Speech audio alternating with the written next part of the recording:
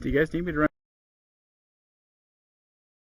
I think Dustin was offering to help if you couldn't hear him on the radio.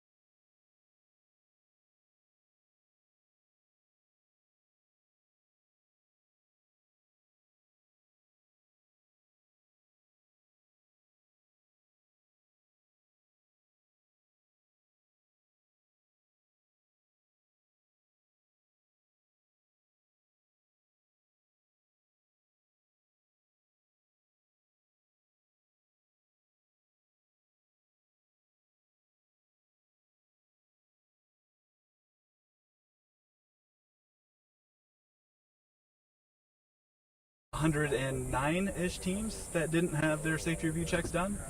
We'll also do group photos, and then Tuesday starts presentation day. So they all have a table, a poster, they get to talk about their payload, about their rocket. The judges have about 5 to 10 minutes with each team to go score them. And between their technical report, their safety review, and their scoring, about 2/3 of their competition is already done by the time they get out to the range. Then once they get out to the range, they are setting up their tables, getting everything ready, getting some tent cover for when the sun starts getting too hot. Then they'll start assembling all the energetics of their rockets and doing their final assemblies.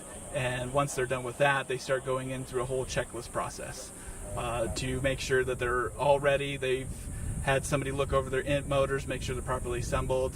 Then they'll get racked and stacked. And what you saw just driving out there is one of the racks where we set up a whole line of students. And then once that set of pads, not necessarily all set of pads, but a set of pads is ready, they will send a line of cars to try to synchronize everybody into waves of what we call salvos.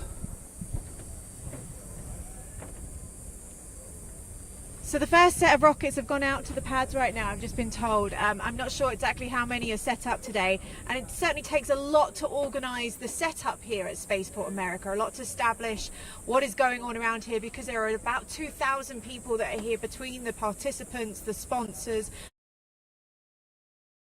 A little bit about what sort of effort goes into setting up the Spaceport America Cup from Spaceport America's launch site perspective. Oh. Absolutely. I mean, we're in a harsh environment in the high desert here. It's as harsh as it is beautiful out here in New Mexico. So that means we do start our preparation immediately after the Cup. So even though competition ends on Saturday, next week we start preparing for next year. And it entails a multitude of items, including corresponding with local agencies, corresponding with local hospitals to keep everybody safe, double checking what went well this year and what didn't go so well this year.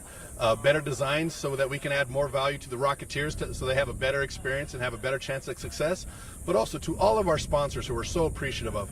We need to make sure that they're getting a chance to watch the Rocketeers and visit with the Rocketeers so that they can find those students that they want to make part of their team. So the work starts next week again, Alice, but it's a pleasure to do it. It's great for the community. Las Cruces and Sierra County have been fantastic in supporting the Rocketeers, bringing them in. The hotel group, the restaurant groups have been fantastic. And what we've learned as this event has grown the last several years is all of New Mexico gets touched by these Rocketeers because many of them drive in. So literally we hear about the 4 corners of New Mexico. Students are experiencing New Mexico from all 4 corners. So we do get calls from Farmington, Albuquerque, and just helping students through the communities, and frankly communities calling us and saying thank you. We had some guests we never expected. So it's the preparation is a year-long event, and it's a pleasure to do. And I want to say a massive thank you to all the teams that are here to make sure that the teams are safe, that they're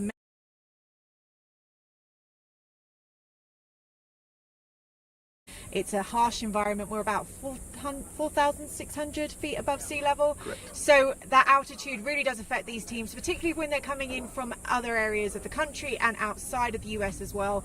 It's a lot to have to deal with this heat. Can you talk me through, as someone who's been a former Rocketeer yourself, Dustin, what is it like to really compete in this competition and be part of this? It is a lot of fun. I was on one of our teams that came out to the competition in Utah for the first time, and we came out and we were very similar to what the foreign teams experience now, where we came out not knowing that we needed to bring tents, not knowing we needed to bring tables or chairs or anything like that. And Utah, as hot as it gets here, Utah was sometimes quite a bit hotter. I think it still holds the record for the hottest day for the IREC competition. But yeah, it's coming in with new students. A lot of our judges are from industry. A lot of our judges historically have been very prominent. We used to have the former Robert Gilmore, who is a big influence in New Mexico. Mm-hmm. They have a portion of the museum over at White Sands dedicated to him, I believe, and they just did a documentary on him. He used to be one of the judges and founding members of ESRA, and so you get to talk with people who in that case reverse engineered V-2 rockets after World War II, and he was an intern to Wernher von Braun. And even today, we still have a lot of fantastic judges that have lots of seeing everybody, seeing sponsorships and everything, talking, getting recruitment. Sponsors love recruiting here. There's a whole slew of tents back there of all the sponsors right next to the flight line, so all the students can walk by. But no, it's fantastic. You do get into that go mode. You kind of forget about other things. You forget about water. You forget about all that thing. So hopefully all the teams have somebody designated to make sure everybody's drinking plenty of water and keeping track of the weather and everything like that. That's once we hit triple digits is when we start losing lots of students to heat issues. And this year we have phenomenal sponsors, Mountain View Medical.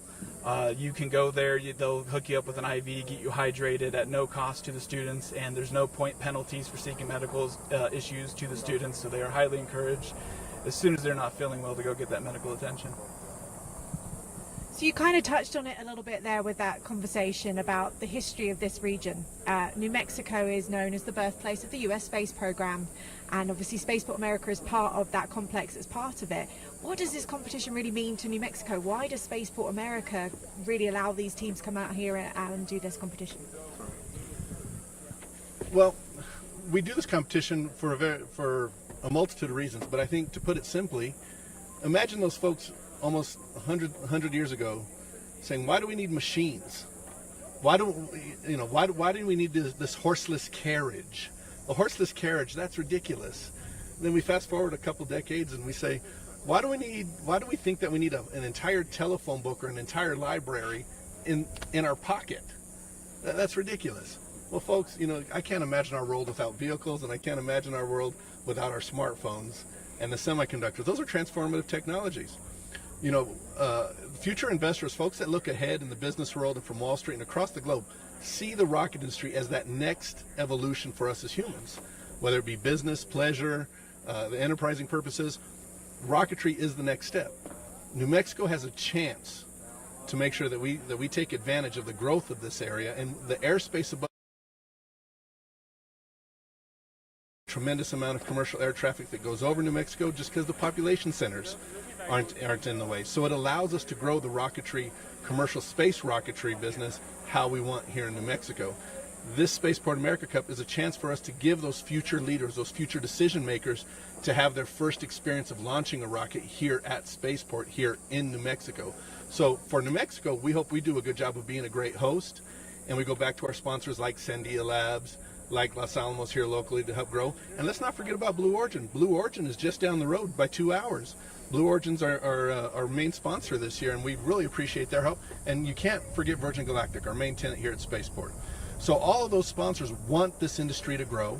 All the sponsors I just named are in very short driving distance from Spaceport, and we want to help those sponsors and those companies grow here in the region. And being exposed to these students allows for that. Excellent. I think we've just been told that there's some teams that are loading up their rockets right now. Try and cut to see exactly what it is that they're working on.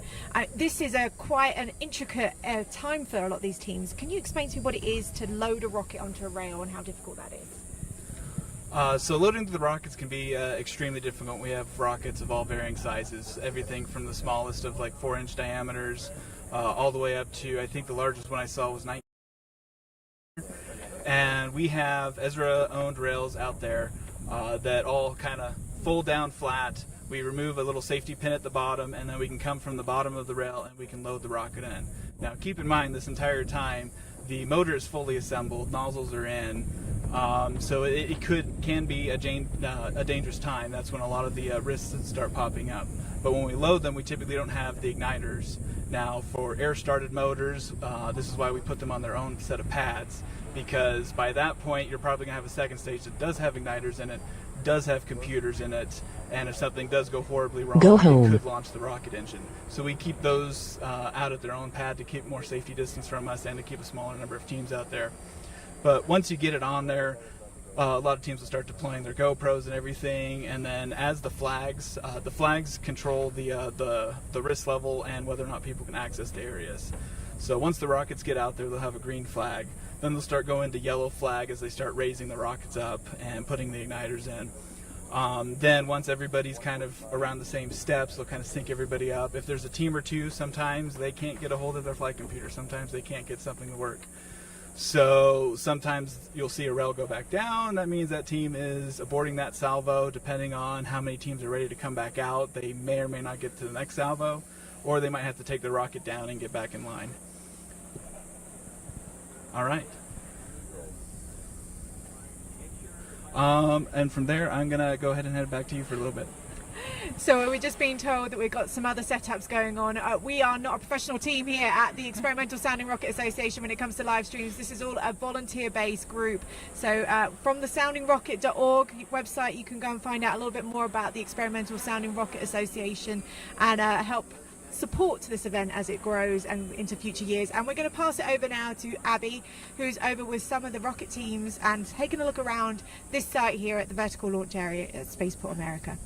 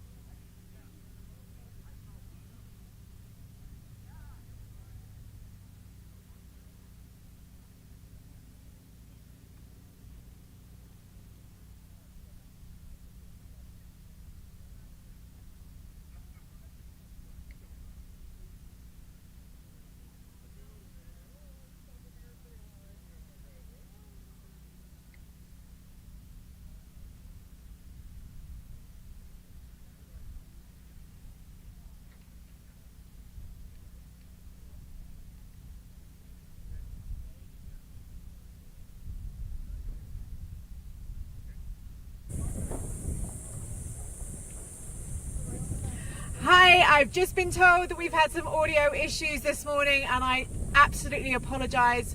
The team here has worked and scrambled to make sure that we are correcting them as quickly as possible. My name's Alice Carruth. I'm the producer of the T-Minus Space Daily Podcast, and I was talking to Dustin Kohler and Chris Lopez from Spaceport America earlier about what's going on. We're just a few minutes away really from launches at the 2023 Spaceport America Cup. What you guys were looking at before were images of the student rockets going out to the launch pads and setting up.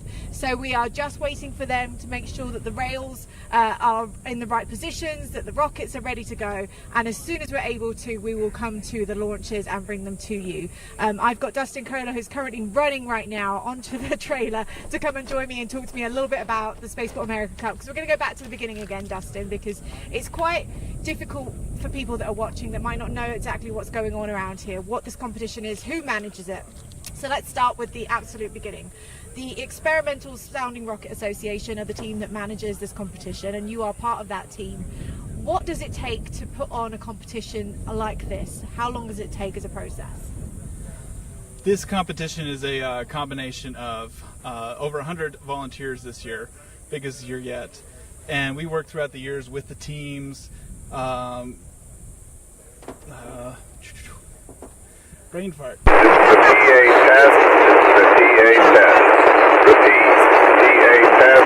DA test. To our day, and we do make sure that everybody stays hydrated as much as possible. We've got a really good medical team here on support as well, and Spaceport America has got their local fire team and safety team, making sure that everybody is here and safe. We've got about 2,000 people that are setting up camp over here, and they've been here since about 5 o'clock this morning. I think the gates open. Can you talk me through a little bit about what it is they've been doing from 5 o'clock until what we are now, 11:15 local? Yes, now that I got my breath back, sorry. So today is the first day of launches. The teams have already had all their safety checks, all of their poster presentations over the last couple of days. The judges are mostly done, about 2/3 with all their scoring. All that's really left is to actually get onto the rails, fly, and recover and come back. And then there are 3 sets of scores right there. But they came in at about 5 a.m. I know some of the teams were lining up to get in. We opened the gates at 6. They started setting up their tents. I'm sure you've probably seen some of those clips from the drone. But once they get in, they'll set up their tents, their tables, get out the rockets. Now's when they can actually start prepping all their energetic devices. A lot of the teams will use minor explosives, little black powder caps, or CO2 containers to do pressurized. It requires a little less black powder, a little more safe. And then, of course, loading their motors. So the hybrid teams, they have their own set of rails. They have a lot more space to set up. They typically have to get on the rails, plug in the tanks, and fill up for their fuels to get launched. Solid motors have these grains that you'll insert into a case. You'll insert a nozzle into it. You'll button it all up, and they'll do all of that at base camp. Then once that's ready and everything's buttoned up, they will go in, do the final safety checks. If the judges are happy, they start racking and stacking, is what we call it. But they'll get a whole bunch of cars, hopefully 1 rocket per rail. We'll send them out all together. Earlier you kind of saw a line of cars check out. That was the first set of solid pads. We have had students at the hybrid rails all day. We allowed them to set up since Sunday, so they've been hard at work. Sunday getting the rails set up, and then now they got the rockets out there today. There's a couple companies in town that they work with to get the fuels delivered, and then they'll get those set out there ahead of time. Typically those deliver via Spaceport. We'll handle those deliveries, and they'll start getting those Sunday, Monday, Tuesday out at the range. So as you mentioned, we are at Spaceport America, which is a New Mexico owned and operated site. You guys have probably heard the name a lot because it is the home of Virgin Galactic, Spin Launch, Air Environment, and other launch providers. But this is a multi-use facility that's used here at Spaceport America. So we are part of restricted airspace here in southern New Mexico. It's about 6,000 square miles of restricted airspace. It's the most restricted airspace in the entire country. So unlike the normal national airspace system, which is controlled by the FAA, this airspace above us is actually controlled by the US Army White Sands Missile Range, who are a great partner to this competition and to Spaceport America, and we thank them very much for it. So they have opened up the airspace for launches. We are making sure that the teams are prepping themselves down at the launch sites right now and getting ready to go for launch. And really that's all controlled by the launch control area that we're stood in right now. So we have a team that are dedicated up here that are able to make sure that there is a go, no go at any one time, because safety is the most important part of this competition. Can you talk me through some of the things that have gone through with safety checks to get to this point where they're able to go out and launch their rockets? Yes, there's lots of things to look for with safety checks. Everything from safety pins, so when a rocket launches and deploys, typically they'll have like little plastic fasteners in there, and then you have to put like a little blade or something to cut that, so when the energetic actually pressurizes the tube and tries to shove it off, something can cut that pin. And so sometimes we're looking for, well, how much black powder do you really need? Are you putting too much black powder? Are you putting too much little black powder in there? That's one of them.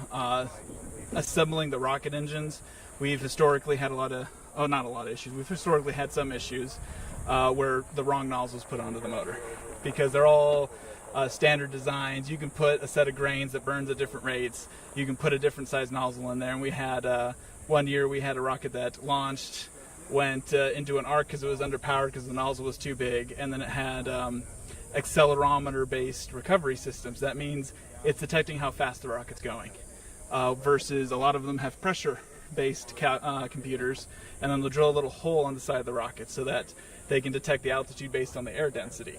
That is more safe than the accelerometers, because if you do go into that parabolic trajectory, then the accelerometer just thinks it's still going straight into the ground all the way to the end. So it'll never actually deploy the rocket system. So we've had some teams do that kind of issues. So that's some of the other issues we've had.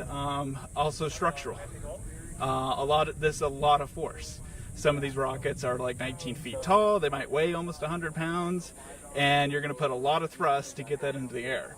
Well, that's a lot of load going through your rocket, and being a structural engineer, I might get a little too nerdy, so stop me if I get too nerdy. No, go ahead.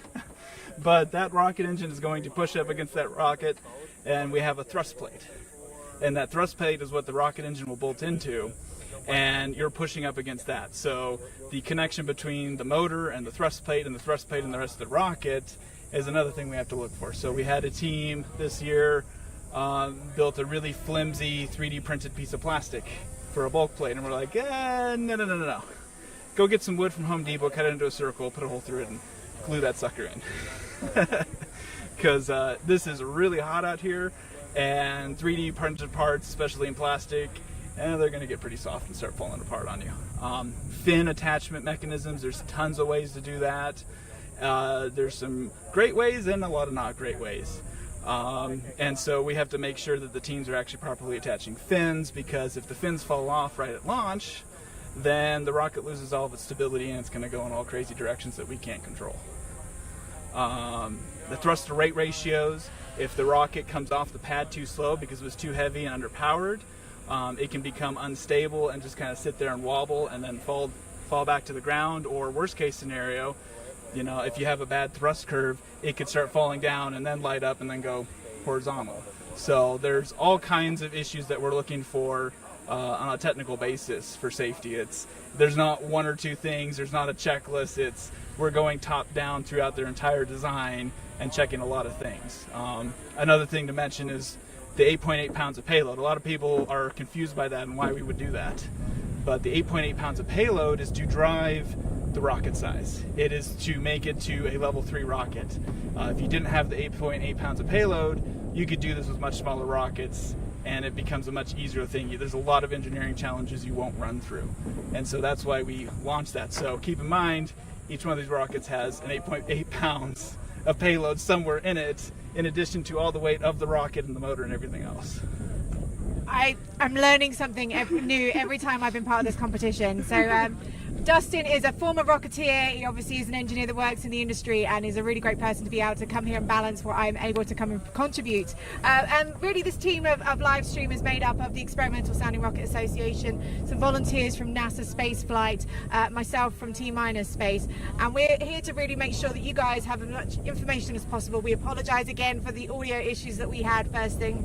It is over 100 degrees today, and we're being attacked by flying ants, which I think you just saw me swatting away from Dustin as they were chewing away at his neck in the middle of that conversation. Let's talk a little bit more about who else is here. You know, let's maybe throw over to some of the teams in a minute when we can. Talk me through how many people are here in New Mexico, what it's taken to set up this whole area. Let's give me 2 seconds to make sure what they're saying first. So we are in an active launch area, so we are going to be pausing when we can. We have to pay attention. This is an active fallout area. We have to stop and watch the launches. So, Are we clear to go? I didn't catch what they're saying. So we're going to carry on talking to you until someone tells us to be quiet. So what we have to do when it comes to a rocket launch and we hear the T-minus countdown, can you talk me through what a student has to do, or what a participant has to do? Because we're technically within the fallout zone of the rockets here. Yes. To clarify, fallout, there's 2 different types of safety ranges. There is the safety range of there's a safety range of, okay, the rocket blows up, the engine was wrong, or it was unstable and doesn't go where we pointed it. We point them all downrange, just a little bit. Or maybe a gust of wind comes up before it becomes stable enough to handle the wind, and then it can actually turn right off the bat. So there's that initial safety zone of, you have to be, I think it's 7,500 feet away for some of the rockets that we're flying. And so we are way outside that. So we don't have to worry too much about anything really bad, but we are definitely in the range of, if it properly deploys chutes and falls down slowly, the wind can easily carry that around.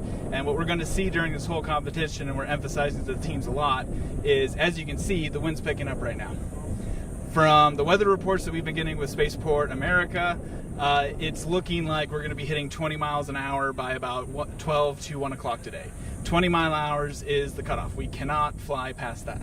So once we hit that, we're done.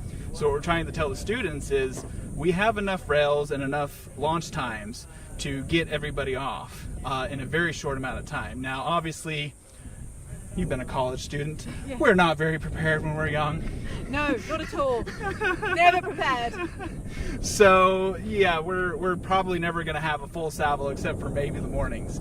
So what we're trying to impress on the students is, get out here as early as possible, because on some of the weather reports we're seeing, we might only have a couple hours a day to fly. And if we lose the range, we lose the range. We start at 9 o'clock for the next 3 days, and I think every day we lose the range, according to the weather, between 12 and 3 o'clock. So if you're a student, listen for that. The next thing we're doing is the towers, or the speakers. As soon as we start, you need to be listening every time one of those speakers goes off, so you can kind of see where I'm already pre-programmed. So as soon as it went off, I'm like, what's going on? We stop and we pay attention to everything that's going on. I'm going to get you out of the ant area that you're being attacked in right now, and we're going to throw over to Abby and find out what's going on with some of the students that are waiting to see their rockets launching. Yes.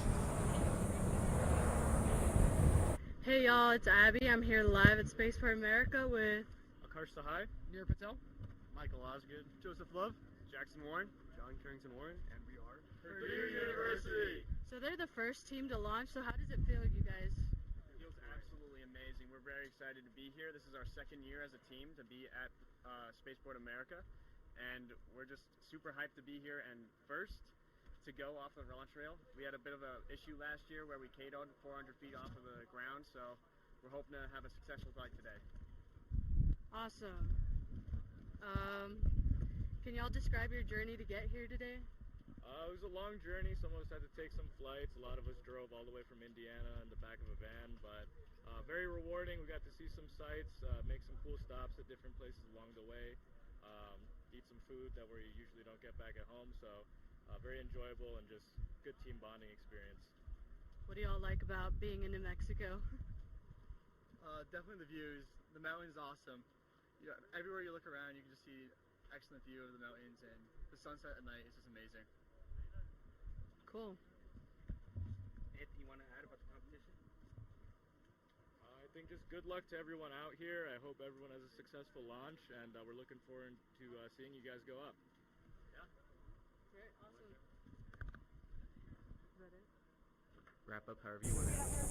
All right, well, let's see what happens with their rocket. Good luck to Purdue. Thank you. T-minus 30 minutes.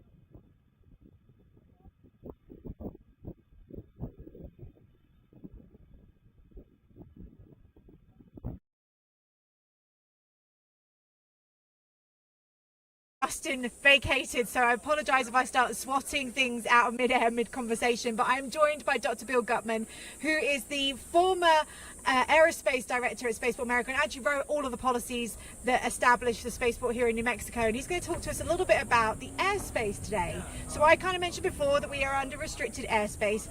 Bill, what does that really mean? Okay, so what it means is that the airspace is available to us because it's actually controlled by White Sands Missile Range, which is a large U.S. Army testing facility which is just across those mountains behind us. The good thing about that is that we don't always have to work with the FAA to get access to that airspace. Our programs do work with the FAA. We have a license for the spaceport, but the airspace is actually controlled by them. So if we want to have a routine aircraft operation, for example, we don't have to get any clearance from the FAA to do that. For this event today, we are working with White Sands Missile Range. They have the airspace restricted, so we know there will be no intruder aircraft for safety reasons. And we also have worked with the FAA, so we also have something called a waiver from the FAA. So we're doubly redundant today to have this event take place. So we were just talking through the different areas of where all the rockets are set up today. Can you talk me through exactly what's happening behind us? Sure. So behind us, to my left, over in that area is where we're going to be launching the majority of the solid rockets. There's a series of pads there, and they will be loaded and they will be fired in salvos. So the good thing about that is then a number of teams can be working on preparing the rockets simultaneously, and then they can be launched in fairly quick succession after that. It really improves the throughput, the efficiency. Then over in that direction is the area where we're going to be launching hybrid rockets. So quite a number of teams, it's on the order of a dozen, I think, and maybe even slightly more than that, are operating what are called hybrid rockets. So they use a solid fuel and they use a liquid oxidizer. I believe all of them today will be using, or during this event, will be using nitrous oxide as the oxidizer. And those are a bit more complex, but they have a lot of advantages because for the students, they're much closer akin to real rockets that are flown by the companies that they're going to be working for in a year or two. So that's great preparation for them. And then off in that direction are actually the two-stage rockets. So a number of teams will be firing rockets which essentially use two stages. One rocket, one stage takes it up some distance, and the second stage takes over and takes it even higher. So a variety of types of rockets. We would call those different architectures for the rocket systems, and they all have separate launch pads because, for example, the hybrids typically take much longer to prepare for flight, and as a consequence, we would interrupt the flow overall if we had them mixed in with the solids. So this is a big event really for Spaceport America. You've been part of it since it's been here since 2017. Talk me through some of the highlights for you of being part of this competition. Well, you know, it's always great to have a situation where you can see 75, 80, 100 rockets launched over a 4-day period. You know, we launch a lot of rockets here at Spaceport America, but during the remainder of the year, we might launch 20. And so to see that many go over a short period of time is just absolutely fascinating. And one of the great things about this is when you see teams that come from, in a lot of cases, it's teams that have come here from halfway around the world and have brought some very complex technology with them, solved a lot of problems on the way. And in some cases, their home countries don't have places where these things can take place. And for them to have a successful launch for the very first time this rocket ever flew, that is just, it's a very good feeling to see that happening and to know that we played a role in hosting it. So New Mexico hosts these 2,000 plus people that have come to visit today. What does it mean to the state of New Mexico to be part of a competition this size? So from the state's perspective, it's purely economic development. And the great thing is that, you know, these people come, they buy meals in restaurants, they stay in hotels, they buy gasoline, and they do all these things that improve the economy of the state of New Mexico.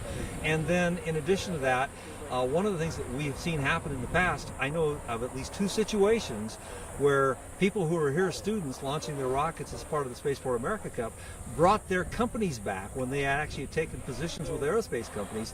They were looking for a place to do some testing, and they came back to New Mexico. So we had at least 2 customers here, specifically as a result of students who were here during the Cup. Which is an incredible story in itself. You know, I understand this competition is all about supporting workforce development, not just in New Mexico, but for the whole aerospace industry as a whole. And we've got quite a few good sponsors here this year, which are really great. So thank you so much to our sponsors, not only the team that are working on the live stream from T-Minus Space, NASA Spaceflight, and NMSU Engineering, as well as the Experimental Sounding Rocket Association. We have a massive group of sponsors over here that we're going to be bringing out and talking to you on camera as well. Bill, this is such a huge setup. There's over 2,000 people that are here in the desert. Can you talk me through just how much effort goes into the planning of this from the spaceport's perspective? You're absolutely right. It's a tremendous effort. So we will be starting on next year's event. We'll take a month or so off perhaps, but we will be starting planning for next year's event already by August for sure. And every year we make improvements. So that happens, we go through, and they're probably equivalent of about 3 people that are working in preparation for this event most of the year. And then about April, most of the staff will then be preoccupied with preparing for this, because there are always things to do. We have vendors to line up, we have sites to prepare, we have just a wide variety of things that must be done. And for the last 2 weeks, I'm sure hardly anybody on the staff has done anything but work on preparing for the cup and getting that all ready to roll out. So we don't actually have the actual numbers right now of how many are on the launch pad, but we did show you earlier the video of the teams that are driving out there and setting up, which is going to take a while. What takes them so long to get their rockets on the rail? Can you talk me through that process? Sure. So each rocket has to be transported in a safe manner. So that means that at the very least, for the solids, the igniters are not installed until it's actually on the pad. In many cases, the rocket is traveling in more than one piece, because these rockets sometimes are 20 feet long, maybe 6 or 7 meters long, and as a consequence of that, they have to be transported in sections. And so those need to be assembled. The motor sometimes needs to be inserted, and then the igniter inserted, then raised to the launch position, and finally, when everything is clear, ready to go. And often, I think most of them are carrying payloads.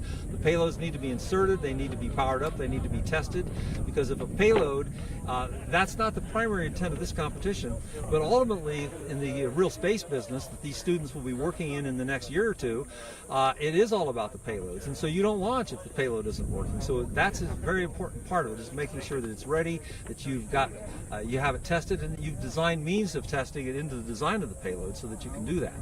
Then when it comes to the hybrids, not only do you have to do all those steps, but in addition you have to transfer the nitrous oxide into the tankage, which is on the vehicle. So again, the hybrids use a solid fuel, which is typically something like synthetic rubber. Sometimes it's paraffin. There are various materials that are used, but the oxidizer is a gaseous material. It's transferred as a liquid, and then it's vaporized as needed. But that has to be transferred, and one of the things that happens is out here on this day that we have today, it's quite hot out here in the desert, and the nitrous oxide as a liquid is a cryogenic liquid. It's quite cold, and so when it hits that hot tank, you get back pressures. So it can take quite a long time in order to get that transferred. So there are a lot of steps involved, and some of those steps are quite time consuming. So we are actually stood right at the moment in the middle of what feels like an ant infestation. Yeah. So if you see us swatting each other, we're trying to get these flying ants off of us in the middle of the desert. What other harmful things do these students have to think about when it comes to working in the New Mexico desert? Well, we have our share of nasties. There's hardly a plant that grows in the desert that doesn't have thorns or something on it. And then in addition to these ants, which I suspect can probably sting, there's one species of ants that's really has a nasty sting. We have a large type of wasp called a tarantula hawk, and they have a nasty sting. We have scorpions that'll hide under rocks, and of course what most people think of in the desert is rattlesnakes. And so those are always things that we have to be concerned about. That's why personnel safety is important. People need to be wearing boots. We don't like people wearing even light shoes if they can be avoided, to keep everybody safe. And then, not the least of which, is the weather, because you can become dehydrated in this environment very quickly. You can become badly sunburned, especially if you come from a home country that has lots of clouds and low altitude. The sun in New Mexico is ferocious. I think it's, by some standards, it's the worst in the United States as far as the overall potential effect, because our combination of altitude and cloud freeness combine to make it very bad. Yeah, it's well over 100 degrees out here today, and we are 4,600 feet above sea level approximately at this area. And we are always saying to the students, stay hydrated, but there are some people here that are able to support it. Can you talk me through the safety teams that we have at Spaceport America and some of the support staff that are here as well from the sponsors? Sure. So we have a support from a contractor, a corporation called Fiore, that provides us with firefighters and with EMTs and with security guards. And so they're out here always helping park people, and they're always looking for anybody that might be in distress. In addition, we have the medical part of that company, we have a tent set up where if someone does get into trouble, they can assist quickly. And then a local hospital from Las Cruces, Mountain View Medical Center, is out here as well with personnel. So should an emergency take place, we're well prepared for it. And that emergency typically is dehydration. And sometimes it gets so bad that an IV is required in order to replenish the body fluids and get them back on their feet quickly. I can tell you as a Celt that's lived here in New Mexico, this desert is not something to be playing around with. It really is a serious business, and we're constantly telling the students, cover up. It's very important for us to make sure that we're covered with hats, with long sleeves if preferable, long legged pants on, because otherwise these biting ants that are currently attacking me right now will certainly do some damage to you and keep you in a really bad place. Let's talk a little bit more about what goes on at Spaceport America outside of the Cup. It's your opportunity. You guys support this competition, have done since 2017, and you've had a lot of huge successes recently. Can you talk me through a little bit of that? Sure. So, of course, our anchor tenant is Virgin Galactic with their space tourism program. They had a flight last month, which was the final test flight before they go commercial. They're still telling us that the first commercial flight, the first true commercial suborbital space flight, will happen yet this month, and they'll be taking elements of the Italian Air Force personnel and experiments up to suborbital space. We have a number of companies. We have a company called Up Aerospace, which has done on the order of 15 launches here. And again, they're a suborbital sounding rocket company. They carry payloads for NASA. They carry payloads for the U.S. government, other U.S. government agencies, and even some private sector entities, universities, for example. So they do these things. Another company that will be coming back, they've had a hiatus for a couple of years as they develop the next version of their launch vehicle called Exos Aerospace. Again, a suborbital launch company. And of course, one of the really exciting ones that we have is a company called Spin Launch.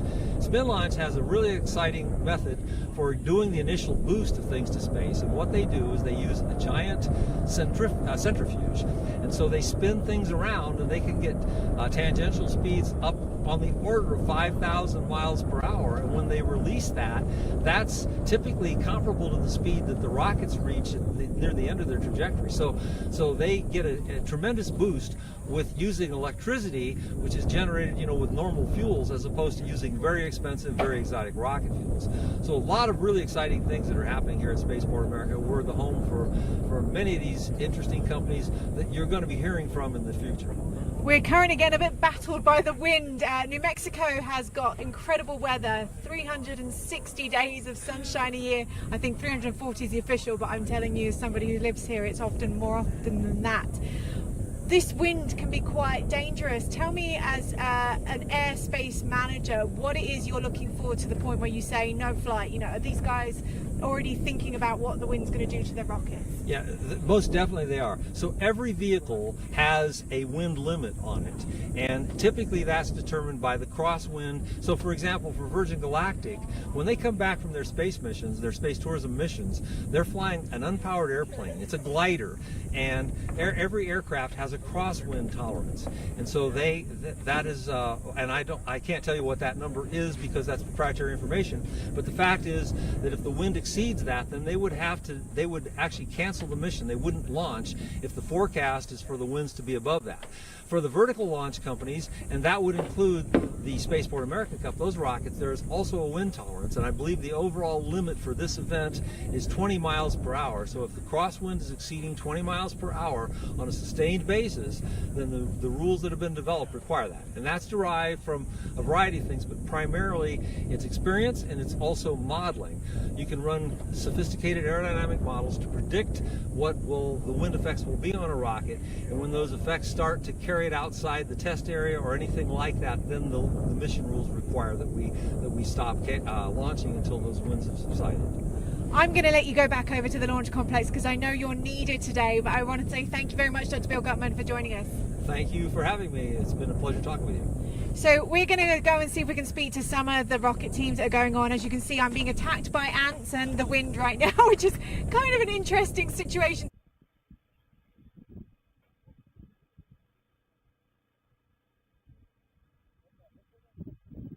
different countries. It's a lot to manage and a lot going on, and I do think the wind right now is affecting those launches that are supposed to be happening, because the launch space is open. So I'm hoping that I've got someone to throw over to right now who's going to talk us through what's going on with some of the rocket teams that are happening around here.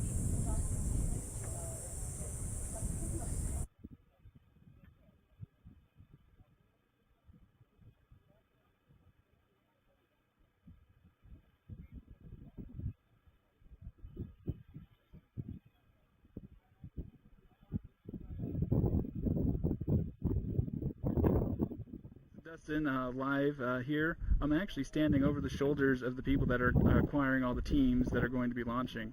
The hybrid pads that we're going to be launching next are Poznan University, Waterloo, Canada, McGill are going to be the first 3 hybrids. However, we are trying to figure out if the solids will be flying first. But with the hybrids, they are a little bit more difficult because they have fill times. So the first university, Poznan University of Poland, they have a 15-minute fill time, and these are what they've been testing ahead of time. So if they didn't have a climate-controlled room, that 15 minutes might grow a lot. But they're expecting 15 minutes. Waterloo from Canada is expecting a 20-minute fill time, and McGill is expecting a 30-minute fill time.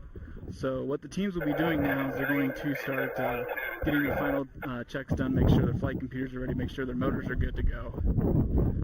And then they'll start vacating once they're all ready to fill. And then they'll hopefully start launching in the order that the fills should fill up by.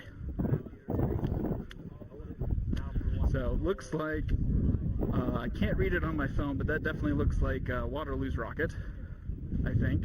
People will probably start correcting me on the chat if I was wrong. But sometimes if we look up and down this rocket, once it starts filling, once the rocket itself is full, it will actually start purging, and you'll see a little bit of a steam cloud coming out of it on most rocket designs. I'm not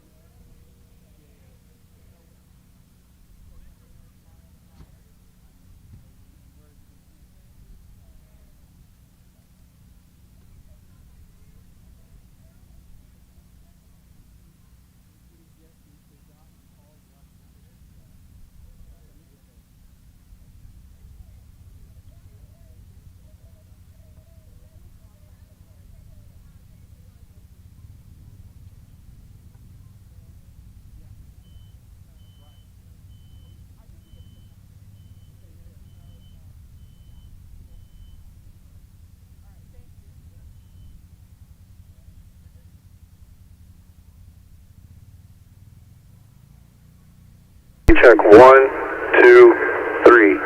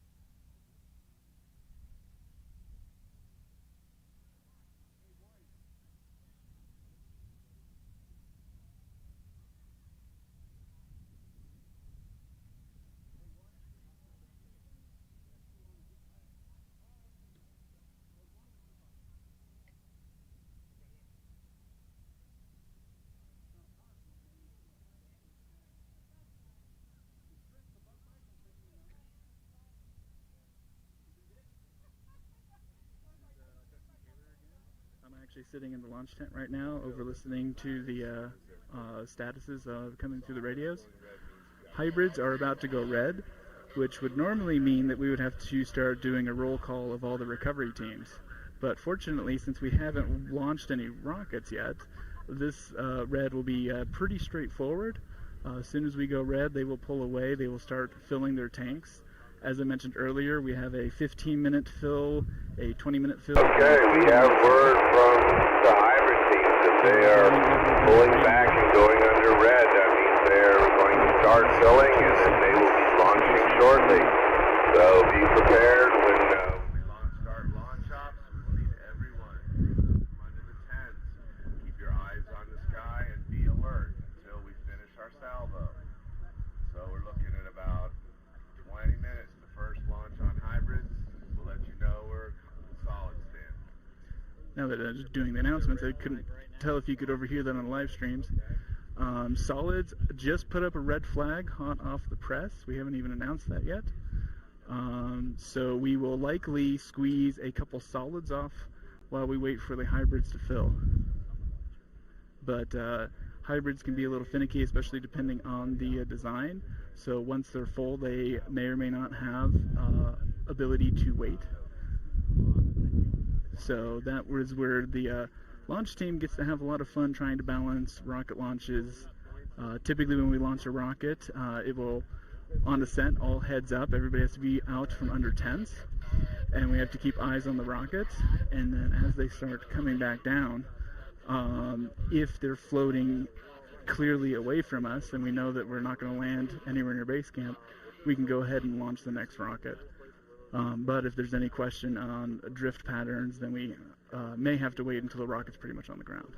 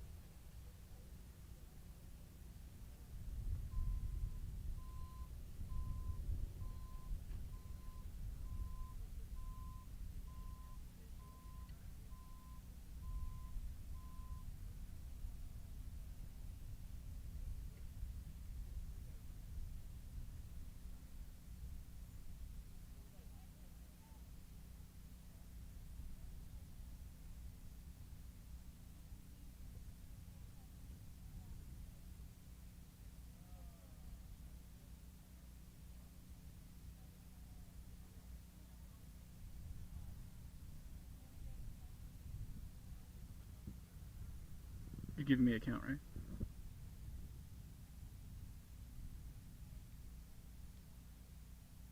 All right, we are here at the solid pads. We had to pull the drone back for a moment to recharge batteries. We are going to start launching rockets in the very imminent future. Here we have Team 43 getting ready to go launch. What they're doing right now is the cars that you saw coming back, they've already prepped their rockets. They have igniters in, their flight computers are on, they are ready to go. All that's left is to hit the ignition button down here at the launch rails. Here in a moment I will get the teams numbers and we can start reading those off to you, but we haven't fully got that list. Earlier, before I started talking, the camera was still showing some people. They are still doing the last rocket or two, confirming igniters and flight computers are on, and then they will start evacuating. And once that last car is gone, we will make sure we get the drone in the air, and by then I will have you the solid pads team numbers and or the hybrid team numbers of which rockets are going to launch. And I will talk to you again later.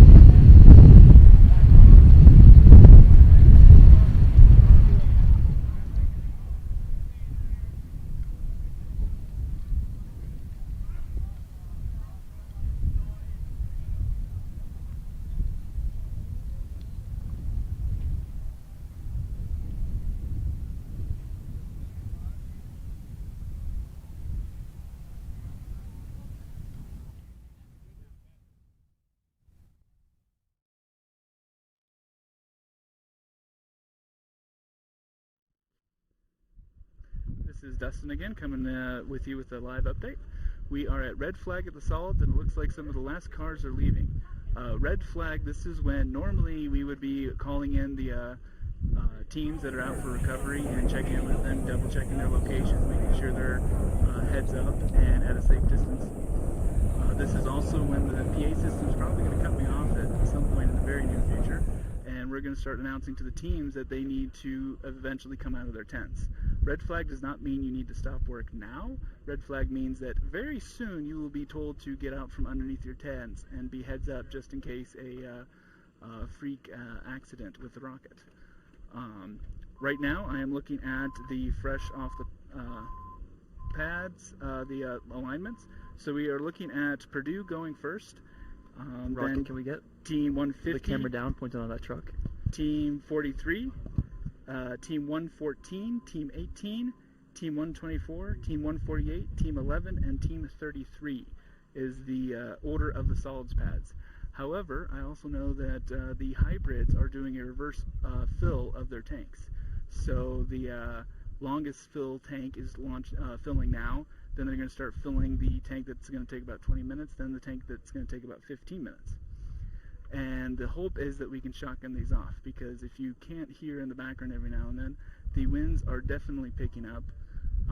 Unless there is a team of very organized students ready to go out, or several teams, this may or may not be one of the only salvos that we get off today, as the winds are picking up. But what we will do is, until the max sustained wind speeds reach a closure of the range, we will put the rockets on the rails and then hope for lulls in the winds and try to target that. And that's all I have for now. I'm going to actually go on mute because the PA system should be coming on any moment now.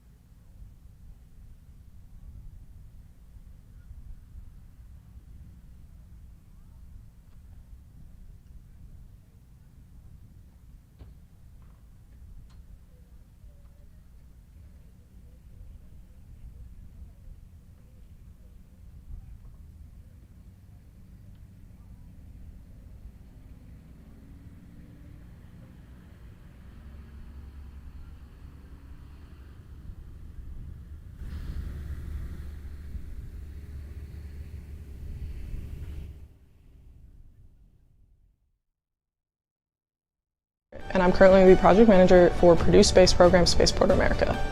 Hi, my name is Nate, and I'm the lead engineer. Hey, I'm Noah, and I'm the structures lead. Hi, I'm Madeline, and I'm the manufacturing lead. Hello, I'm Alexander Bowman, and I'm the avionics lead. Hello, I'm John Carrington Warren, and I'm the recovery lead. Hey, I'm Ilya Serino. All teams out from under the canopies. We need everybody out from under canopies. Eyes in the sky, please. Our first team launching on the solid. Bank A, Pad 1, Purdue University in Indiana, flying Prometheus, 132-inch rocket, 6-inch diameter, 446 pounds. This is a student research design M2946 solid motor, expecting 13,777 feet at Mach 1.2. Prometheus is an innovative project with a cooling system payload, SRAD propellant, and unique structural development. So we are going live.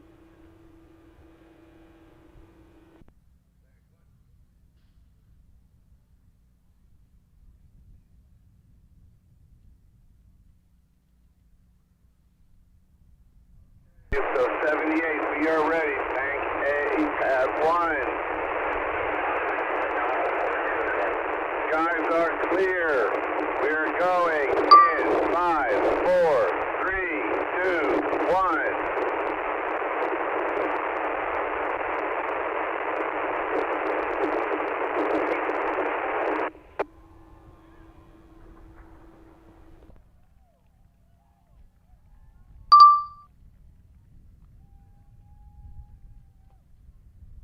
First rocket is off.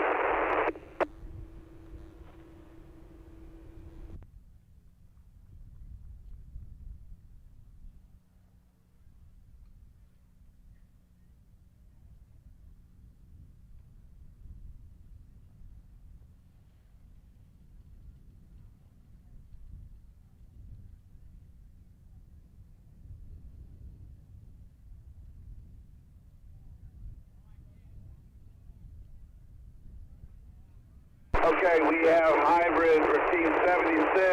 Pausing. Here comes the count. 5, 4, 3, 2, 1.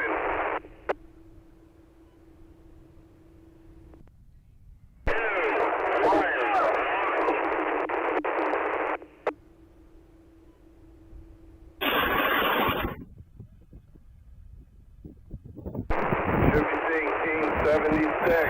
Pausing University Technology in Poland. All right, we have a confirmed misfire on 76. We're standing down 76.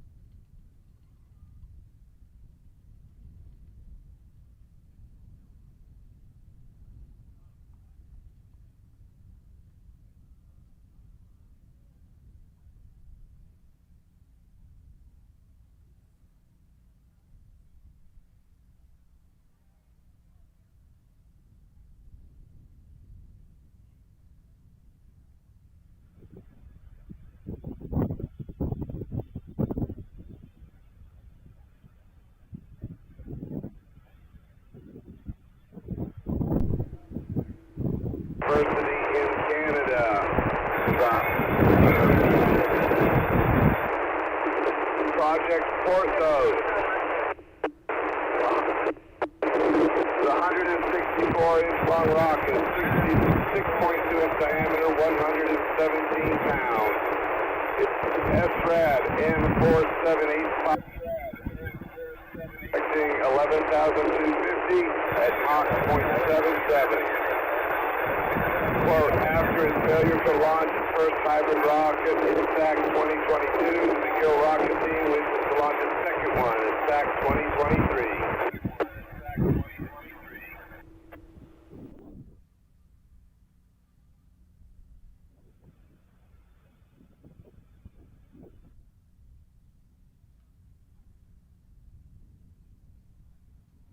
Here we go on the hybrid, McGill.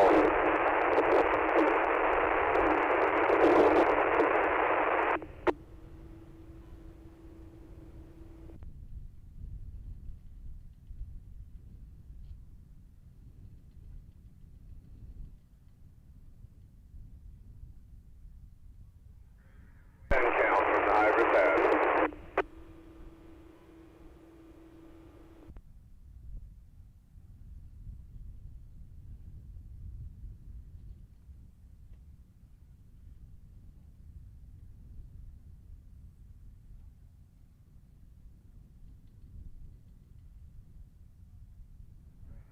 Helical detachment from McGill, then the count will begin.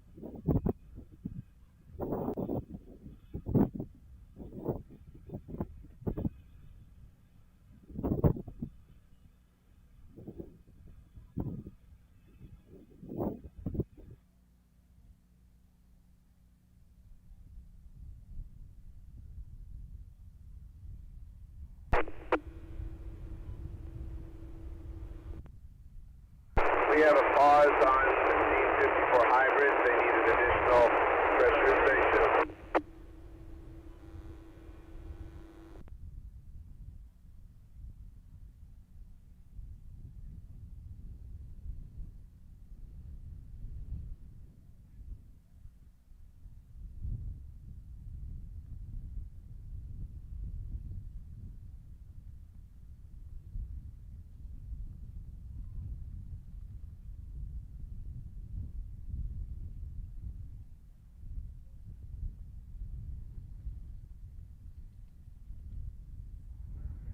Up on the solid, we have Team 150.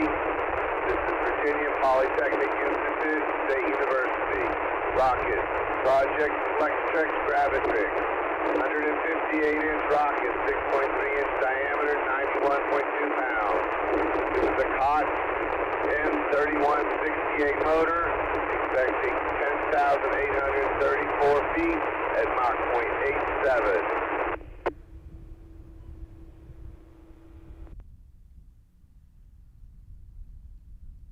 At Bravo 1.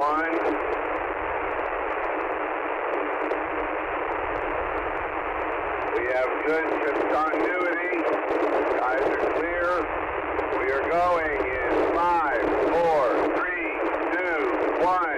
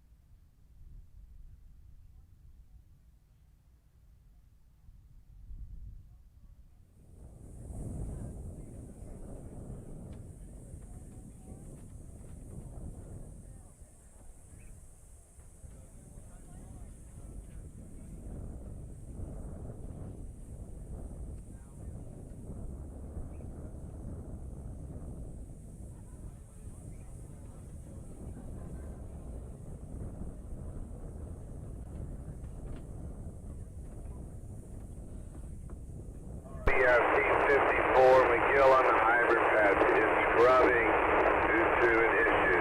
So they are scrubbing due to an issue. Next up will be Team 114, University College London in the United Kingdom.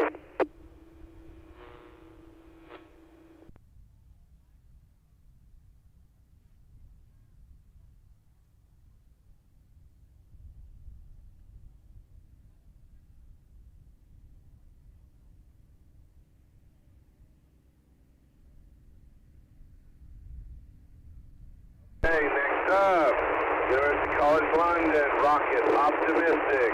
This is a 100-foot-long, 6-inch diameter, 55-pound rocket, flying a COTS M1797 solid motor. We're expecting 11,710 feet at Mach 0.93. Both UCL rockets, first time participating in the 10K foot category in the Spaceport America Cup. We are on setting Alpha Pad 5. We have good cone. Guys are clear. We are going in 5, 4, 3, 2, 1. Lift off.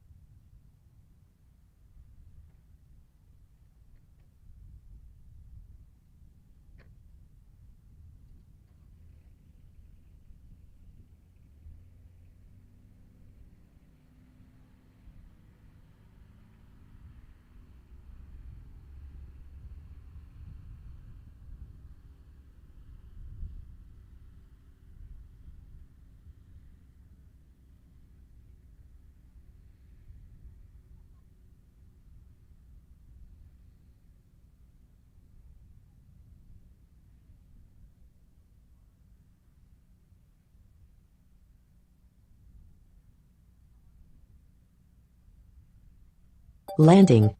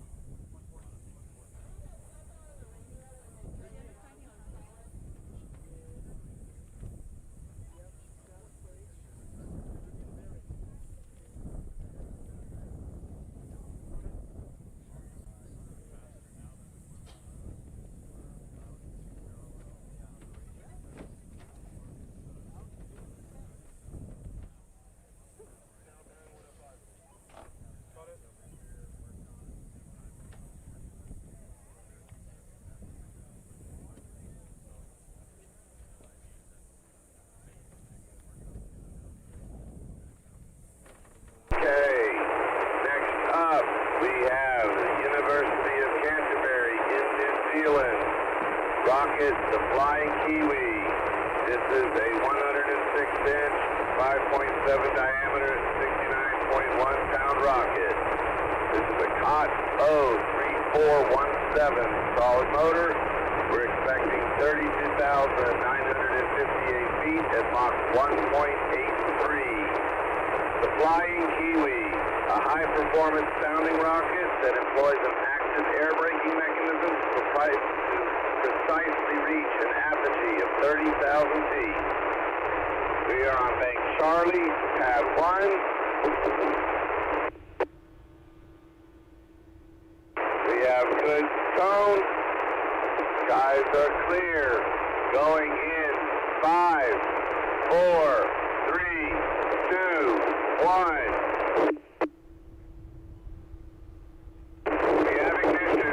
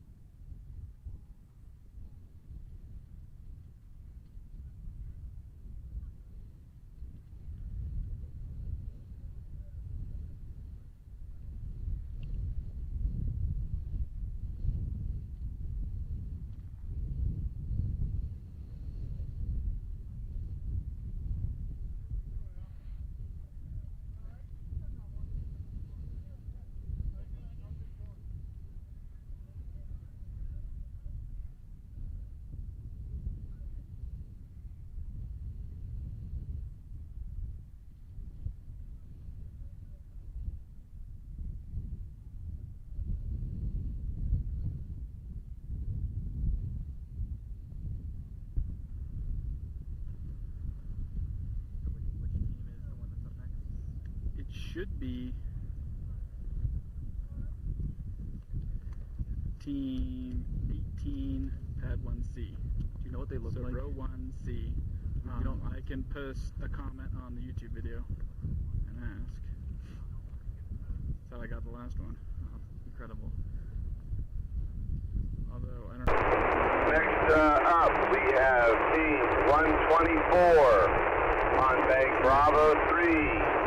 Team 124, this is the University of Illinois at Urbana-Champaign. flying their rocket Intrepid 3. This is a 130-inch long rocket, 4-inch diameter, 78.8 pounds. This is a COTS N2542 motor, expecting 31,400 feet at Mach 1.66.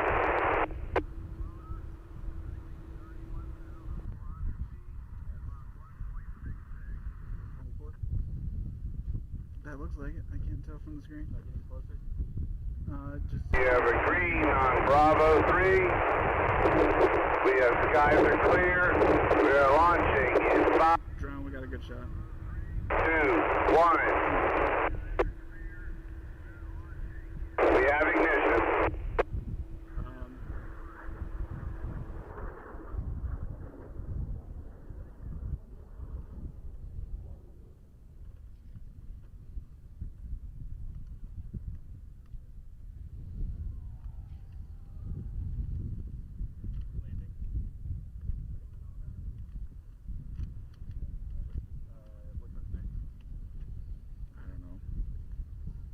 That's the wrong machine.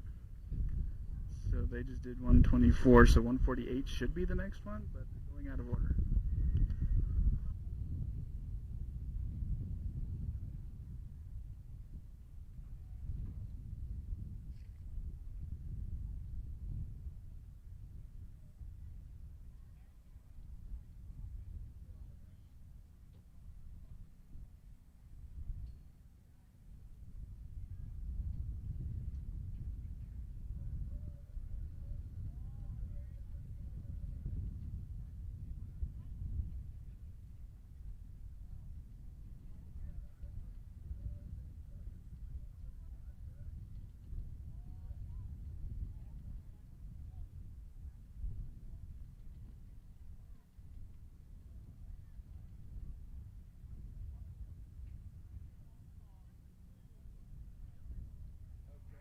Next up will be a hybrid T-145, University of Waterloo in Canada. We are waiting on the hybrid signal.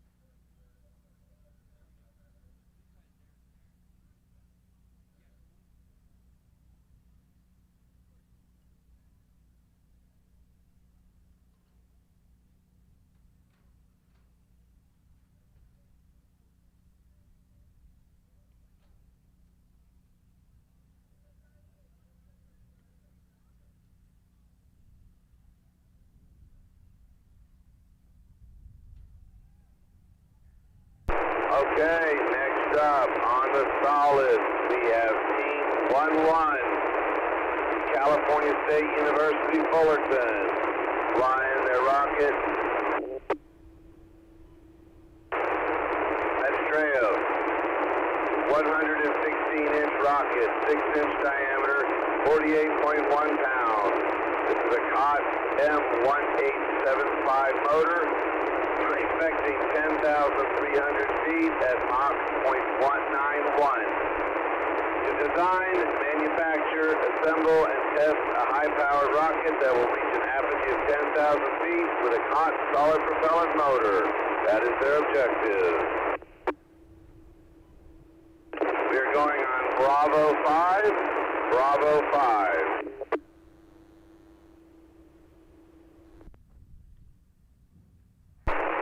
And we have good tone. Skies are clear. We are going in 5, 4, 3, 2, 1. We have liftoff.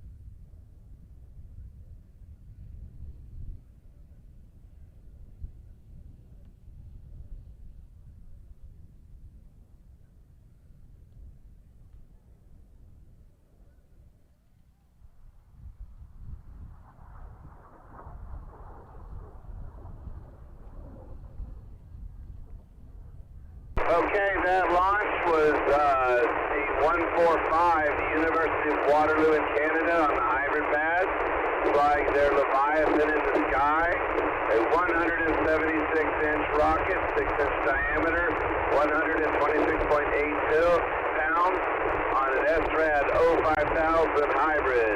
They are expecting 30,000 feet at Mach 1.45.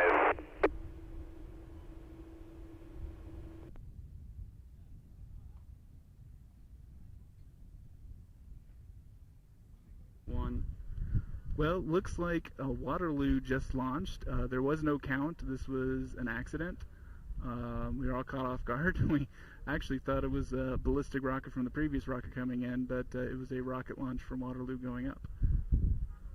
We apologize. We're kind of jumping back and forth trying to beat this wind. There's a bunch of wind gusts coming through that are temporarily kind of stalling us and closing us down while we wait for the wind gusts to pass. We also have the hybrids, because of their filling procedures, are very difficult to work with timing with other pads. And so what we've had happen today so far is we've gone to a couple of the hybrids, and then they've scrubbed, and because we're on such a tight timeline, we're switching over to the solids a little too fast for our drones to get there. And then our PTZ cameras appear to be overheating, so we can't turn them very well. But here in a second we should be going back to solids. We'll get you some drone coverage of the solids, and then we're working on a scissor lift high tower that will get us better shots from back here at the launch tower. That's it for now.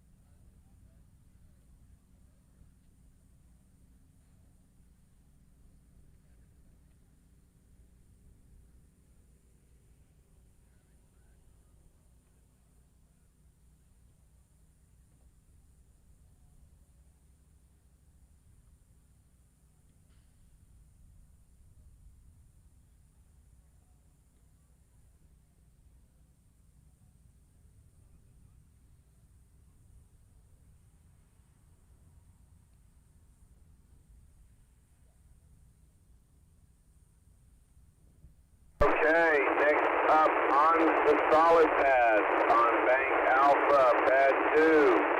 We have teams.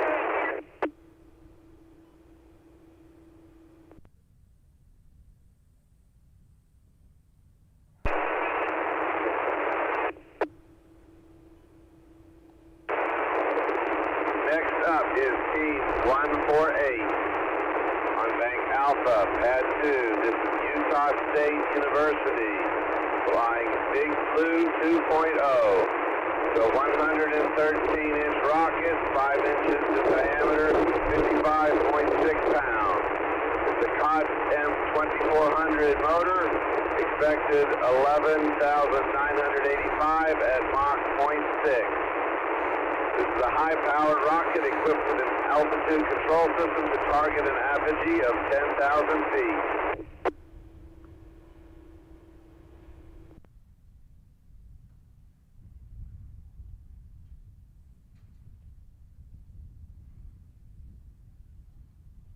We have good tone, skies are clear. We are going in 5, 4, 3, 2, 1. We have liftoff.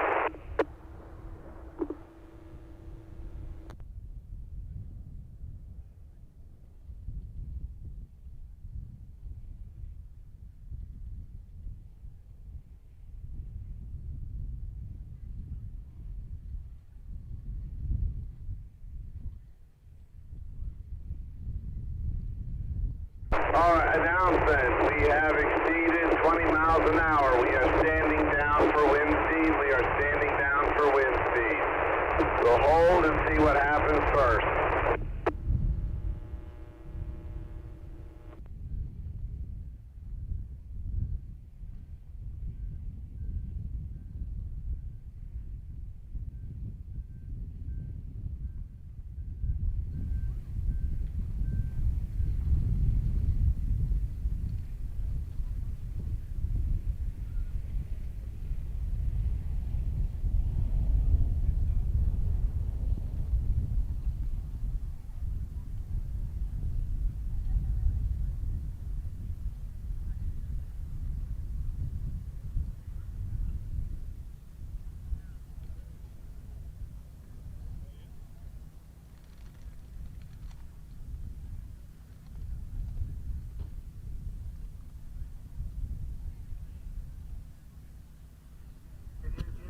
This is Dustin Kohler again, coming from the launch control tent. We have just shut down the range. Our winds, our official wind speeds, which come from the vertical launch area of Spaceport America, have exceeded 20 miles an hour. We are in a holding pattern. What this means for the teams is hopefully they prepared for the rockets to be on the rails for a while. If they haven't, they will start communicating with Launch Tower. We will have to individually scrub rockets as needed. But if the winds drop down enough, we can go ahead and cut back and launch any of the drone or any of the rockets that still have connectivity to their sensors and that are willing to launch, having been on the rails for such a long time. Additionally, people will be staking down their tents and catching them as they fly away. I don't see any of that yet. But now is a great time to hydrate, run to the restroom. For safety reasons, everybody should be going to the restroom at least every hour or two. They should be drinking enough water. If they're not drinking enough water, that they're going to the restroom, then that is a sign of dehydration. We ask that all team members, judges, and volunteers watch for people as they start getting dehydrated. In addition to not going to the restroom as often, people will start getting a little sleepy, lethargic, slow moving. Maybe they're stumbling around. Maybe they're walking at a third the rate they normally do. These are all signs that somebody should be aiding them to go to the medical tent. Again, a reminder that the medical tent does not cost any money here, nor does it dock any points if people seek medical attention from the teams. We encourage them safety first above anything else. With that, I am going to cut off for a little bit, and we will look for some teams to interview.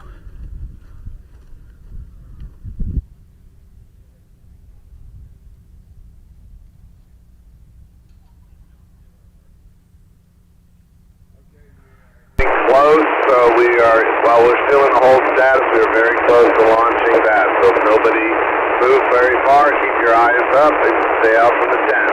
Because as soon as we hit it, we are going to go.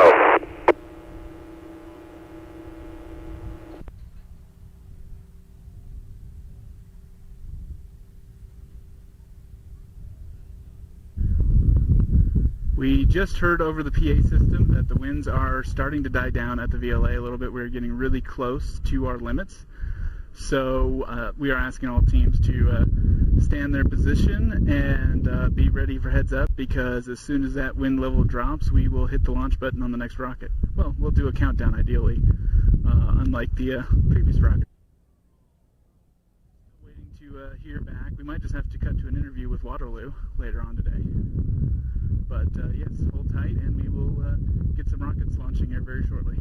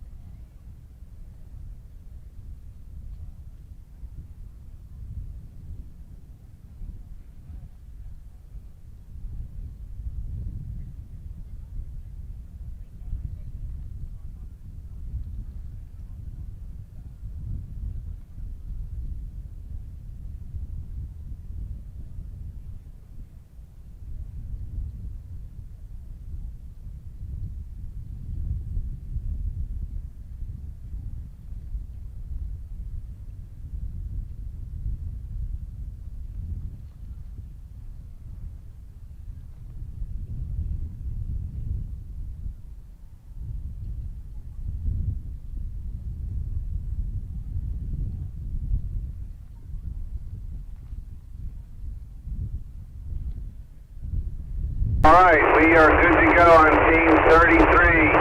That is Idaho State out on Charlie 3. So we are going on Team 33, Idaho State University. This is Rocket Project Atriox. 125 feet, 5-inch diameter, 66.9 pounds.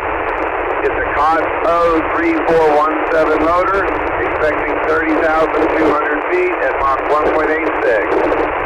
Their goal is to construct a rocket capable of delivering a payload to 30,000 feet and return to the ground and fly again.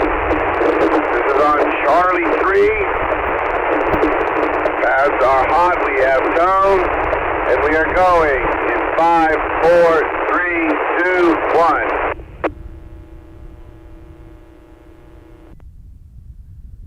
Liftoff.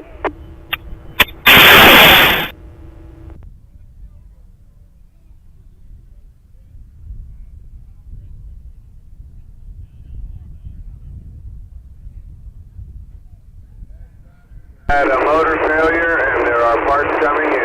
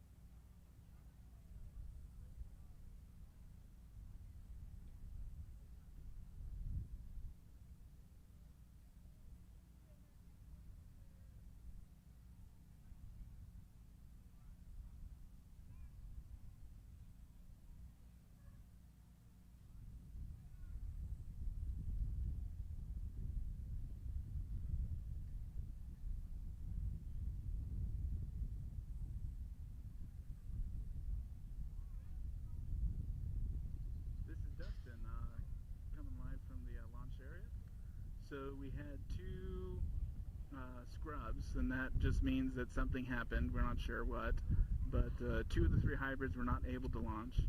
And then the last rocket that you just launched, that is what we call a CATO, catastrophe after takeoff.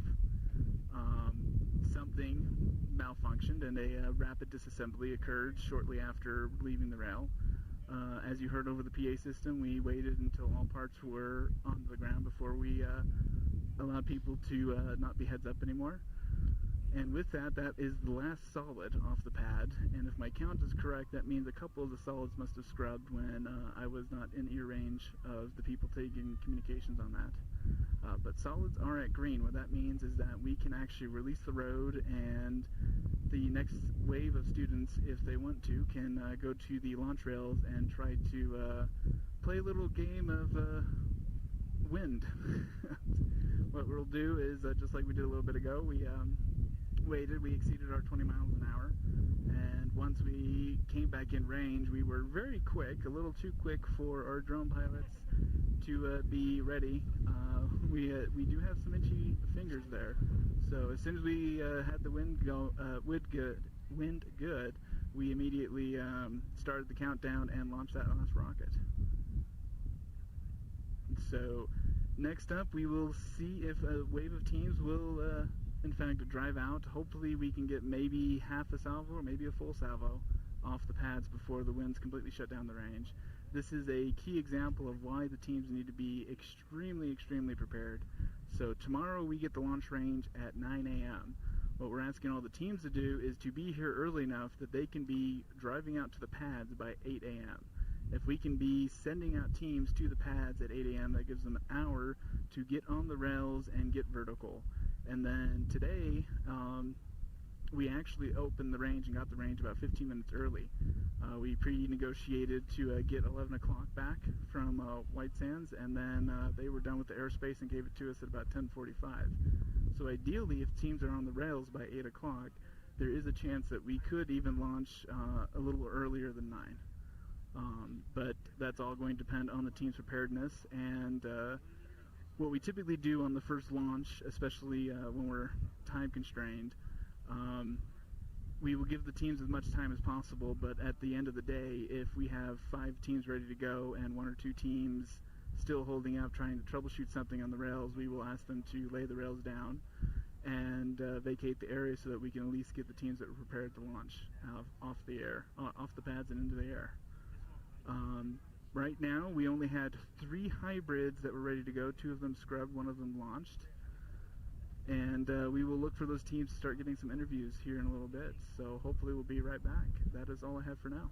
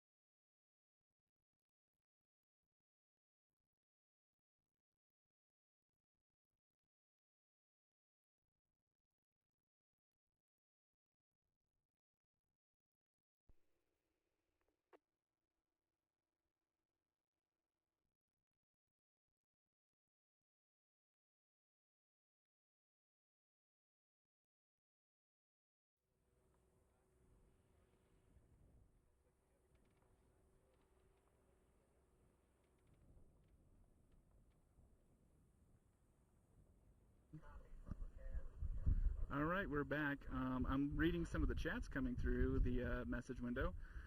Right now what we're showing you is that we are actually sending rockets to the pads, and these rockets must be thermally sensitive because they are wrapped in reflective materials to get the heat off them.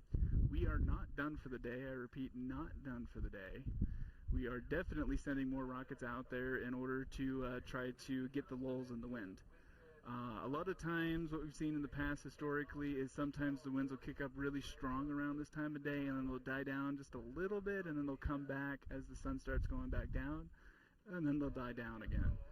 Most of the winds here in the valley are very thermally driven throughout the day. And so I'm also seeing that we are getting our scissor lift up. Our scissor lift is going to have auto-guided cameras provided by NASA Spaceflight, as well as people manually pointing cameras. We have a very heavy-duty industrial lift, wherever he is, scissor lift, that can actually get and shoot and see over the rocket pads. Looks like we have a very sizable caravan going out. I'm counting 1, 2, 3, 4, 5, 6, 7, 8, 9, 10, 11, 12, 13, 14, 15, 16, 17, 18 vehicles, and at least every one of those every other one of those has a rocket in it. So we have multiple teams going out there.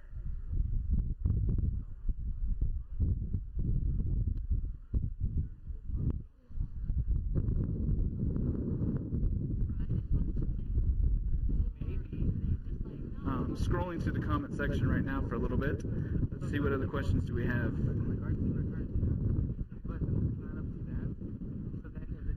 Yes, the numbers are assigned to the teams in alphabetical orders.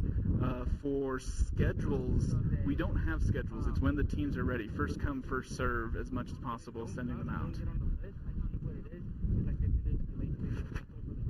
They can launch tomorrow. But if you were planning to come Friday, and they haven't been here before and they never got on that list, they probably won't launch.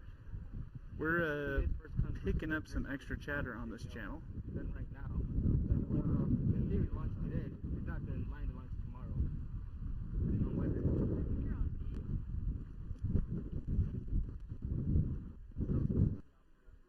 All right, thank you very much. Sorry about that. So yes, we got a caravan going out there, many rockets. We are not done for the day. We are going to target some lulls in the wind. We did shut down for a little bit, and we are back open again. Hybrids are green, solids are green. We do have an extra set of solid pads somewhere that I'm not entirely too familiar with yet. We got some great footage of the teams driving out. So some of you that are more familiar with the desert may be asking, why is there not that much dust being kicked up by all these cars? Spaceport America actually drives trucks periodically throughout the day, especially in the morning, and they water down all the streets to trap all that dust back down on the ground. Without that, there would be a huge wall of dust being developed by all those cars driving out there, and it would be completely unviewable. Here we have the green flag, as you can see on the drone. So that is the ESRA ATV with the trailer, and we have, it looks like, 2 separate rockets on there.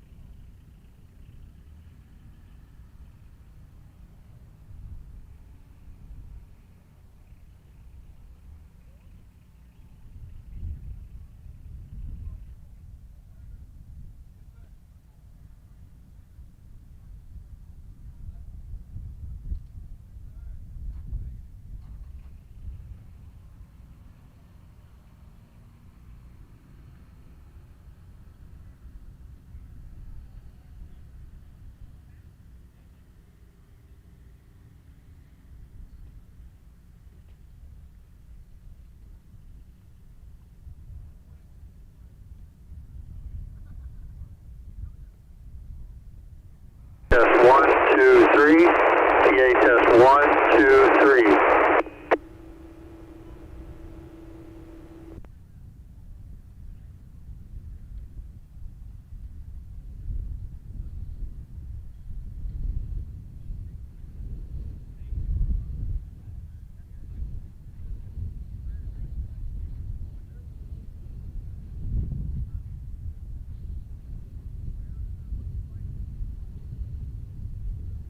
Test 1, 2, 3. PA test 1, 2, 3.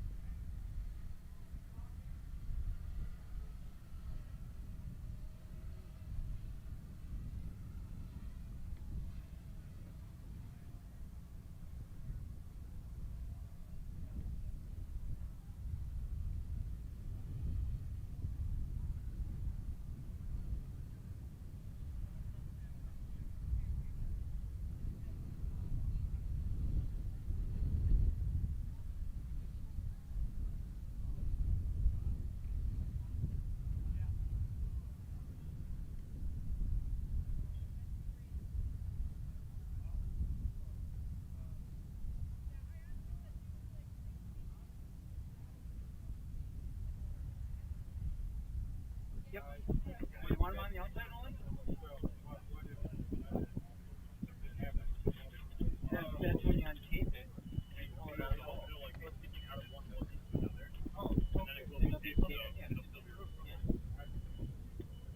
That's the old double hit. Yeah. That's like all the board events. This is for the payload, so not like but yeah, the payload, nothing like that.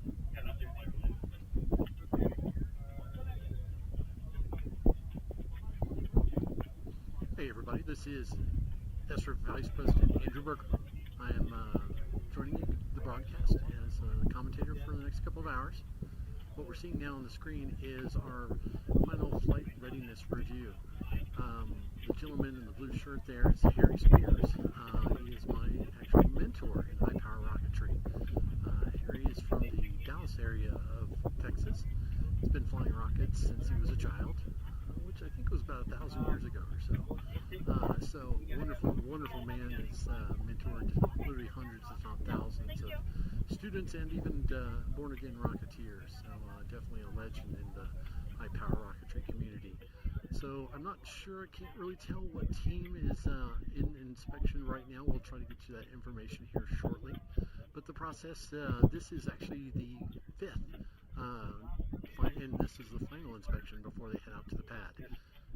So that all the teams begin the process early after acceptance in the December and January timeframe with a preliminary design review. They scope their rocket, they make sure they can hit all the requirements of their competitive category, they continue documenting their design work, they run their simulations, and they provide all that data to the range safety team. We begin the audits and reviews, and they submit all of that paperwork and documentation through our HeroX application. So all the teams get reviewed, and any type of irregularities or concerns or anything that would be considered a red flag will be sent back to them in the comments. Questions, answers continue back and forth, and at that point they continue on to the second round. Usually in the April and, I'm sorry for the background noise, guys, a lot of activity. But nonetheless, the March-April timeframe, they have their second review, and that's a critical design review, where they provide updated documentation addressing all the concerns from the first round. So that review continues with questions to answer. The third one began in April, late May, or all the way through late May, with video design reviews. That was sort of a flight readiness review where the teams had to show us the rockets over video link. And that's what we got to see. You know, is the rocket really built? Is it ready to fly? I mean, are they still missing critical pieces or not? And it was really an eye-opening experience. Some teams are completely ready to go and are even participating in test flights, and other teams are still buying parts. So it was great to have those video reviews so that we could spot those issues early on and ensure that they show up to Spaceport America with a rocket ready to fly. That's always the idea. So there is a range safety inspection. So that's 3 inspections we've essentially done. The range safety inspection is done yesterday, for the most part Monday, where we once again are able to, this time we can lay hands on the rocket and start tearing it apart and really get down to the nitty-gritty. If they pass that final inspection, the teams are ready to launch on Wednesday, Thursday, and Friday. The earlier the better.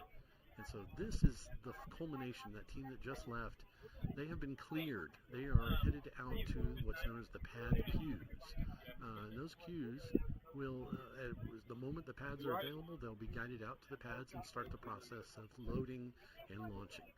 So you see how quickly there's already another rocket right there ready to go. So the teams that are out there, they're, bless their hearts, they are really working it. So this is typically just a final check, making sure all the pieces, parts are there, all the documentation is completed, that there's no miscommunications on what rocket is what, which team is what, and what motor is going to be launched, etc. So it's very important for that, but we still spot little issues every once in a while, all the way out of the pads. But we try to avoid those, especially when you're talking about potentially upwards of 110 plus rockets for this competition. So another quick update, the winds are definitely picking up. The heat, temperature out here in southern New Mexico is definitely picking up. We're looking at temperatures getting up and close to the hundreds and maybe even a little bit higher. With that comes the wind. The wind will potentially stop the flights later today, hopefully not. But once the sustained winds get over 20 miles an hour, we cannot launch anymore. And that's very, very challenging. So we do our best to try to get the teams on the pads early as possible in the morning.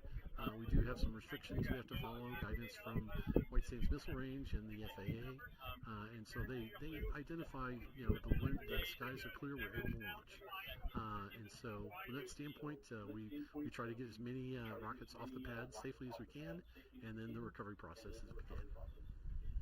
Oh Lord, you did not have to put me on there. Thanks guys, I appreciate it. This is a face made for radio. Well, I stole a drone, Andy. I don't know if you're aware of that. So we could.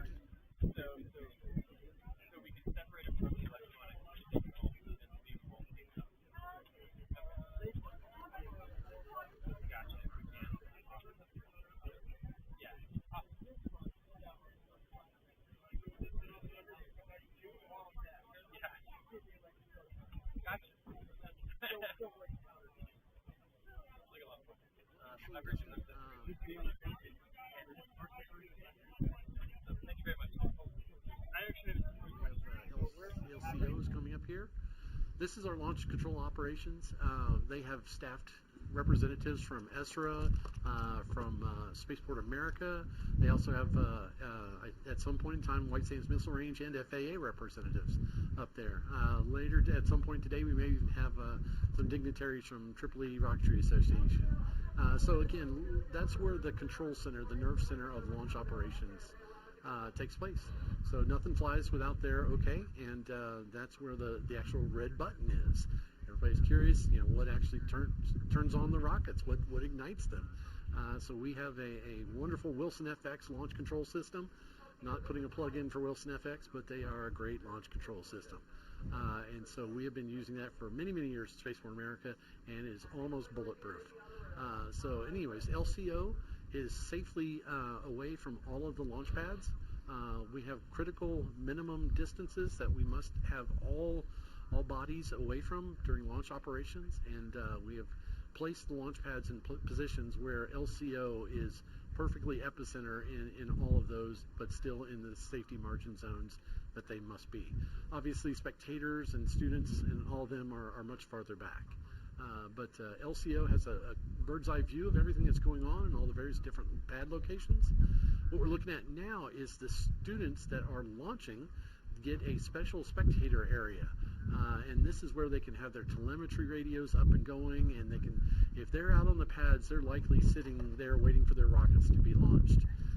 And this is sort of a new addition from last year, and it's worked out really, really well because we get some great video of them celebrating when their rockets are launching, and sometimes we get some video of the rockets not doing so well. So again, a wonderful addition to it. Directly behind that area with the pointy tents, this area is the sponsor area. So all of our launch, you see some of the tents are named with ANSYS has their tent out there. Virgin Galactic, Blue Origin, of course, our prime sponsor, is out there. And the neat thing about these tents are most of them have those big water evaporated wind turbines inside of them. So temperature inside those tents are usually about 10 to 15 degrees lower than what they are outside. So all the students are invited.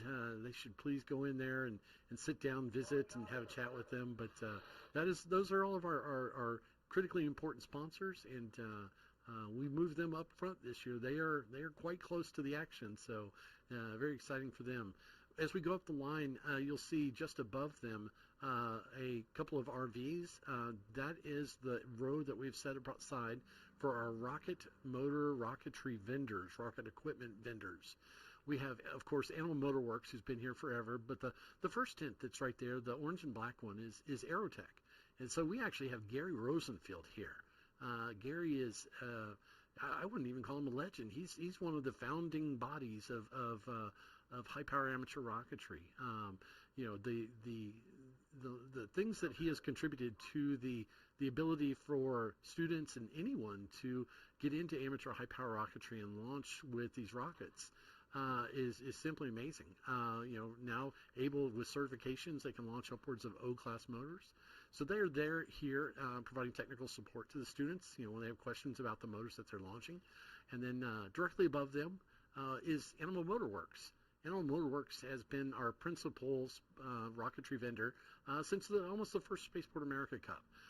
They here have everything. They bring everything from shot cords, parachutes, D-links, everything that someone might potentially forget when the student teams are arriving. And they camp out there in their big RV, but inside that trailer is, I would easily say, probably 10,000 different parts. And the students always forget something. And so from that standpoint, it's fabulous that they're out here. And they do sell motors, obviously, to the students, but they're really here more just to make sure the students can still fly, even though they may have forgotten, a parachute or a shroud line or something simple. So it's fabulous that they're there, and they're doing a fabulous job every year for us. So, and big shout out to Gloria. Best wishes to her, and wish she was here. So we're keeping an eye on Robert, make sure he doesn't get in any trouble. But it looks like the tent in the area has been pretty busy today. Moving forward, there are Tim the Wild Man from Wild Man Hobbies, Tim Lear. He is there. He's got a small tent and vehicle. He provides a great deal of motors and a lot of support to the students as well. And so love him a lot. He's been in the high power rocketry community a long time. So, and then we also have Contrail Rockets is our final, our principal lead technical vendor for hybrids, and obviously one of the big manufacturers of amateur hybrids out there in the world. You see a bunch of cars lined up. In fact, you're starting to see a couple of cars come out of those straight white line areas. Those are the queue. That's the teams that have passed their final rocket inspection, and they're basically ready to head out towards the pads. So they'll coordinate. The queue managers will coordinate with launch control to provide direct access. So if we're getting ready to launch something, obviously you don't want to have a caravan of student teams heading out to those pads. When we do load pads, we don't load them onesie, twosie at a time. It typically is a full bank, and that can be upwards of 20 rockets. And so we'll send them all out in one large batch. And that way we'll get the biggest bang for the buck, and we'll be able to launch more rockets during that time. So that's a neat function we implemented a couple of years ago, and it's worked out fairly well. Students are out in the sun a little bit, but they sometimes keep the cars running in the AC. But temperatures are definitely starting to cook out there a little bit, so we do our best to try to keep them out of the sun. Did an inspection walkthrough earlier today to make sure students were preparing themselves properly with hats and long sleeve shirts and sunscreen, but the most important thing is carrying around their water bottles. So quite often if I see somebody without a water bottle, we'll send them packing to go grab one. So I guess from there, back behind that area, the white set of tents that are shaped in the letter L, that is the range safety inspection area. So we just had a video of Harry Spears doing final flight readiness reviews. So that's right there in that L. There's also another set of tents for general info, lost and found, recovery tents, post-flight data recovery, as well as frequency management. And the very end of that area, okay, there's a better view of that one. So again, that is everything from registration on the far left of those tents. Upwards, you start moving forward. The judges have a little shady spot there that they can manage, and then they have range safety inspection. So if a team failed a range safety inspection from yesterday, they can bring the corrected rocket in and get it inspected again. Once they're signed off there, then they can proceed to final flight readiness review and then out to the pads. So a lot of activity in that general area. A lot of judges and a lot of range safety inspectors evaluating student teams and rockets, and so a lot of activity this morning, that is for sure. Directly behind that area, the larger tent that is there is mission control, quite a few other things going on in that space. We have, again, post-flight data reviews in that area, our general info booth, as well as lost and found, and frequency management. This seems a little odd, but when you've got this many rockets that all require GPS, and they all require some form of telemetry or radio direction finding, you can stomp on radio frequencies quite a bit, and so all those RVs that are back behind there, including that big one, is mission control. That is a service provided to ESRA by Da Vinci Maker Labs. They come out here every year. And then you see the big man lift, the big orange beastie there. If we can get a zoom into there, if we could, the top of that is just littered with antennas. So you'll have everything from the telemetry pickup antennas to the RF systems that are managing our PA systems. A lot of activity going up there. So I wouldn't be wanting to walk around some of those antennas. There'd be like a little microwave going there. But that's how we get our antennas up high, and then if we have problems with them, we can bring them back down. Excuse me. So that is, in essence, what we'll call the operations side of this. There is, I guess we could swing around and maybe look at the student preparation area. There we go. And all of these tents right here are 20 by 20 areas that have been set aside. Each team gets one 20-foot by 20-foot area. Excuse me.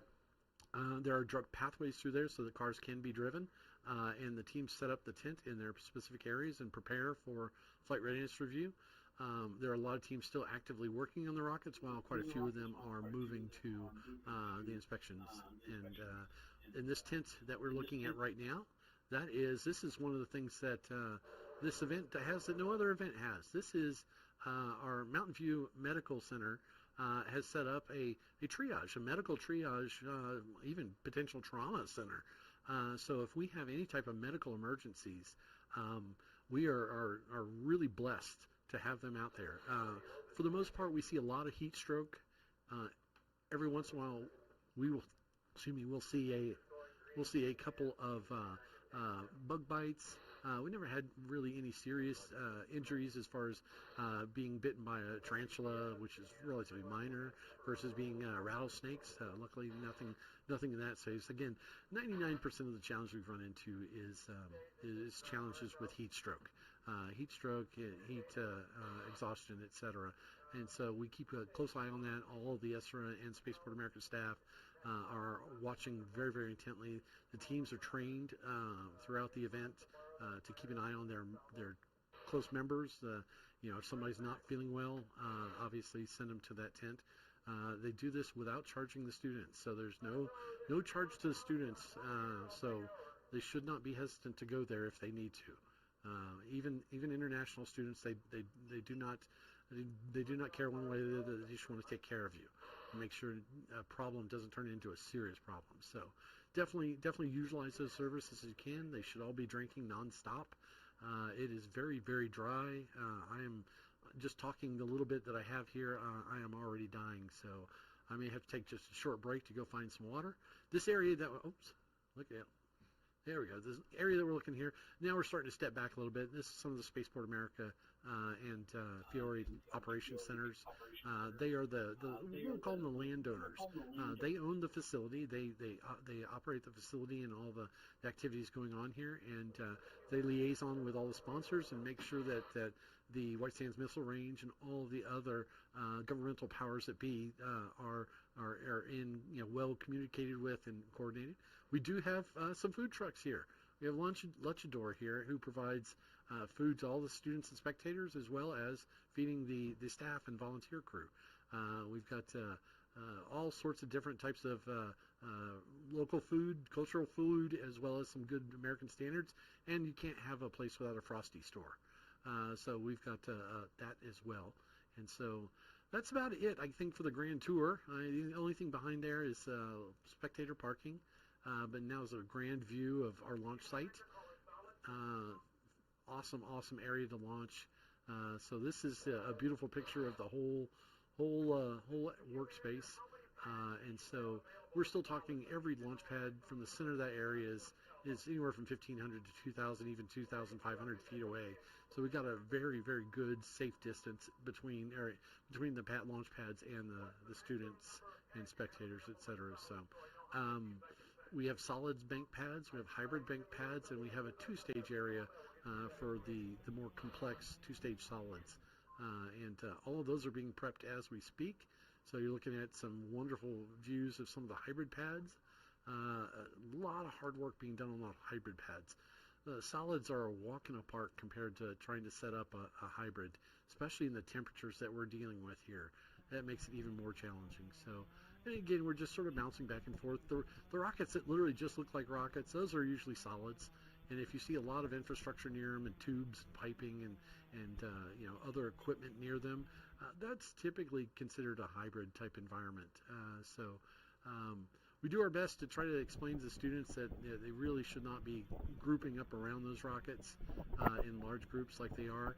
So we may have to reach back out to the local pad managers to get those guys to spread out a little bit. But anyways, we're continuing to progress through them when we're trying to load 20, 25 rockets at a time. So there's a little bit of gap in between each set of launches. But I think we're coming up on some here pretty soon, and we'll definitely keep you updated on it.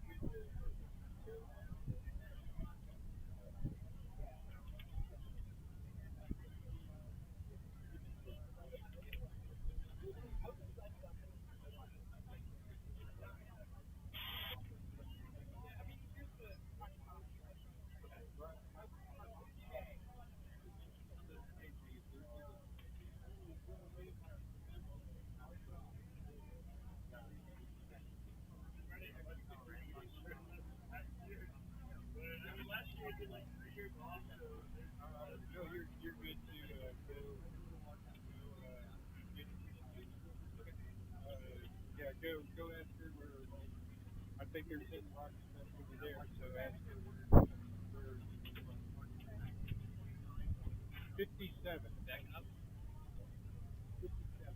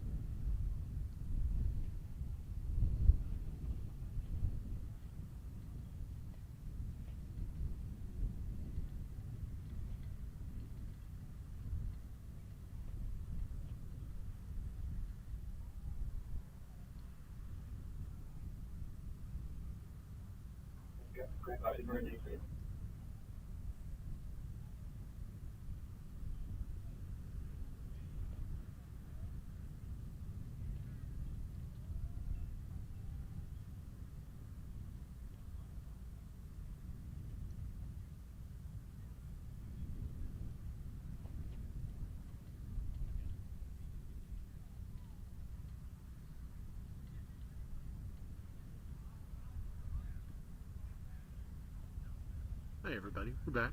This is Andy Berger. We're looking at Illinois Tech Team 34 on their launch pad. They are doing final preps. It's a pretty sophisticated process and it takes a little bit of time, and I apologize for that. Again, we got to do it safely, and when you have several hundred people out at the 20 pads or so out in the solids, it can get a little chaotic. And of course, you always have to stop for the team photo with the rocket. So great stuff. We make sure we create a lot of good memories for the teams. So anyways, they are vertical on the pad. They are in a safe mode at this point, so avionics have not been turned on. Once they do turn on the avionics, then the area does get cleared pretty rapidly. Final step in this process, usually most of the team members, except for one person, will depart the area, and what that just means generally move off back to their vehicles so they can begin progressing back to the safe area. The final step is to insert the igniter into that rocket engine from the bottom. We do this with what's known as a dual-headed igniter system. We've had too many of these rocket motors over the years fail to ignite on their initial attempt, and we found by inserting a dual igniter system, meaning one igniter on a wooden dowel that goes up inside the rocket motor, a small little thin, usually basswood kind of igniter rod, with the igniter at the very top of the motor, and then another one a few inches down from that. We found that both of those increased motor ignition success rates about 50% or more. So that's really helped us out in the past. And as you would know, if you have 20 rockets on the pad and only 17 of those fire, you still have 3 on the pad. So it takes a little while to get through all of that. Yeah. So Here, you have to go back. can you do an audio check, please? Rescrub their launch system and make sure everything's going again. Put a new igniter in it. So it's a painful process. Is there a way to close that door? Very high rate of success. Yeah. Getting off the pad. So that's definitely important. So again, great shot of the team working there. We just need to Is the audio check good? Go through there as quickly as possible. You see in the background a couple of other teams, so we'll be able to zoom around and see some of those teams here in just a little bit. Through the other one.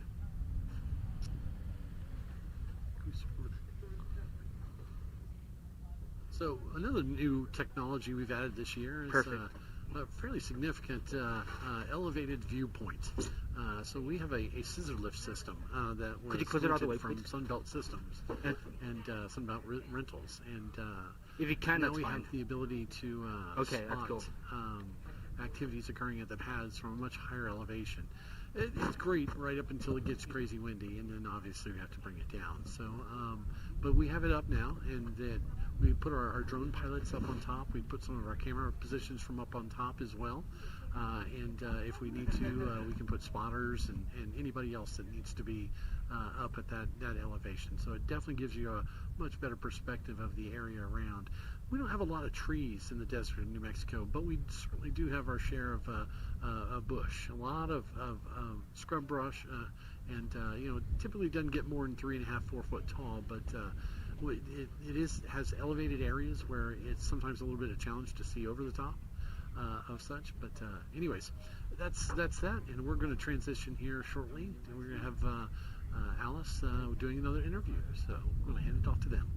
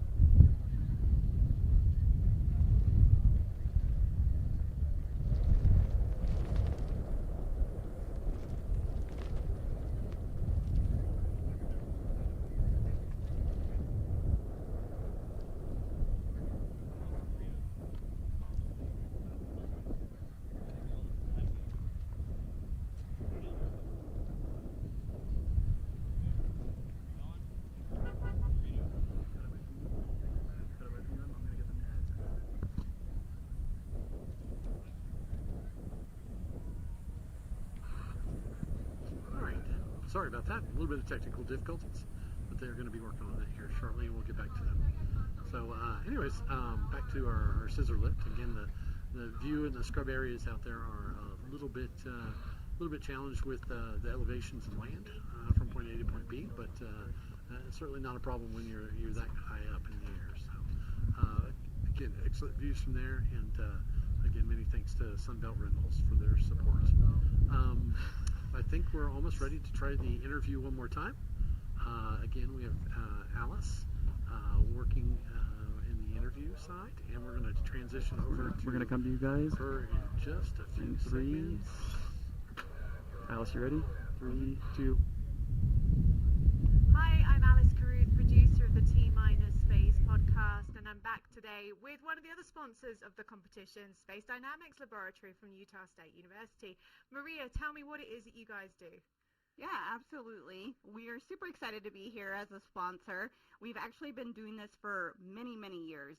I hear it all the way back to when it was not even called Spaceport, and the competition was actually held in Utah. So we're super excited to actually be here in New Mexico, be able to support, the Spaceport America.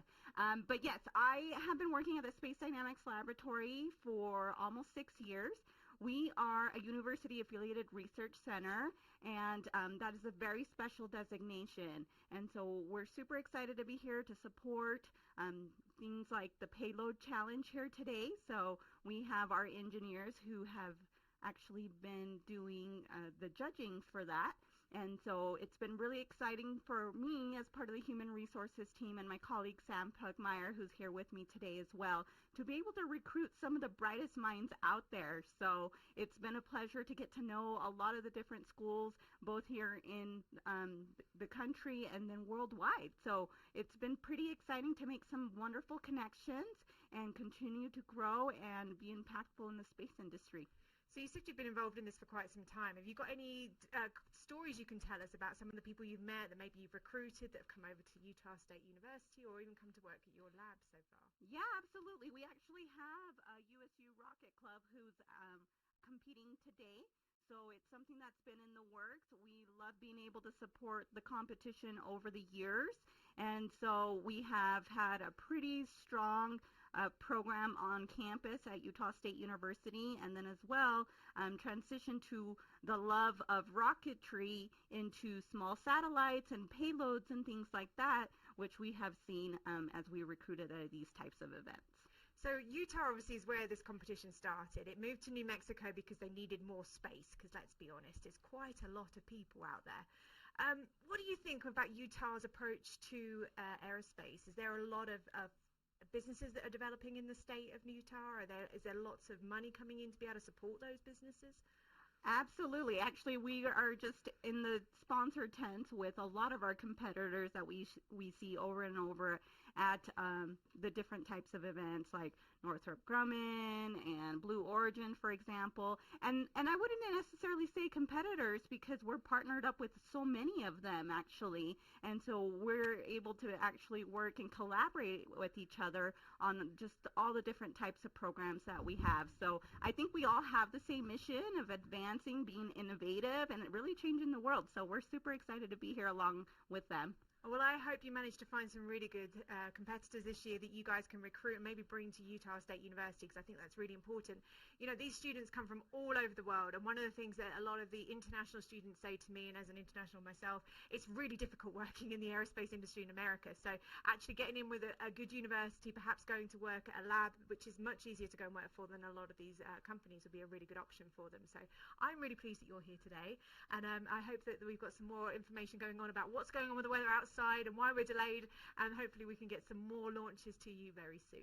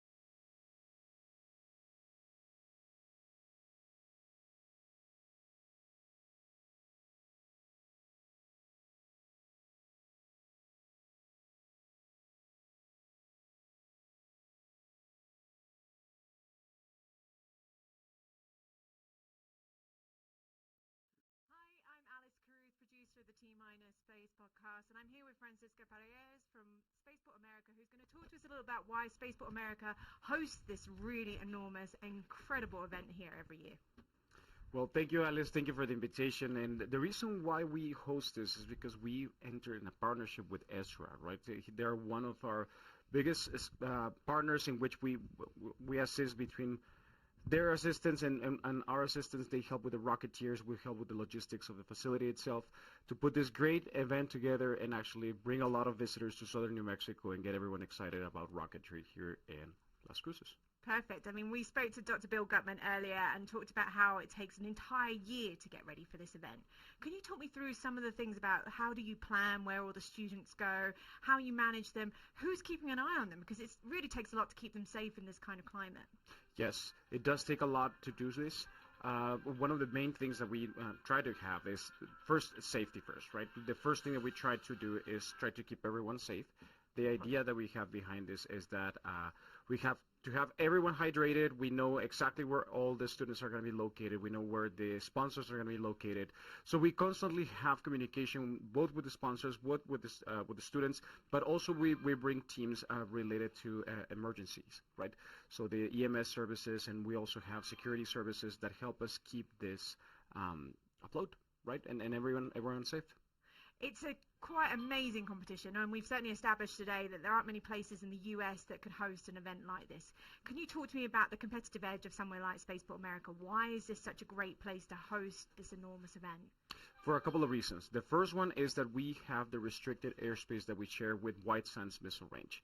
That is one of the first reasons of why we have that competitive advantage. The second one is that we have the remoteness. It's actually quite an interesting perspective because we both have the remoteness as being an advantage, but we're not that far away from other main urban areas that allow some of these students to transport themselves within an hour and be in an area that is remote enough in which rockets can be launched.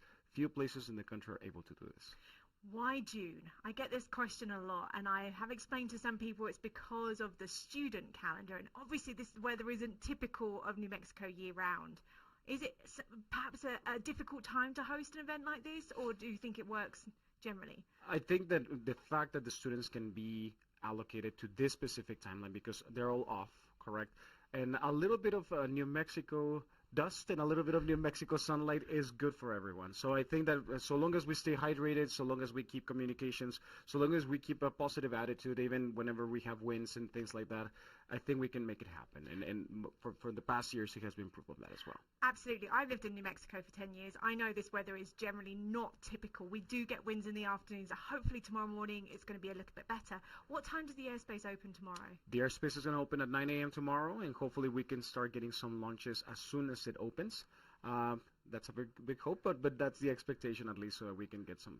Can you explain to me a little bit about what the idea of opening airspace? Because for people that aren't used to aerospace, it kind of seems crazy when you say airspace opens. It's airspace. Surely it's open all the time, right? Right. So technically the owner of the airspace is the Department of Defense through White Sands Missile Range, and it is through an arrangement that we have with White Sands Missile Range that we're able to use their restricted airspace, and that's what we mean by opening airspace.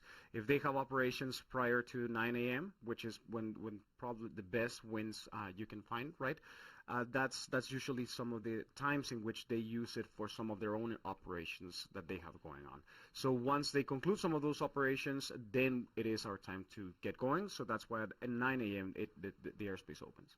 So they have a chance to launch at 9, but we're hoping they get here earlier, am I right? Correct. So the ideal is that the students get set up early, they get going, and that they're ready to hit everything up as soon as the airspace opens. So there's a little competition within the competition that not many people know about for New Mexico and regional teams. Can you tell me a little bit about the Chili Cup? Yes, the Chili Cup is an event that is organized amongst the 4 local universities, right? We have New Mexico State University, who was the winner of last year's Cup, Chili Cup, and we have New Mexico State University located in Las Cruces. We have New Mexico Tech located in Socorro, right, New Mexico. We also have the University of New Mexico, which is located in Albuquerque, and you have UTEP, right, the University of Texas El Paso, located in El Paso.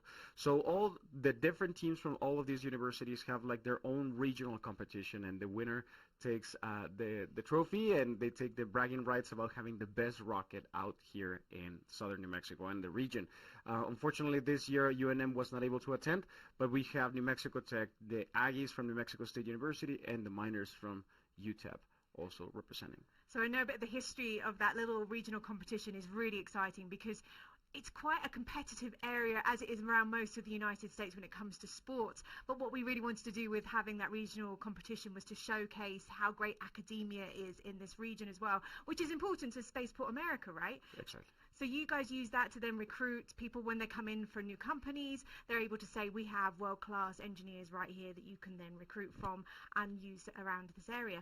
Can you talk to me a little bit how some of the customers at Spaceport America support this competition and how perhaps they do some things like internships? By all means, and not just the customers at Spaceport America, right?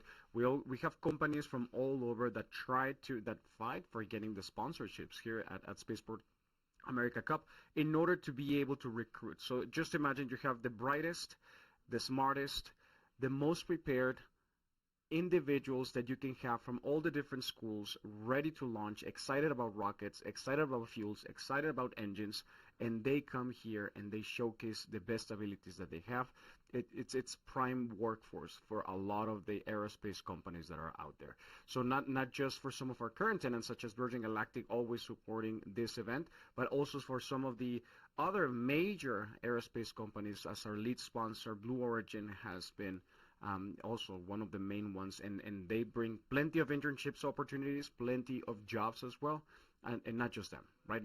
There's plenty of the different sponsors that we have going on that have supported us and that are actually actively recruiting right here in southern New Mexico. And we're pretty much the new Space Valley down here, really. I think people need to realize when they think New Mexico, they think of our really great chili, they think of our great weather, they think of our mountains, they think of the desert. They don't realize that this is the birthplace of the US space program. And it's not just Spaceport America. You've also got White Sands and Blue Origin, the lead sponsor, that's also just the other side of White Sands Missile Range. So this really is a new space hub down here. What is Spaceport America doing to really encourage to bring new companies to this area? Actually, the Spaceport America has engaged in a type of partnership with different entities all across what we're calling overall, right, the Space Valley Coalition, right? And the Space Valley Coalition is this idea that we have all the required elements to make the aerospace industry successful, from Los Alamos all the way down to El Paso and UTEP's Aerospace Center, right?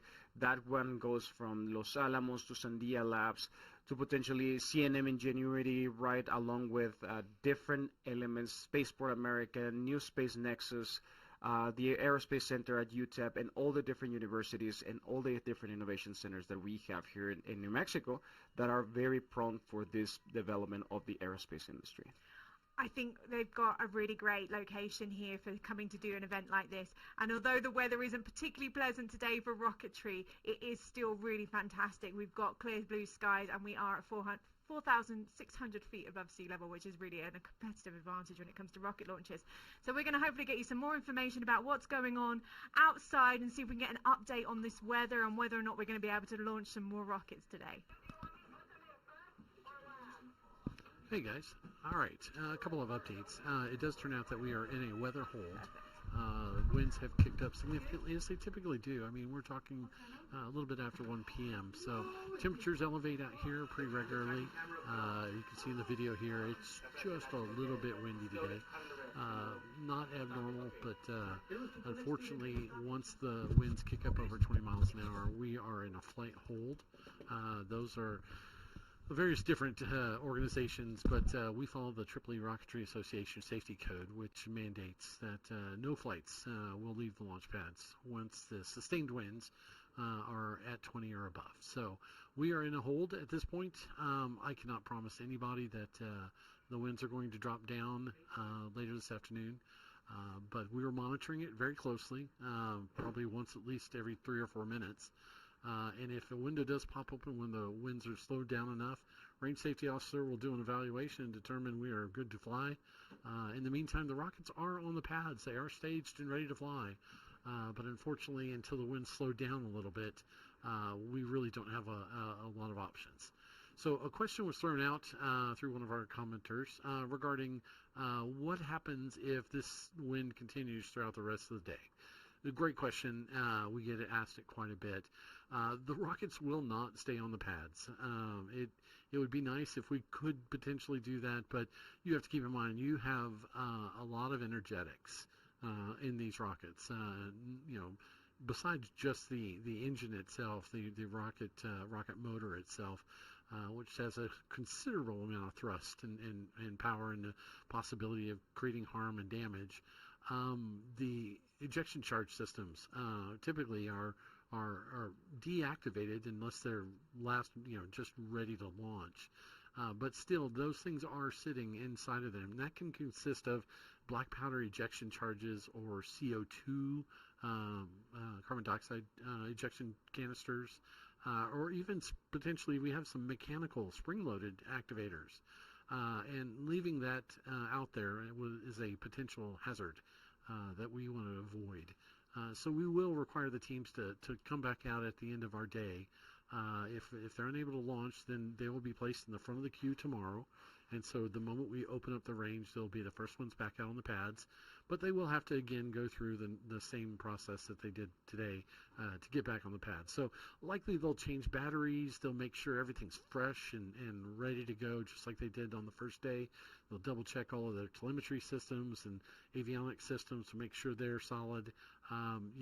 It's honestly a good idea to try to get into that first launch shot of the morning anyways. Again, that's a little bit of a challenge, but we do have a large number. You're looking just in the camera right here, you've got 4 or 5 rockets that are pretty much ready to go for the most part. If we could, maybe we could ask the cameraman if he can zoom in and see a couple of these rockets and see just which team's here. So the screen that I'm looking at right now is 158. Maybe we can pull up some data on 158 and find out exactly who they are. And looks like a pretty red rocket, that's for sure.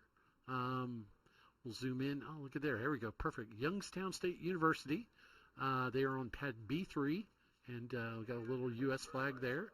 So been to Youngstown State. I got to visit with the team probably back in December. I think it was snowing, imagine that, in Youngstown, Ohio. Very nice campus. Good team.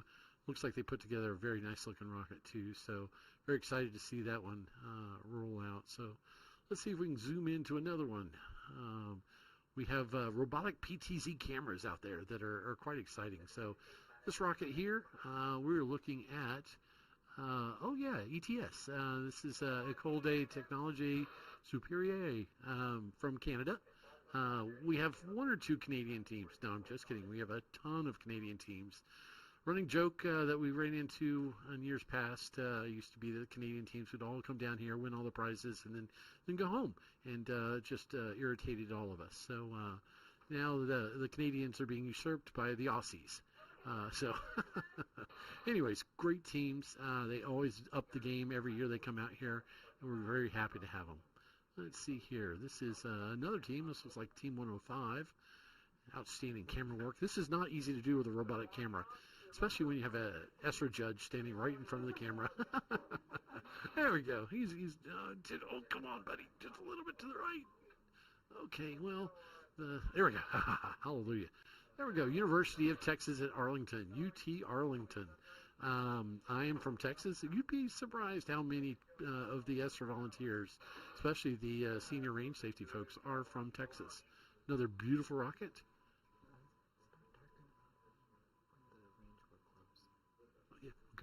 And so, again, fantastic team. UT Arlington has a long history of having a rocket club, many years, probably a decade or more. Competed in a lot of different competitions. Monash University, I can tell you real quick, is team number 62 on pad B1. This is a fantastic looking rocket, a great team.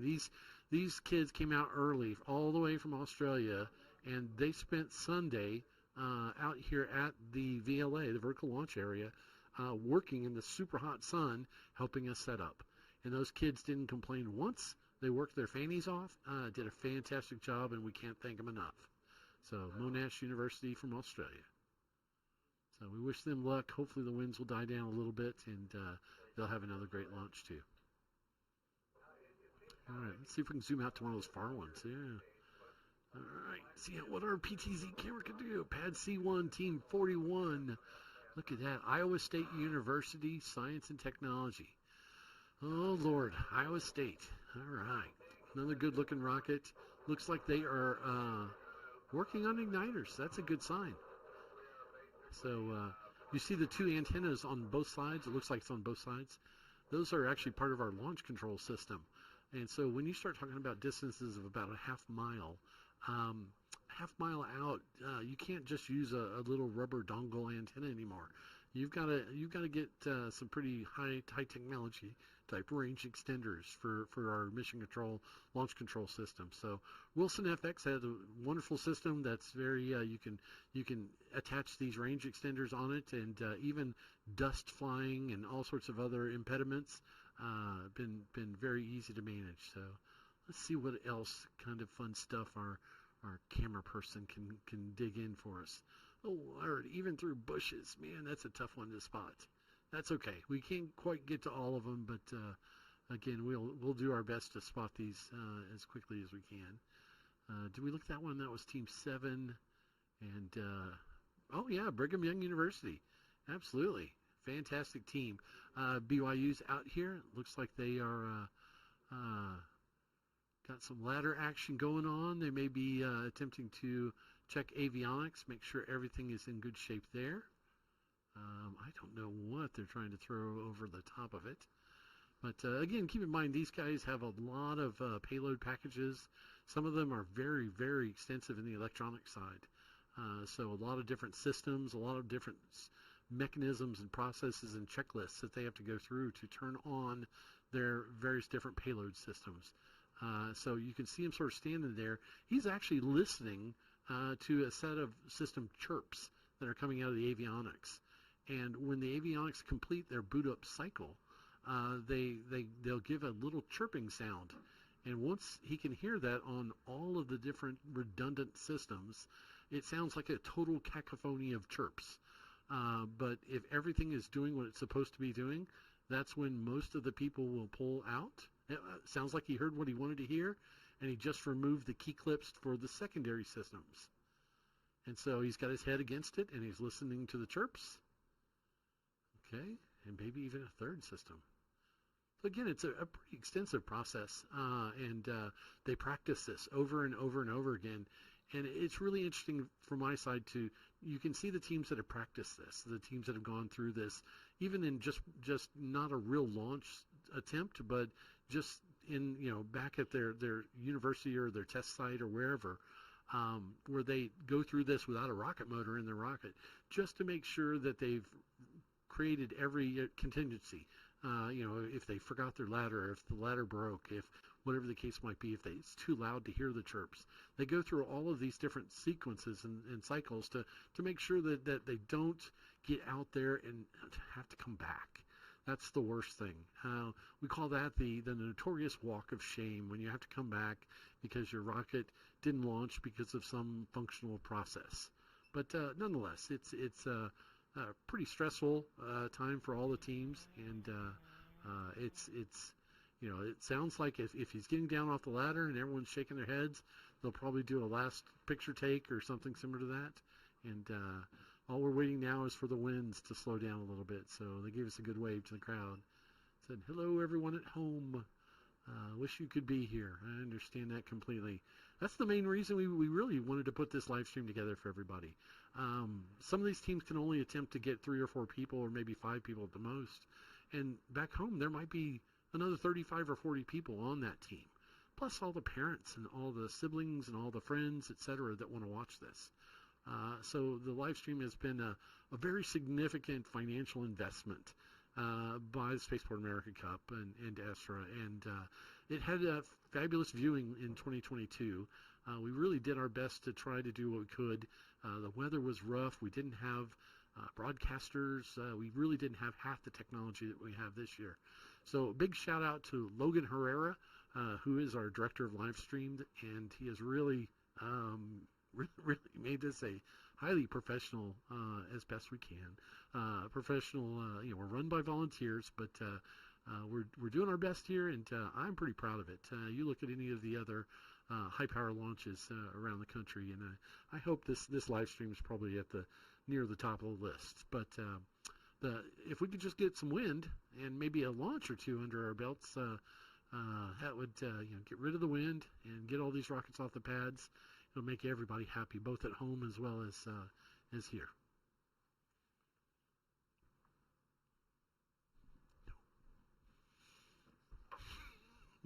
They want to put me back on the screen, and I'm telling them no, because just no. Rockets are much more pretty than me. But anyway, let's see. We have a lot of advertisements. Oh, wait a minute. Zoom back. Tell the drone guys to zoom in there. If that is who I think it is. Can we get another Rick Maschek? Yeah, that's Rick Maschek. Oh, maybe not. Okay, he's trying to swing back around. There he is. Get back on. All right. Rick is one of our lead pad managers, and he's been out here at the Cup for as long as the Cup's been. He's just fabulous. Love him to death. And he is a student fan. I mean, just he loves the students and supports them so much through his efforts at FAR, Friends of Amateur Rocketry, as well as coming out and spending literally a week out here.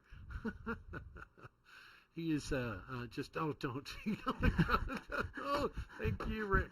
Oh, that's going to get some thumbs up. Yeah. Anyways, he's a huge supporter, and I can tell you, easily he has helped 10,000 students, easy, in the long in the years. I've been in high power rocketry since 2009, and he's definitely been out there. I have no idea why he's walking, literally a half mile out to the pads, but he's a great guy. So kudos out to him. It makes it every year. So yeah, he's used to the Mojave Desert. That's where his launch site is, and so the New Mexico Desert's about the same. He's pretty used to it. But if it pans out, you can see how far he's walking and how much more he's got to walk. So I don't know why he's doing that, but that's Rick for you.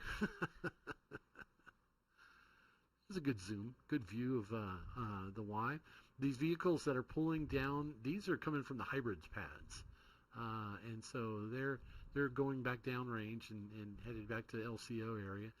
As we pan back around here, you're following the road to the right. That is the road that leads out to the solids. We've got a little area up there, dead center. That is actually one of the technology areas for Spaceport America, where some of their partners and customers have their office spaces, working, manufacturing, that kind of stuff. Well, I'm not exactly sure who's out there, so I don't want to throw any specific names, but if any rockets happen to land in that area, they definitely have some tight restrictions on there, and so we have to work with Spaceport America staff can't just let the students roam inside of there. But that rarely happens. When it does, it doesn't take too much to get it going. All right, we're back to pad 7. I wonder which team that is. We got 2 folks out there taking a look at it. We're going to try to PTZ in, maybe not. Oh, maybe not. Okay. All right, I believe some storytelling is taking place here. You can always spot storytelling time, because that's usually when the old guys, the ESRA blue shirts and others, are standing around talking, and there's a group of students standing around them. We call that storytelling time. This is Team 116 inserting igniters. Okay, I've been told this is Team 116 that are inserting their igniters. And so we usually try to minimize the number of people around that point, because so we have University of California, Berkeley, yes, prestigious school. They've been out here many, many years. They are flying in the commercial COTS category, I believe. And so anyways, they are in the final stages. So again, we're still in that weather hold. So I hate to say it, but you can see the wind blowing their shirts and some of the dust kicking up around there. But we're still preparing as if the wind's going to die down a little bit. And if we can get a small window where the winds die down below 20 miles an hour, you can still, it's really blowing out there still. Team 52 is behind them. So I've been told that it's Team 52 directly behind them also. And again, it's usually, a very small number of people, 2 at the most, that insert that igniter. It's a very safe process. However, if there were something to happen, obviously you didn't want a large group of people around there during an event like that. So minimize the potential danger, and we double check continuity, which is a process of where we connect the electrical leads to the igniter. We go to the launch control box that is, you see the orange cord that leads back there, and then it sends a very, very, very low current voltage to the igniter, and if it sees continuity, it's nowhere near enough to ignite it. But if it sees continuity, it'll chirp back saying you are good to go. If it sees any type of short, it will tell you immediately saying, this will not ignite. If we press the launch control button, the voltage won't get anywhere near where it needs to, and it will not light that igniter. So it's called a continuity check. We do it almost in all amateur high-power rocketry, and it's one of the final steps before those teams will depart from that area. So one of the questions popped up earlier about if a team gets everything ready but we're still on weather hold, how long can those rockets actually sit out there being ready to launch before, I guess, the batteries start to fade away a little bit? And it's an excellent question. We speak to the teams through the DTAG and the rules and regs, and we typically tell the teams that a 2-hour window is about as long as we can help manage from that standpoint. So if they sit on the pad for more than 2 hours, we really at this point may have to go back out there and update them. So anyways, from that standpoint, I think we're going to have another interview with Alice coming in here in just a few seconds. So as soon as they're ready, we're going to transition over, and we will chat with them in a little bit. I'm ready for you, Andy. All right. You've been doing an incredible job commentating and keeping everybody informed. Thank you, Andy, for keeping everyone informed. We really appreciate you keeping us all updated. I'm Alice Carruth, producer of the T-Minus Space podcast, and I'm here with the team from Queensland. Woo! We had a bit of a moment outside a minute ago. So, can you talk me through exactly what you've got through so far and what you're waiting to do? Absolutely. So, my name's James from the University of Queensland in Brisbane, Australia. I'm here with UQ Space, the space engineering team at the university. On Monday, of course, we had our safety review, passed that all nominally, had the conference day yesterday, which was fantastic, got to meet all our judges and all the other teams. And today we've been putting our rocket together, and I've just passed our final safety review, and I'm waiting in the queue, hoping that the wind will die down a little bit so we're able to safely launch this afternoon. Tell me about your journey, because coming over here from Queensland, Australia, that's quite a long way to go, I can say. But it's also really difficult logistically, because how much can you do in Queensland for testing your rocket, for example? So we're fortunate to have a Queensland Rocketry Society in Queensland, so we're able to do some testing. The high altitude opportunities are a little limited, but we do get some opportunities every now and again. Obviously, shipping anything explosive-wise or anything over to here is a huge problem. We can't do that, so we have to purchase that all here, and we have to have our airframe cut into suitcase-sized pieces that we can then put together once we're here. So it's a little extra design challenge to try and make that all work together. So what is it you are studying, James, at university? I'm studying a dual degree in mechanical and aerospace engineering and physics. And the idea is that you're going to go and work in aerospace when you graduate, is that right? That'll be the dream. Yeah, absolutely. Have you got any kind of aspirational job position? Is there a company you're particularly interested in, for example? Somewhere at NASA or the European Space Agency or the Australian Space Agency or anywhere working on cool science things in space would be the dream. So the Australian Space Agency just recently cut a lot of funding, I know, for new spaceports. How does that feel with somebody who's coming up through the ranks and wanting to go into the aerospace industry? Are you concerned with that and thinking maybe you want to go overseas instead?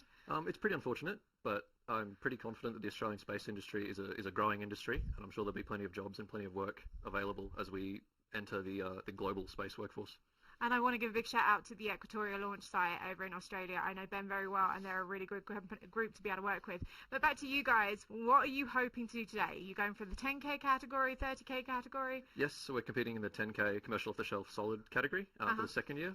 Last year we did reasonably well, and we're bringing a more improved rocket with more SRAD components, more student-developed components this year, and feeling really optimistic about our simulations that we're going to really hit that 10,000 foot within about 7 feet is what we're predicting currently. So. That's excellent. And, you know, that's the really big thing about this competition. It's not about who goes highest or fastest. It's about who's the most accurate.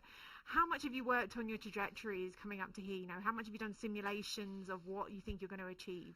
a lot of simulations. We've been running simulations all the way through the afternoon and up until doing our final flight safety review in the minutes before we were updating based on the wind speed and temperature to really ensure that our simulation was as accurate as possible and make sure our rocket was as trimmed as possible to hit that target. Now, Queensland's obviously a really tropical area, generally, quite nice weather. What's it like coming to southern New Mexico to the high desert? Has it been quite an extreme for you to visit here? It's not too bad. Temperature-wise, it's pretty similar. We're obviously a lot more humid, so have to be a lot more focused on the hydration here because it's so dry. But still, temperature-wise, we're doing pretty well, I think. And what have you enjoyed so far about coming to New Mexico? Have you managed to see anything other than the competition so far? Not just yet. It's been all rockets, which is probably the best thing I could hope for anyway. But yeah, no, it's a beautiful town. I really enjoyed staying here. Yeah. I thoroughly recommend going over to White Sands if you get the chance to do it. This is the birthplace of the US space program, and I'm always saying to everybody, if you're really interested in rocketry, you cannot go much worse than going to the birthplace of the US space program right here. Absolutely. We're hoping to do that this weekend, perhaps. Yeah. Hopefully, if you can launch. Well, let's see if we can get a weather update and see if we can get the University of Queensland up and launching very soon, guys.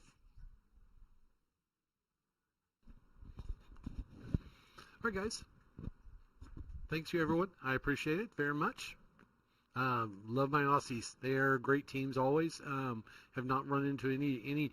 I get to interact when there are problems with student teams, and I've been real happy to say that I've never had any real problems with any of the Aussie teams. So again, they always do a great job representing their country. And someday I do wish to get over there and maybe they can resurrect their Australian national event. That used to be a really amazing event, and boy, there's enough teams they could really have a great event going on there. Maybe attract some U.S. teams going over there. That would be awesome. Anyways, we are actually at red flag, so there was a red flag sent up, meaning that the solid pads are staged. They are ready to go. We have active avionics. We have igniters installed in the rockets. They are sitting there just ready to roll. But I think we're still in the weather hold until we start hearing a lot of chatter on the LCO network. Unfortunately, they're really just going to sit there until we can get past this wind problem. We're going to try to get some more details on the wind as far as the, how bad we're sitting. Are we at 24 sustained? Is 24 mile an hour sustained winds? And I would love to know temperature-wise how bad we're looking as well. Again, we've seen an ambulance already once. Don't know any of the details on that, but could be simple as there were some flying ants around, and I think one of our volunteers has already been bitten, so that's not a fun thing at all.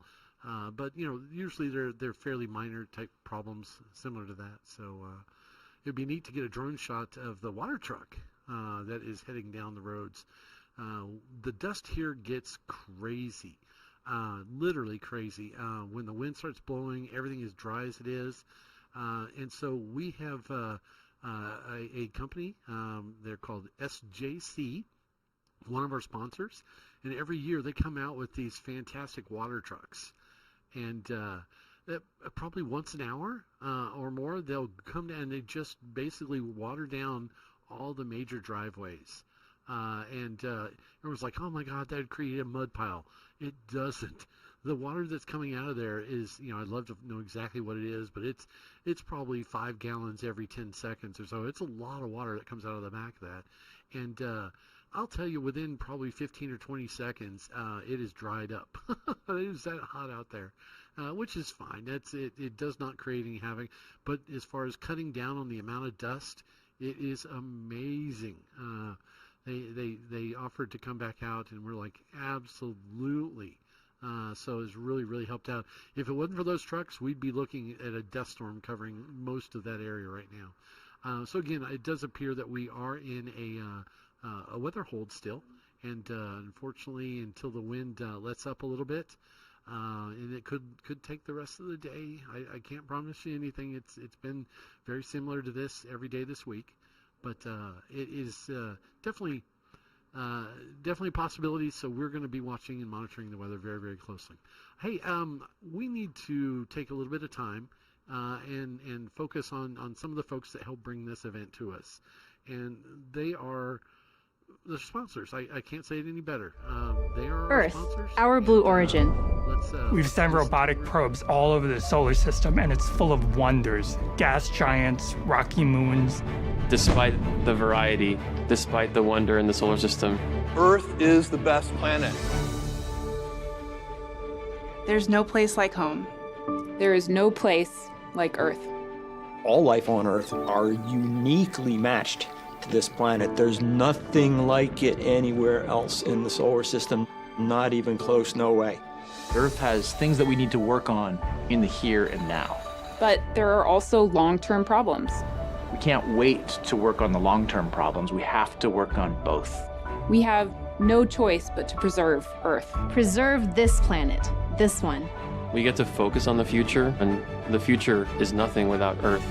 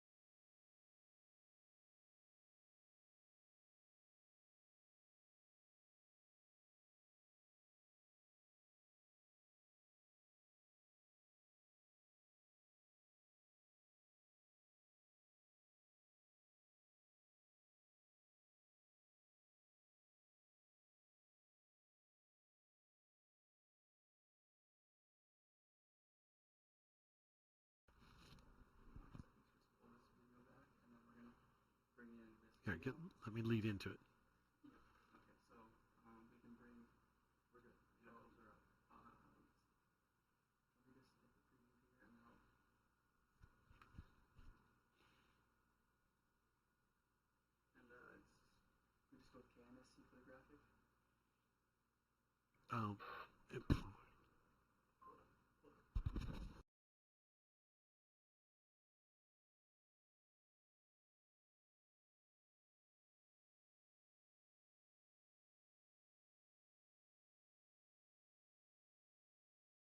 At the Kansas City National Security Campus, our work is more than a job.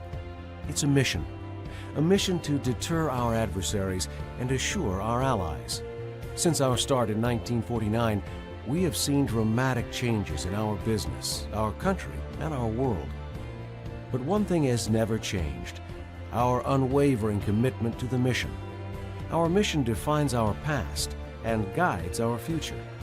We have a proud history supporting the nation's warfighter.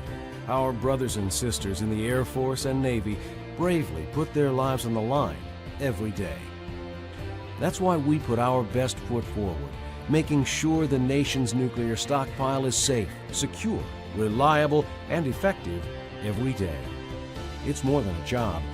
It's a passion and a partnership across the National Nuclear Security Administration and its 8 national security labs and sites to support the nuclear deterrent strategy and ensure our country is prepared to defend our freedom.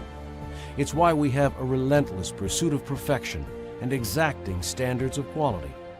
Our superior performance is reflected in our work and measured in our dedication. Our world-class team of engineers, scientists, and technicians employ innovative, high-tech solutions and develop new and emerging technologies like digital manufacturing, simulation, and augmented reality to solve complex nuclear security challenges.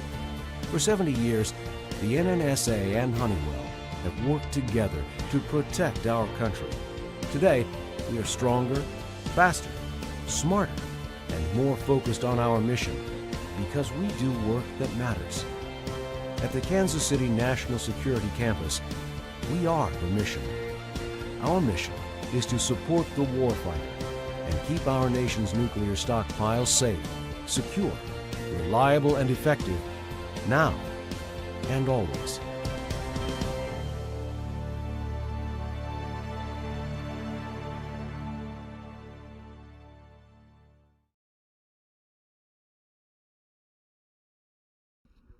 All right, guys.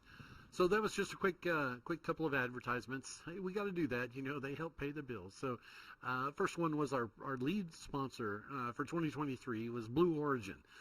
If you're in the space game and you don't know that name, you need to start back at ground zero. Blue Origin, a huge sponsor, a huge aerospace company, and not too far away from here in Van Horn, Texas. They have one of their large sites that they actually do launch up to the edge of space. I've done it pretty regularly. So Blue Origin is very exciting, that generating a lot of jobs, a lot of new technology, launching very soon in some of their orbital systems here. We're getting pretty excited about looking at some of their motors going up. So don't know all the details about that, so I won't get myself into trouble here. But again, a lot of the former students working at Blue Origin now. And so it's a prominent hiring company, and they love bringing in students, recent graduates, and a wonderful opportunity for them. Other opportunity was the Kansas National Security Center. Been a sponsor here many years, and I have very, very close friends that have been picked up and are now working in that organization. And very, very important work that they do. They can't just freely go around telling everybody what they do, and that's fine. We understand that as well. But again, that is another fantastic sponsor of ours, and we love having them here every year. And the whole mission of the Experimental Sounding Rocket Association is to give students the opportunity to do a little bit more than just study rockets. Everyone can read a book. Everyone can watch the videos on TV of the launches. ESRA's role is really to give opportunities where students can learn by doing hands-on. So it's really, developing the experience. And I think the experience generates a resume that stands above others. And so this competition, it brings in some risk. There is, with the risk come some rewards. But to be able to go to an aerospace company and state that they have done this. They have built motors. They have launched rockets. They understand telemetry. They understand rocketry. They understand propulsion. They understand simulation, testing, all of the different facets. I think that creates a candidate that is going to cut the development time. How long does it take for a new hire to get up to speed? And you may have a not so great GPA, but you've got a ton of hands-on experience. I think the new space age is really sort of leaning more in that general direction, where they really are excited about having those students that have the true hands-on experience. And I think that's why they love this event. They truly love this event because they see the students doing it. And it may not be to the same scale that they do, but nonetheless, true engineering and not always, led by academic advisors and faculty members and that kind of stuff.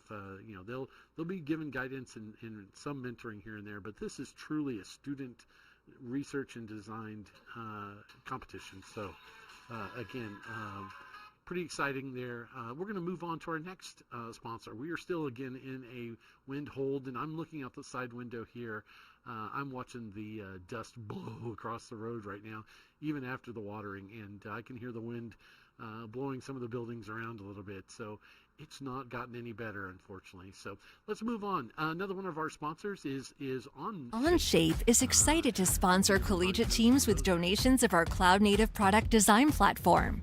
Trusted in industry by companies like Trek and Form Labs, OnShape is a professional computer-aided design tool with product data management, simulation, and more, all built into one accessible platform. You can use OnShape to bring your team's ideas to life faster and more efficiently. Explore different builds, test your designs, communicate improvements, and do it all entirely online. No need to download or install. You can all work together in your OnShape document at the same time, from any device, anywhere, collaborating digitally in real time. Learn more about getting your team sponsored by OnShape by visiting us at onshape.com/edu.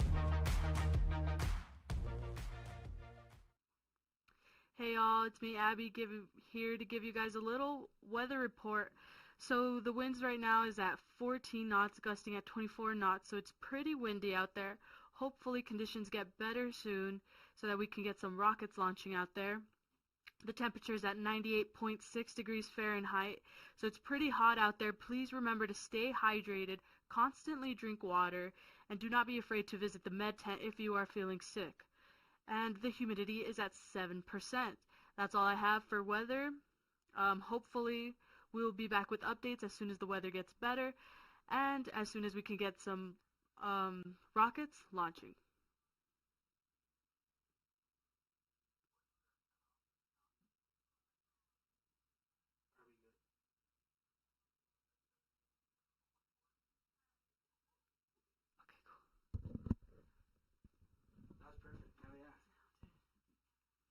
Ready for News 22? I did weather for cool.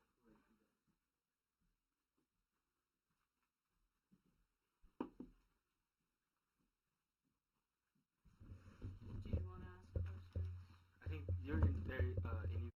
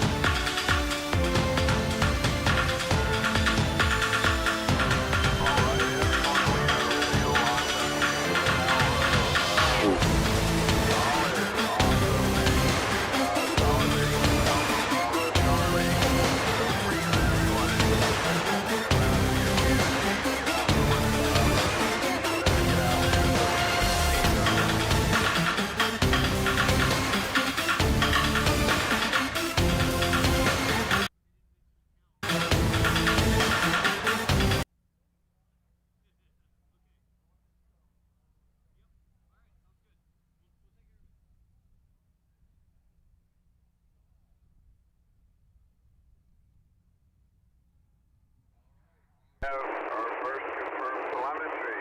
So, on bank Charlie 3, we have heat 134. Number that's going to be launching our show. We'll zoom in on it, and we'll get you some details here as quickly as we can. So, yeah, and for SDL folks, we'll absolutely run that advertisement. I apologize, but we heard that, and there was all sorts of crazy activity up at LCO and a lot of discussion. So we've got to move some vehicles, I think, out of that area, and then as soon as we find out who's going to be launching, we'll post the info, and we'll let you know who's up first.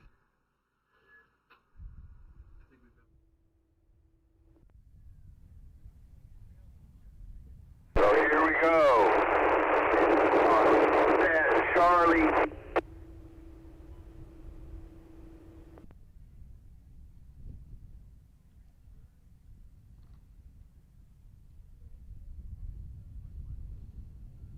we'll find out the details as quickly as we can. Pad Charlie 3.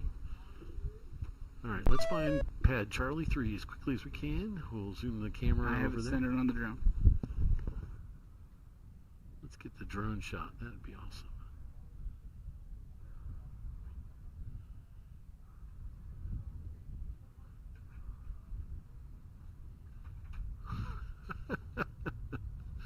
Oh, if you folks could see the drama going on in the Going green. Okay, we have a good signal.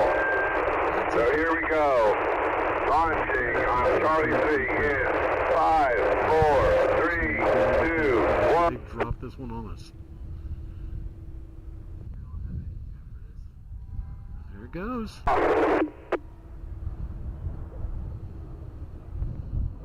So.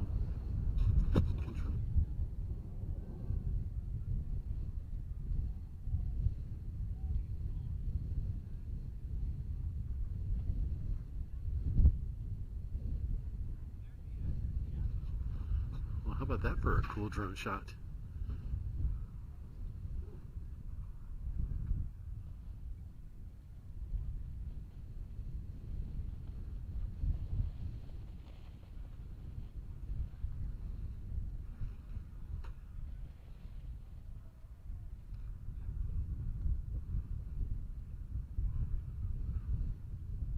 I'm sorry. We're hoping to get a little bit more data.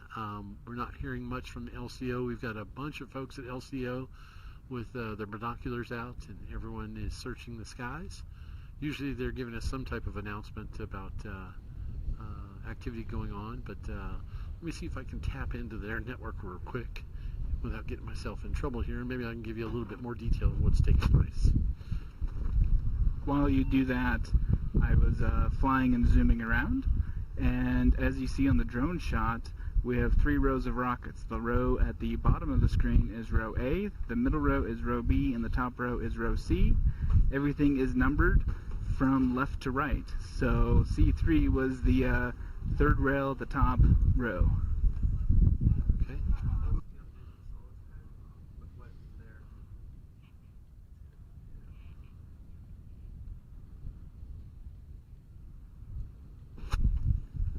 We also had a strong gust of wind kick through base camp while that rocket was launching. Yeah, we did have a very, very strong gust of wind just as that rocket was pulling off the launch pad. So that was a little bit of a challenge, unfortunately. We see the LCO folks trying to batten down the hatches a little bit, but they're still looking for a rocket. Hopefully we'll see some signs. Quite often, what's known as a main at apogee, which will happen when the rocket is reaching its apogee, whether 10,000 or 30,000 feet.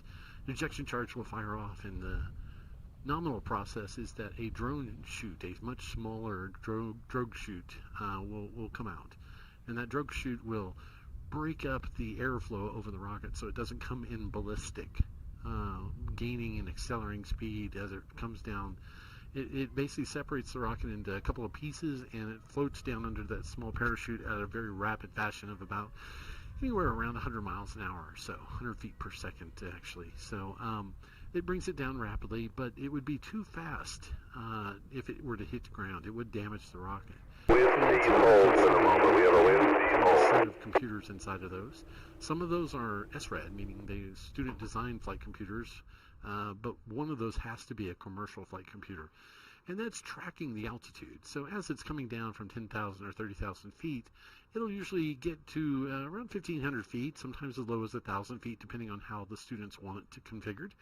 And it will fire off a secondary charge, which will eject the main parachute. And that will slow it down significantly, typically to under 20 feet per second, which is relatively nominal speed for not damaging the rocket as it touches down to the ground. It's a little bit of a common practice with amateur high-power rocketry, but you know, rockets this size, they oftentimes have to. Yeah, we're back on. Bravo 5, Bravo 5, 7. We are off hold. This is Brigham Young University in Utah. I'm giving you data live here, folks. So please be patient. We're doing our best. Wind gusts are rolling in here, and temperatures are not going down. They're going up. So we got a great shot of LCO. I love this. This is an action shot. These are the folks that make the operation move. They tell us when it's going to launch, when it's not going to launch. Okay. So we're starting to get some data in on the next launch.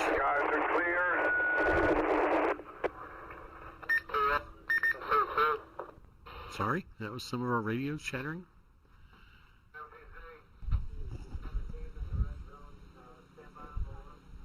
We got a slight hold. We got someone in the safety zone that we're going to have to clear out. Another advantage of having LCO up in a high elevation. We can spot these kind of folks that are potentially in an area that's considered red flag.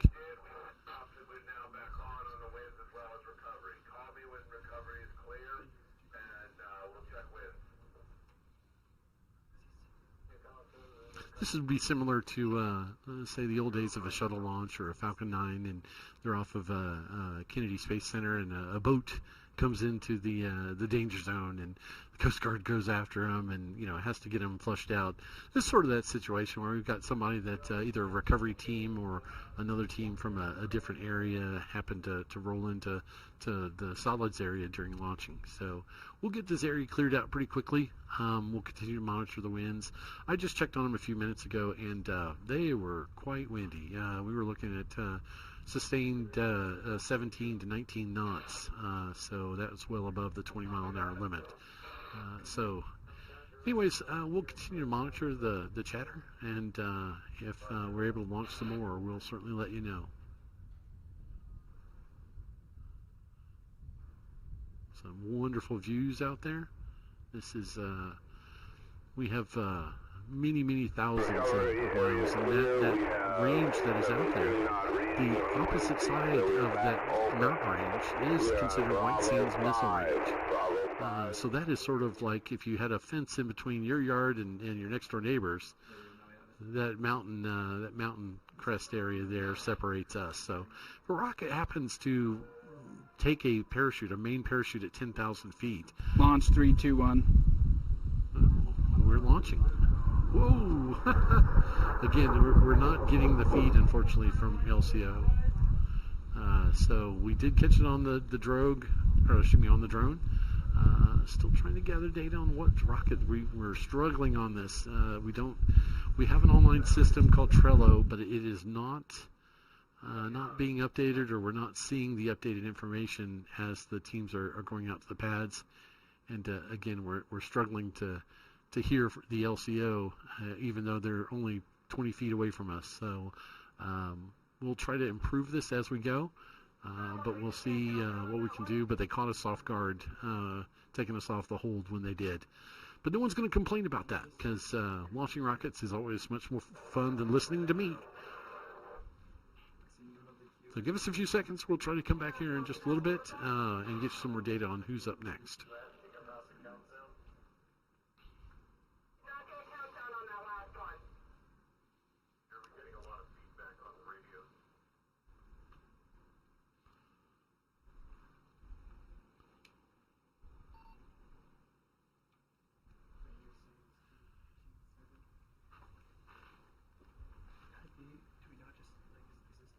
LCO, this is LiveStream.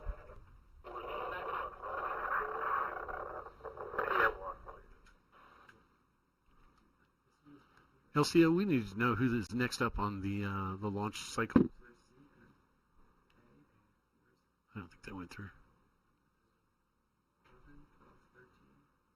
LCO, do you know who the next team is up on the launch cycle?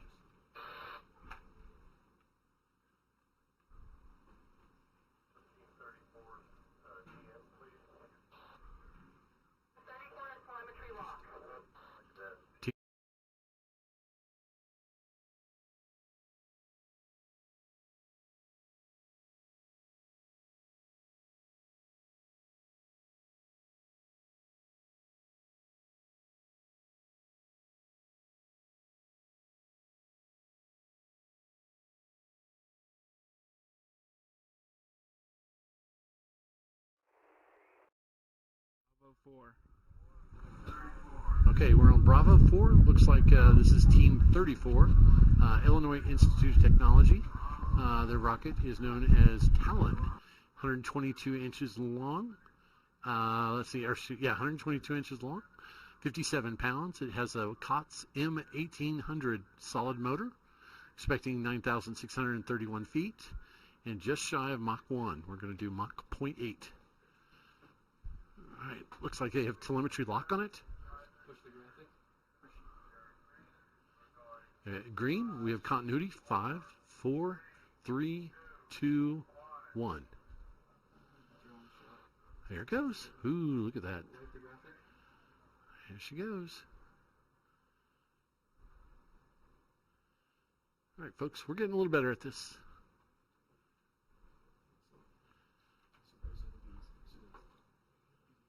Can we call out to the guys?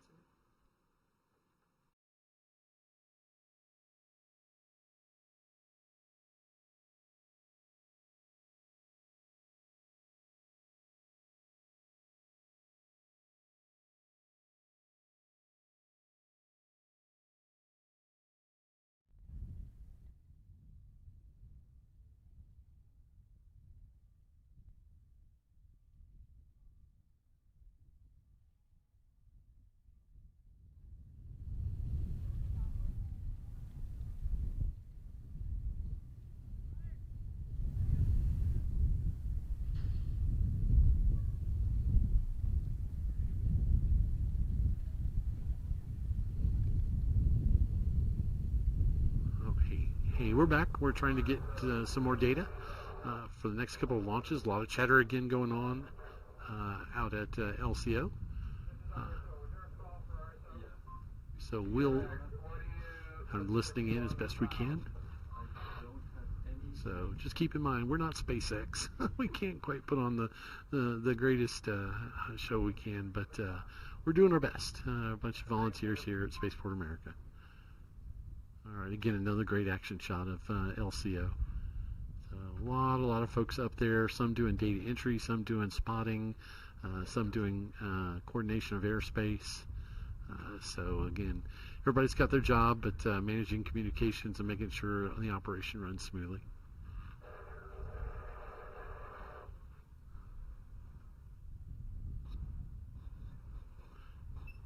Yeah, I need to talk to that drone operator. Those things are expensive. If he gets too close to one, I think he's going to be writing me a check here pretty soon.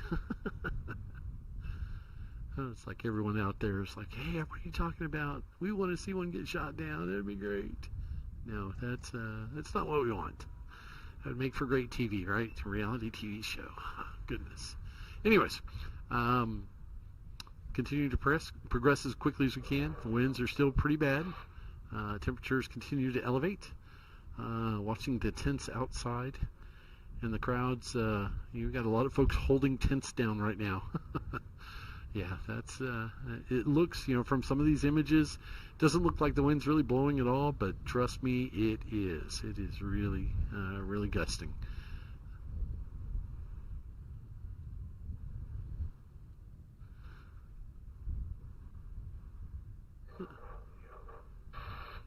We'll see if we can find out who's up on deck next and grab some data from them. Hold on, we'll be right back. Wind hold, we're now in a wind hold. Nuts, folks. We just found out we're back on a wind hold. We had our small little window. We got one rocket off. This is sort of how you play the game with making sure that safe launch scenarios are put in place and the safety processes, etc. But we'll probably have to restart that advertisement spool here for SDL, and let me talk a little bit about SDL as we're going here. SDL has been our principal sponsor for the payloads. They not only invest in the event itself financially, they bring a lot of people, a lot of experts here, and they operate the SDL Payload Challenge. The rockets are certainly a very significant technology challenge to get it put in place, build, test, etc., and launch. Each of these, if they weren't to carry, I guess weren't carrying any type of payload, it would just essentially be an empty rocket, not really getting any true science out of it. So anyways, the payload challenge is exactly that. It asks the students to go out and come up with a challenging, inspiring, either technology or we've seen almost every type of payload you can imagine. I remember years past there was a microbiology payload, which was just fabulous. It actually had microbes that were placed into the payload literally an hour before it was to launch. And those microbes would undergo stress during the ascent. But it wanted to record how those microbes were stressed and the reactions. And so when it got to apogee, the worst of the stress, it basically microwaved them. There was a tiny little microwave emitter, and it basically killed the microbes in place. And again, forgive me, I'm not a microbiologist. This is what was explained to me, but it essentially froze those microbes in place so that they could come back and be recorded. And they won the payload challenge that year, and there's a cash prize and some other things. But I think it was also a master's degree thesis for the student that was putting it together. Very, very interesting, but a lot of other opportunities, literally hundreds and hundreds of other payloads over the years. And SDL has worked very hard evaluating those, and they always find the most interesting, most impressive, and challenging payloads. And they decide which ones are usually the top three, and announce those as the SDL Payload Challenge winners at our closing awards ceremony. So we thank them again for the fantastic support over the years. And let's go ahead and get ready to cue their advertisement. And maybe this time it won't get interrupted, but again, launching is the priority. So let's try it one more time. Here we go.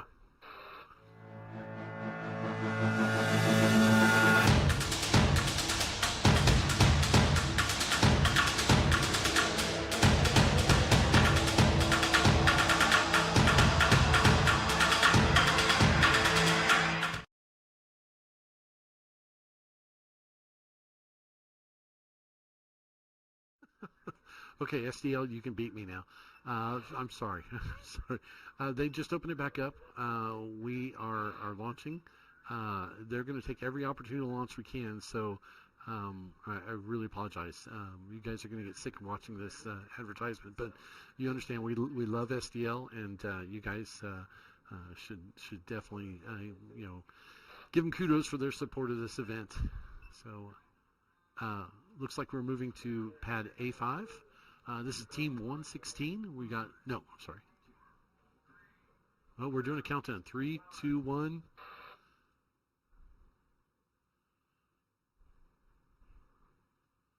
There it goes. Oh, nice shot. Very good. PTZ guys. Cameraman on the stage. Let's find out who the heck that was. That was Team 52, Liberty University. Their rocket's called Genesis, 115 inches long, 6.1 inch diameter, just under 50 pounds. Flying on a COTS M1592, expecting 10,599 feet, just shy of Mach 1 at Mach 0.8. It says Genesis is the humble beginnings to a legacy of passionate, innovative Christian engineers pushing the bounds of spaceflight for God's glory. How about that? That is great. That was a good launch. We got some great shots of it, and now it looks like they're under avionics and working recovery. So we got good video camera footage. We got our robotic camera guys on the job. Very good. Better teamwork. We're getting there. Ooh, look at that drone footage. All right, coming in for a landing. Look out. Slow down. You're going to hit. Oh, look. Okay. Sorry, folks. You weren't supposed to see all that detail. But nonetheless, drones come in for battery changes pretty regularly. We are one of the few launches that uses drones very actively. So nonetheless, good times. Here's LCO again. Looks like they have a good control, and they know about the Liberty rocket recovery-wise, so they're not particularly concerned. And once we start getting some data back from them, we'll let everybody know, and we'll try to get a streamer going here on the bottom maybe, and saying what type of results we're getting from them. All right, we'll try to find out who's up next.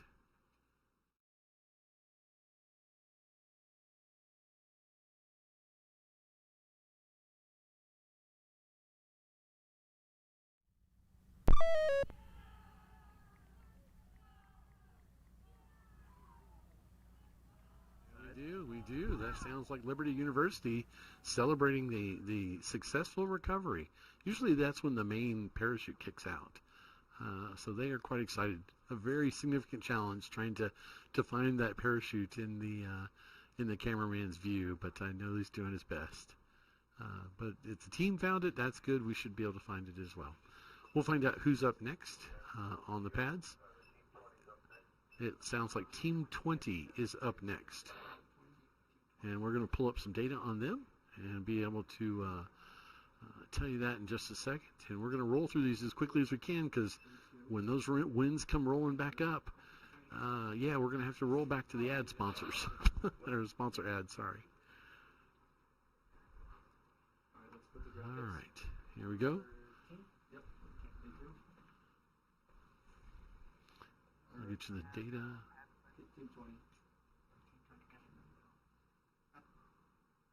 What's that?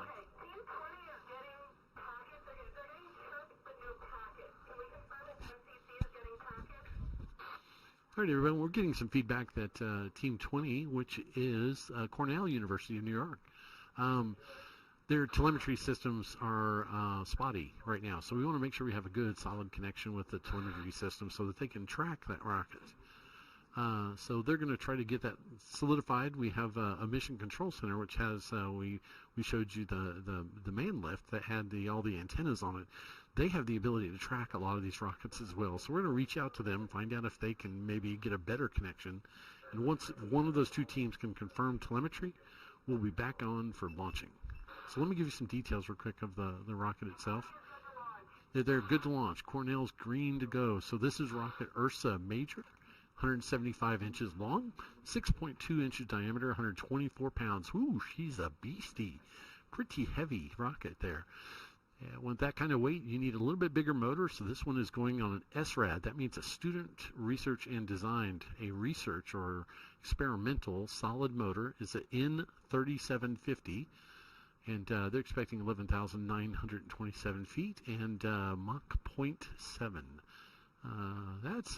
Think about that, folks. That's almost twice as much as the previous rocket in weight.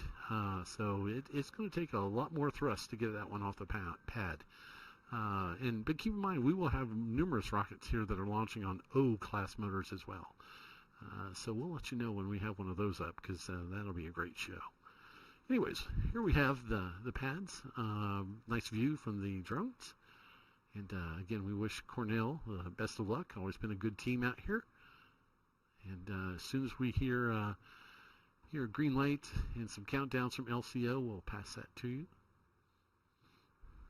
Again, fantastic shot from our drone pilots.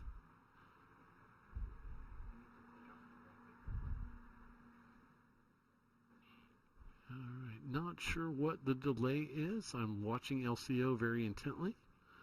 So there's something that may be holding up. I just heard a pretty big truck. Oh yeah, we've got somebody from either range safety or one of the ESRA vehicles racing down the driveway here. So there may be some kind of technical difficulty, maybe with our launch control system. Not sure. Anyways, they're headed downrange to try to figure out what's going on there, and we'll keep you updated if we hear anything back.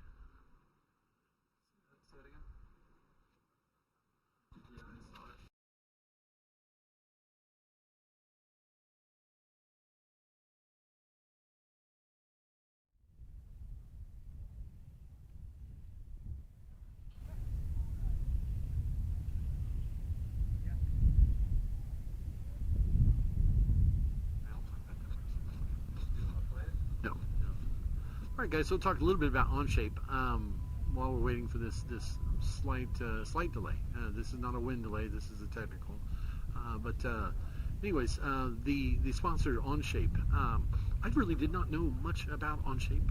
It turns out that the students seem to have a lot better knowledge of this tool set than I did. but it is basically an online version of computer-aided drafting, similar to a SolidWorks, similar to AutoCAD, but completely cloud-based, completely online. The collaboration options are pretty impressive. And I spoke to some of the Onshape folks during the Tuesday convention, and they are very excited about getting more and more of the university teams involved in this, using their tool sets and being able to collaborate.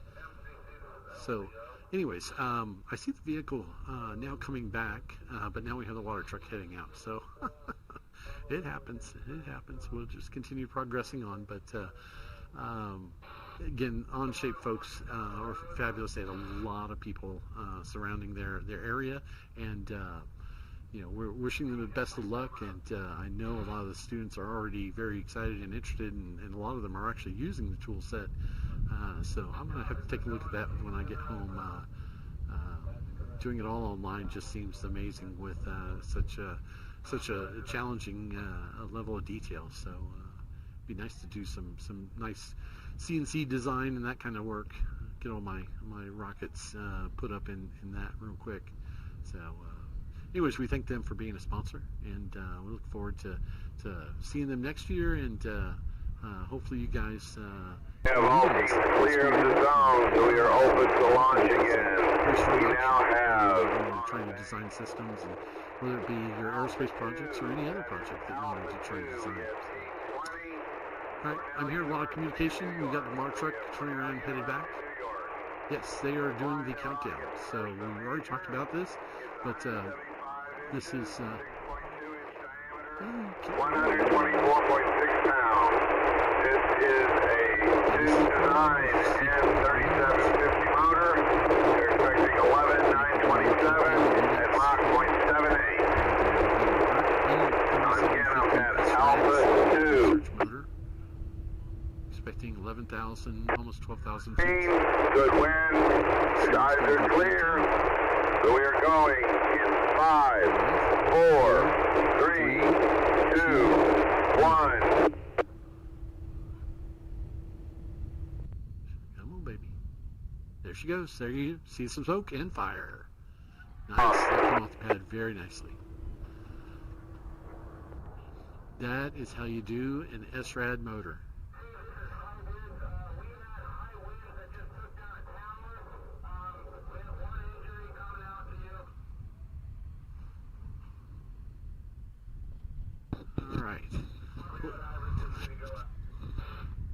All right, so we're going to take a look real quick at how the rocket did. Hold on one second.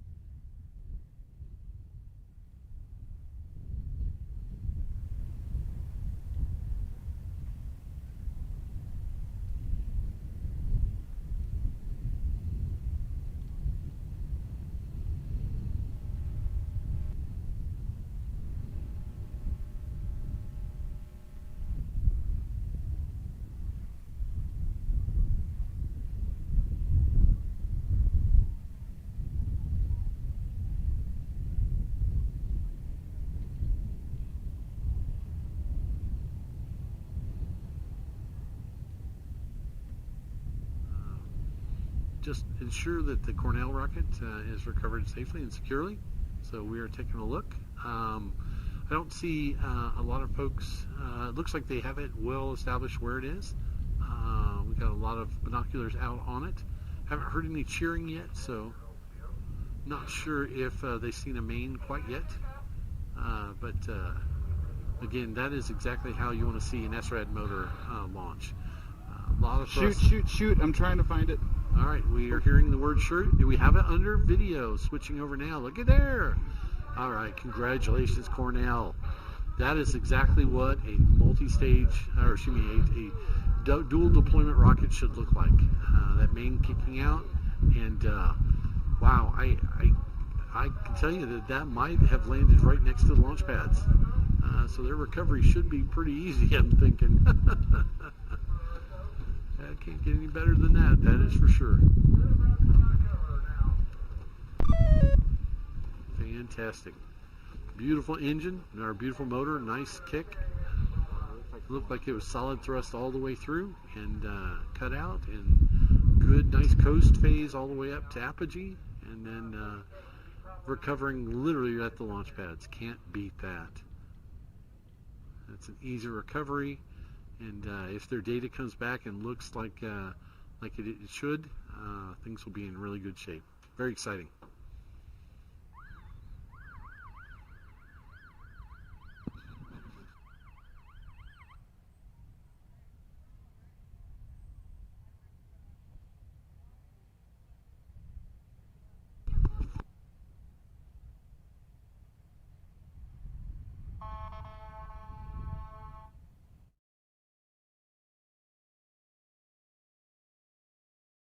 Alright guys, a quick shot of final flight safety continuing to progress. We see some pretty exciting rockets rolling through.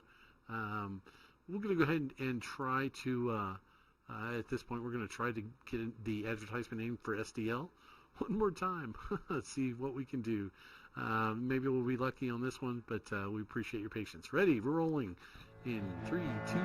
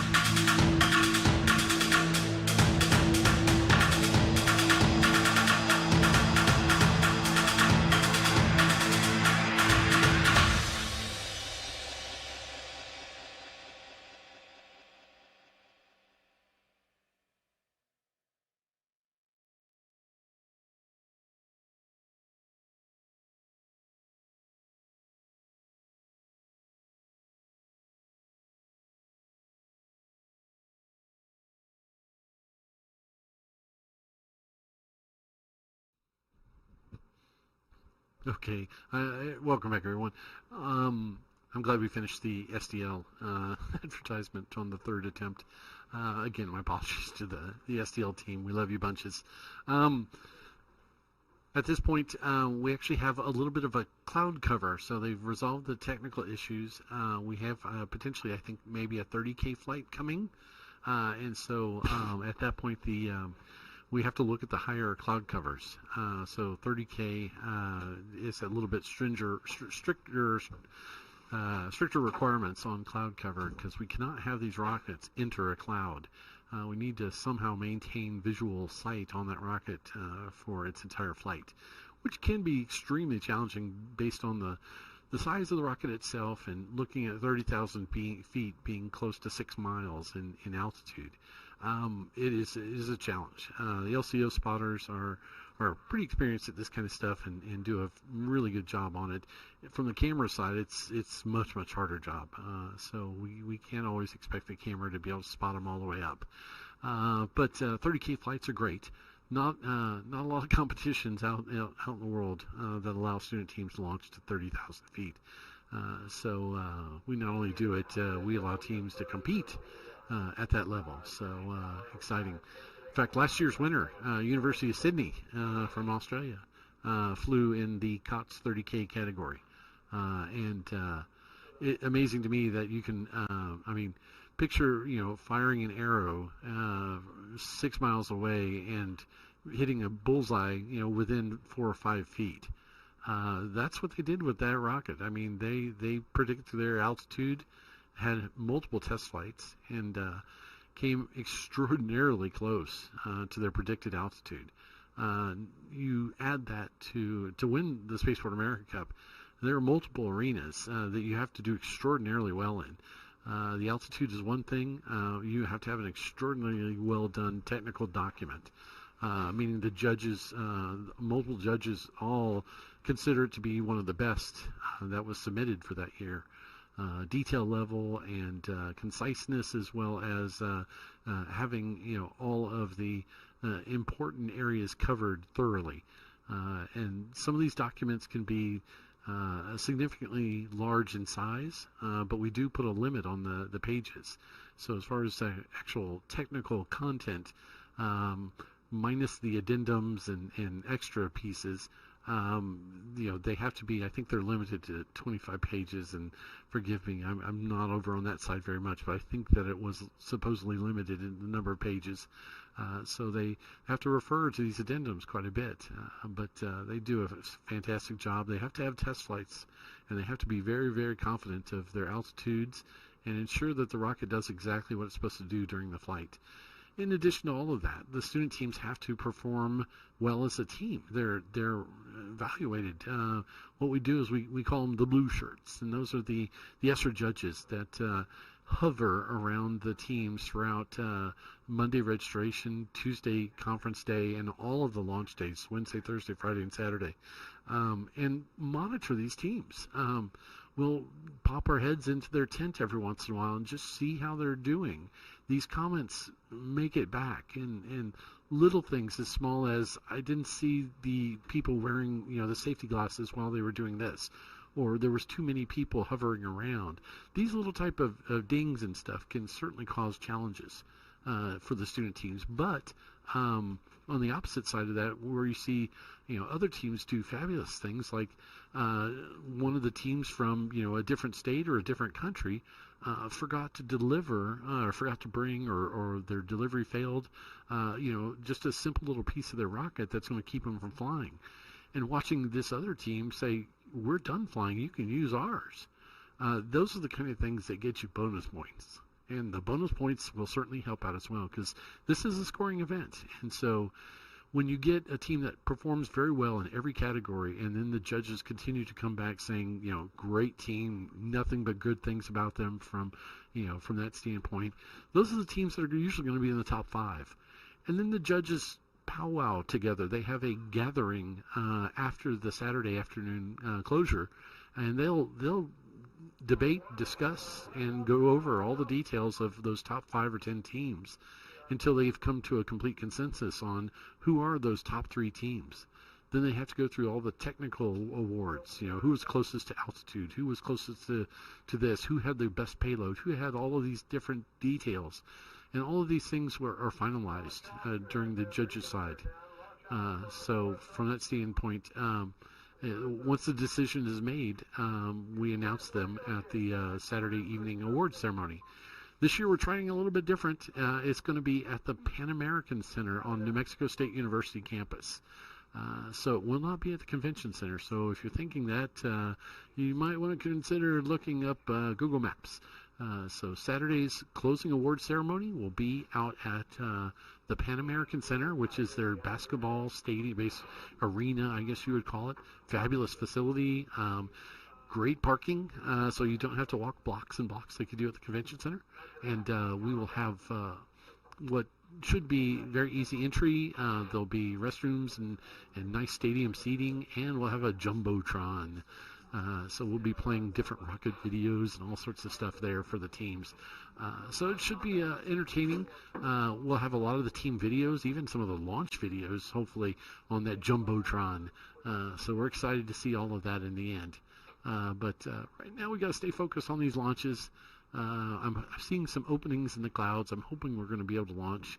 There's a lot of chatter on the LCO right now, so we're starting to get almost to a time limit on some of those rockets sitting out there. So I'm not sure how much longer we're going to be able to launch some of those sitting out there without having the teams bring them back and reset them. So we'll try to get an update here, but we got a shot now. Again, another team. You notice the interesting from my standpoint is some of these teams come up and are just, I mean, look at this. The uniforms, the shirts, the pants, the hats, all matching. I mean, that's the kind of stuff that makes a team stand out as far as, overall, team sportsmanship, team cohesion, etc. And I make fun of these hats because I wear them a lot. And out here in this area, while these things love to fly away, they protect your ears, your neck, your face, all of that. So I highly recommend them. In fact, we put them in the ESRA recommendations for that. Look at the logos on the shirt. How about that? That's a great view of the logo on the team. If teams want to do well, particularly in trying to find their own sponsors and trying to gain additional funding, they have to market the product. They have to market their rocket projects, their team events. They have to market the team's abilities. And I'm watching some of these student team shirts come out that have as many sponsors as ESRA and the Spaceport America Cup have. So again, it's amazing to watch some of these teams. They have business development teams, sub-teams on their own team, which is, it doesn't always mean you have to have all rocket engineers on your team. You should have chemistry engineers, you should have electrical engineers, computer science.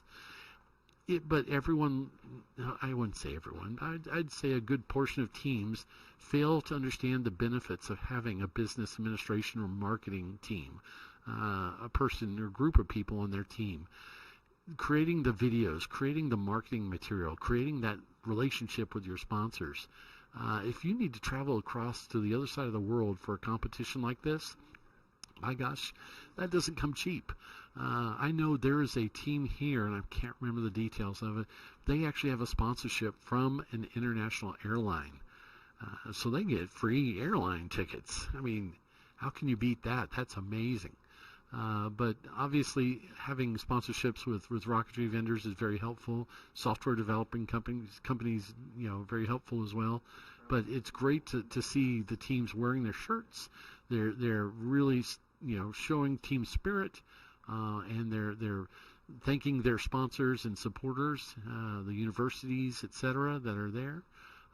And they're all working hard. There's a lot of nervous energy out there, a lot of paperwork. You'll see these teams walk up with huge notebooks full of checklists and various different validations, whether it be simulation printouts or checklists for launch inspection or launch pad preparation.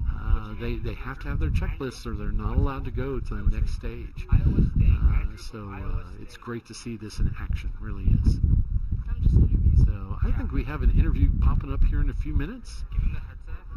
So I'm excited to see this. This is going to be one of our first on the field interviews. We love these things. So the video stream might be a little bit choppy from time to time because Well, it's windy and it's outside, and the network might not be perfect, but this is going to be in front of the team Andrew preparation area. ANDREWBARLOON. So this appears to be one of the student teams that'll be kicking in here any second. So one sec, we're going to work out some little production details here, and we'll be doing the interview in just a minute. But this is where the student teams are sitting in preparation for their launch. That means the rocket's on the pad, they're sitting in the stands checking telemetry, and we're going to do some interviews with the team to see what level of nervousness they're actually at. So let's see. Checking some sound levels, and we'll be there in just a few seconds. And then for the interview, let's have them hold their mic down, and then Okay. you can kick it over. All right. I think they're ready. I'm going to go ahead and hand them over in 3, 2, 1. There you go. Hey y'all, I'm Abby, and I'm here with Andrew Barloon, Iowa State University. from Iowa State University. And how long have y'all been here? We left our hotel sometime around 5 and waited in line, and got up and set up pretty early. So Do you know when you guys are going to launch? hopefully soon. We're on the pad, just waiting for the clouds to clear up. And what can you tell me about your rocket? Yeah, so we're doing the 30K SRAD solids division. The rocket is the tallest and most powerful and most sophisticated one we've ever built. It's flying on a 4600 to 35,000 Newton seconds of impulse. It's a 6-inch minimum diameter, all carbon fiber, everything except for the altimeters, the bolts, and a few of the fixtures was all been machined by students. So all the carbon fiber of the body tubes, the nose cone, the parachute, the reefing devices in that, the piston ejection system, all of that was designed and manufactured by students this year. Awesome. Is this your guys' first time here, or? No, so we've been a club for 6 years. Of course, we had the 2 years in 2020, 2021 with COVID. But last year we came and did the 10K SRAD division, got second place in that one. So hopefully 30K goes just as well. Okay, well, thank you. Hopefully you guys get to launch soon. Yeah. And good luck. Yeah, thank you very much. Love the Iowa State guys. Iowa State is this is an example to set for all the other teams that are out here. University teams constantly run into problems trying to work with their various different safety groups within their university. That can be environmental health and safety, or risk management, or any of the other organizations. And 99% of the times, these students will start doing stuff without really looking for the approvals or making sure that all the entities and powers that be need to know. And so we have a fantastic gentleman. His name is Bill Dustin, who is the Director of Environmental Health and Safety out at Iowa State. And fantastic person, fantastic safety guy. He's part of ESRA. We love having him on board. And he goes around and teaches other university environmental health and safety folks, staff and folk, that all about rocketry. Because if you look at it from the outside, it can be extremely dangerous. 90% of the time you only hear about the accidents, the issues, the problems. You know, the little things that were relatively small in size that the media turned into something significant. And so they get very, very scary from that standpoint. So having Bill Dustin work with these type of teams and teach and educate and get them prepared to understand those risks and mitigate them properly, ensuring the students do what they need to do around the country has been absolutely fabulous. So anyways, we're very happy to have him, and the Iowa State team truly sets the standard. Is that... No, do I need to take my hat off? All right, we have a fantastic next interview coming up. Another, ESRA volunteer. Very excited to have her with us. She has been fabulous since day one, and they're going to be set up here for another quick interview. Forgive the wind. This is outdoors. This is in the stuff. So they are working. So Holly Gummelt is a good friend of ours, a fantastic ESRA volunteer, and we'll be talking to her in 5, 4, 3, 2, 1. Okay, so I'm Holly Gummelt. I am the launch team manager. So my job is to stand out here at the team launch viewing area. All of these teams currently have rockets on the launch pads right now, on solid rocket pads. They are ready to launch. Unfortunately, we've got a little bit of cloud coverage. Looks like one of our rockets hit the 10K cloud limit, and so right now the launch is closed for weather. We are hoping to open back up. All of these teams would be first in queue tomorrow morning if we do have to scrub for the day.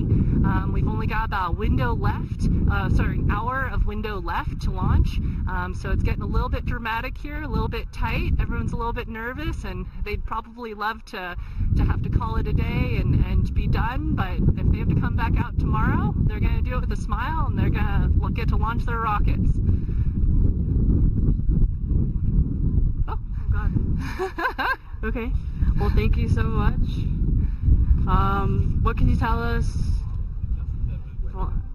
about the weather? Like, what kind of conditions do you guys look for? Yeah, so right now we've got two things that we're trying to compete against, and that's wind and that's clouds. And you'd think that out in the middle of the desert you wouldn't have too many clouds, but it can be a problem. And you wouldn't think you'd have them at the same time, because you'd hope that the wind would blow the clouds out of the way, but somehow we're fortunate enough to have both at the same time. But we're hoping one will defeat the other, and we'll get our clouds to move with this nice breeze that we've got, and then the breeze will suddenly die down and we'll have a nice open window to launch. Awesome. Okay. Well, thank you. Hopefully these students can get their rockets ready to launch soon.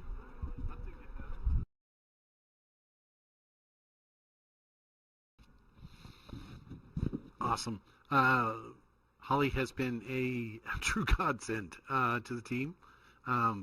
Wears multiple hats. Last year she took on the role of being sort of the team coordinator, and so it has been really, really helpful to have her ensuring that the teams are ready for launch after they return from the pads, making sure that they're all in one area, that they don't all disperse, or they try to find a better viewing spot, or they are all in one specific area, and we have telemetry control. We know exactly what the team is ready to launch, the LCO is ready to launch, and mission control is ready to launch.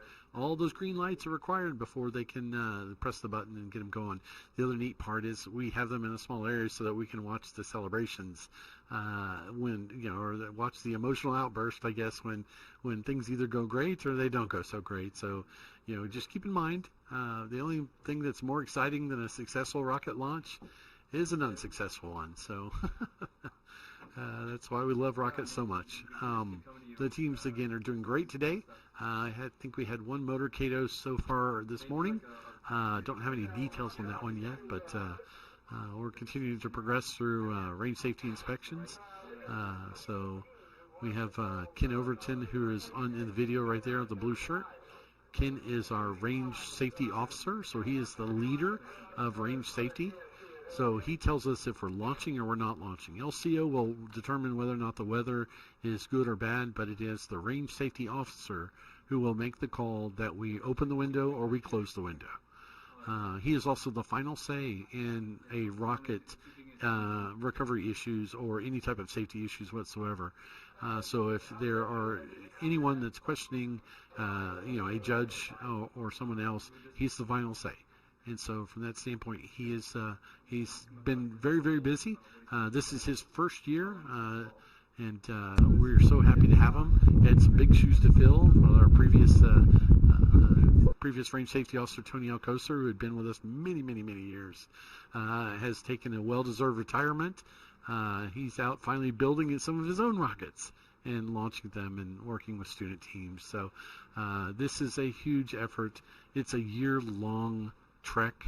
You get a couple of months in July and August, and then we just turn right around and start working again on next year's event. So it takes a lot out of you. So it looks like we have another ESRA volunteer interview coming up. If I'm correct, yes, this is Tony Huet. Tony Huet is our pad manager, our lead pad manager.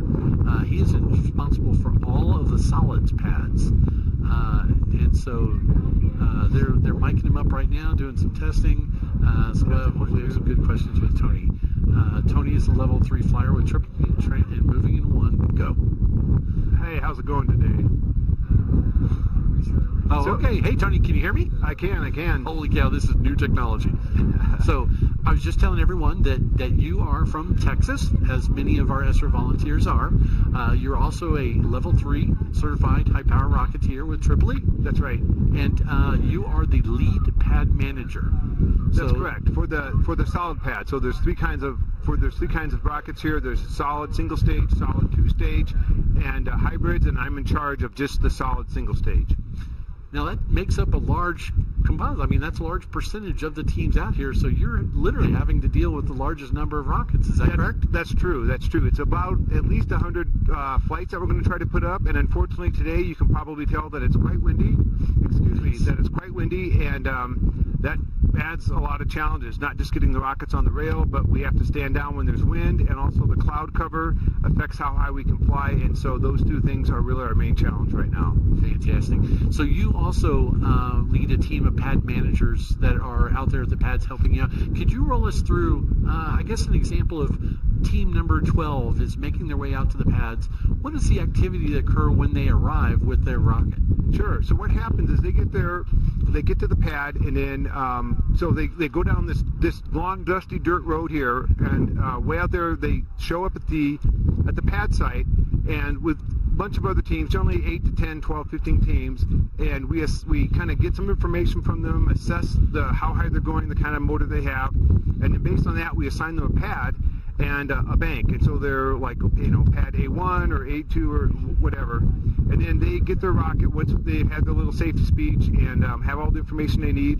They get the rocket, they put it on the pad, and they follow a pretty strict protocol of steps that they have to go through. They have to have a written checklist, and we do the best we can to supervise them to make sure that everything's always done with an eye to safety, but also to making sure that the rocket is successful getting up. So they get the rocket on the pad, they stand it up, they go through an arming process, we get everything verified, and then we put the igniter in the rocket. We all come back, and we wait for the weather to cooperate so we can get the rockets up in the air. Thank you. That was awesome. That was a great explanation. It's a little bit of a challenge, especially with the number of teams and the number of pads that you're having to deal with out there. But if we can just get some weather to cooperate, we'll get a lot more rockets off the pads. So that's very exciting. I think you're also responsible for the fancy new pad signs that we had out there this year.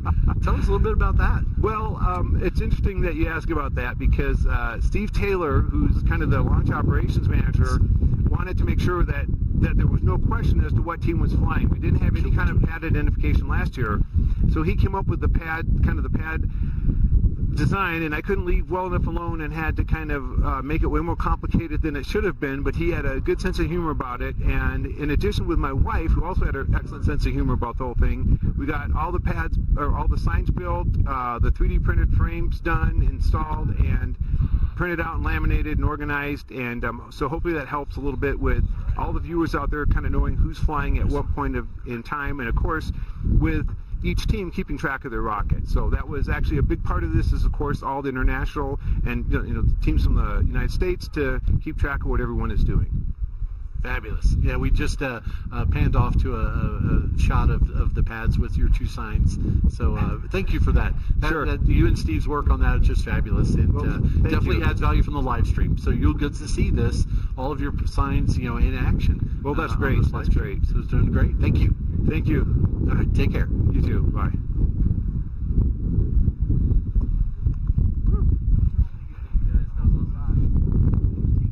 So Tony Huet again is one of our there we go. Okay, so one of our fantastic ESRA volunteers working year round supporting this event, and so it's exciting when we actually get to see all the fruits of the labor come forward. Again, one thing we have yet to figure out how to control, and that's the weather. So it is what it is. We do our best, and I promise you that the range safety staff are out there right now doing everything they can to monitor. And if we see a lull or any type of opening, then they will quickly roll. They will drop a launch on us pretty quickly, and so it takes a little bit for the production team to try to catch up with them. But right now there are still a significant number of rockets out at the launch pads. I know the hybrids are also wanting to launch some, and we have some two-stagers that are wanting to launch as well. So, having all these rockets on the pad ready to go, but we just can't do it because of the high winds. So it is a little bit challenging. So let's see, what can we do next? We've got some opportunities here. We probably need to start rolling a couple more of the sponsor ads. So we'll try to get a couple of those rolling here in a few seconds. We've got to make sure we keep those folks happy because they are so important to this organization, to the event itself, and their support allows us to keep doing what we love doing, and it makes the event even better for the students in the years to come. So let's see. Give me just a second here. We'll be right back.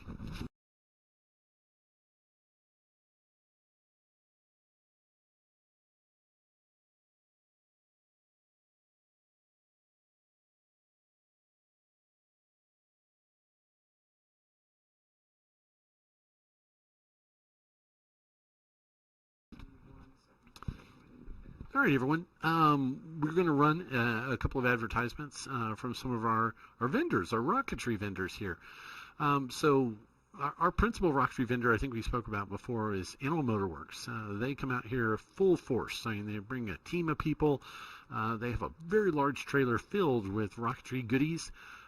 It would be like, if I had a lot of money, I'd just roll through that trailer and buy all sorts of fun stuff. So, but they're here principally to deliver motors to student teams, particularly international teams that cannot access or have motors shipped, and they certainly can't grab their rocket motor and throw it into their luggage in their airplane as they fly to the other side of the planet.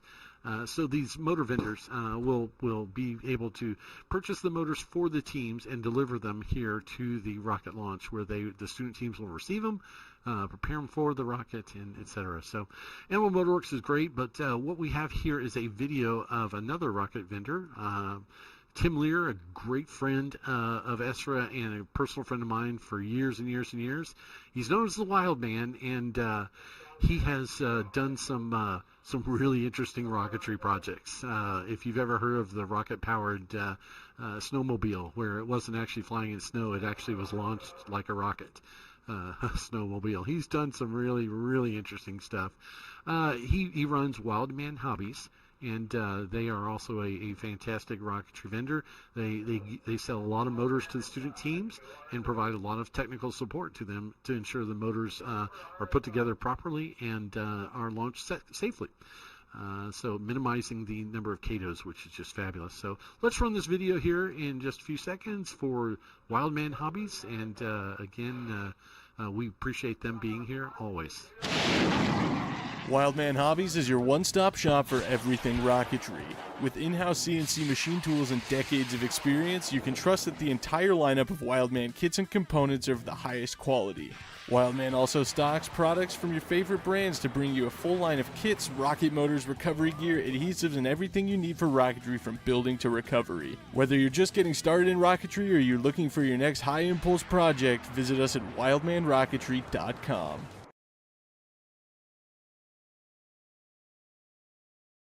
All right, everyone, that was Wildman Rocketry. One of the other vendors that is here, I mentioned before, is Aerotech. Aerotech is here. They don't typically sell directly to students. They certainly can, but they are a manufacturer. They are, obviously, you've probably heard of Aerotech rocket motors. So Cesaroni and Aerotech are the two principal manufacturers of high-power amateur rocket motors. And these motors will go from, I think Aerotech, through various different lines, sells A-impulse all the way through O-impulse, which is a significantly large range. Aerotech has done some really amazing stuff as far as developing new technologies. Their single-use motors have, I think, changed, especially the large single-use motors, has been some of the largest technology changes that we've seen in many, many years in the high-power community. right alongside with, getting the relatively inexpensive and very advanced technology GPS systems. Again, it is great to have the Aerotech team here. We have their video. We'll be posting it up here shortly, so we want to make sure and give them a huge shout out as well. But we've got quite a few other sponsor videos that we want to watch, and we'll get them queued up here in just a few seconds. Right now, we are still on hold. We just heard confirmation from Launch Control that the cloud cover is actually getting even more dense, and the winds have not died down at all. So it's not looking really good potentially for the potential rest of the afternoon. But we will continue to persevere and keep you updated. And if we have to pull down all those rockets and prep for tomorrow, we'll all be out here before sunup. And the student teams will be heading down to the pads, and our waiver opens at 9 a.m. And so that means all the rockets will be loaded on the pads at 9 a.m. And the morning weather has absolutely been fabulous every day for the last week here. So, temperatures in the mid-80s, and from that standpoint, no wind. The clouds of skies have been very clear, and it is an opportunity that we can get a lot of rockets off first thing in the morning. So, looks like they're setting up now for another interview, and this is another student team member, I think. I believe he's one of the Australian team guys. That's gonna be awesome. So, anyways, they're setting up now, doing mic checks, that kind of stuff. We'll have him on in just a second. Looks like you guys are watching some more feed from the final range safety check, and again, that's Harry Spears right there in the video. Again, my mentor, and if you ever thought about Yoda of rocketry, that's Harry Spears. Fabulous guy. I've known him for many, well over a decade, and just great with students. All right, I think they're ready to go. We're going to swing over to them in 5, 4, 3, 2, 1. Isaac from Monash University in Australia, Melbourne in Australia. Nice. Okay, so can you tell me about your journey here today? Yeah, absolutely. We actually left a lot earlier this year than we did last year. We came last year with a project called ETHA. We had quite a few problems logistically, so we flew out to New Mexico mid last week. And before that, it's been a 1-year design cycle for us. So our rocket this year is called Project Valkyrie. It's been really about getting back to the basics for us. So it's a 10K commercial off-the-shelf rocket. We've got a lot of new members coming through the team, moving through, and it's been a great opportunity for them to get their hands on and build a really simple but high-performing rocket in the 10K COTS category. Awesome. And I just heard that maybe you guys won't be able to launch tomorrow. What can you tell me about? Yeah, so when they did the last launch, they were a bit worried about the cloud altitude. It looked like it was just tickling the bottom of the clouds. So the safety code says that we can't fly into clouds.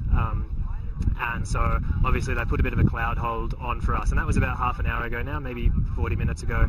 And while it does look like it may be clearing, the waiver is only open till 4:30. So for us, we've got 4 hours of battery. That's one of our design constraints.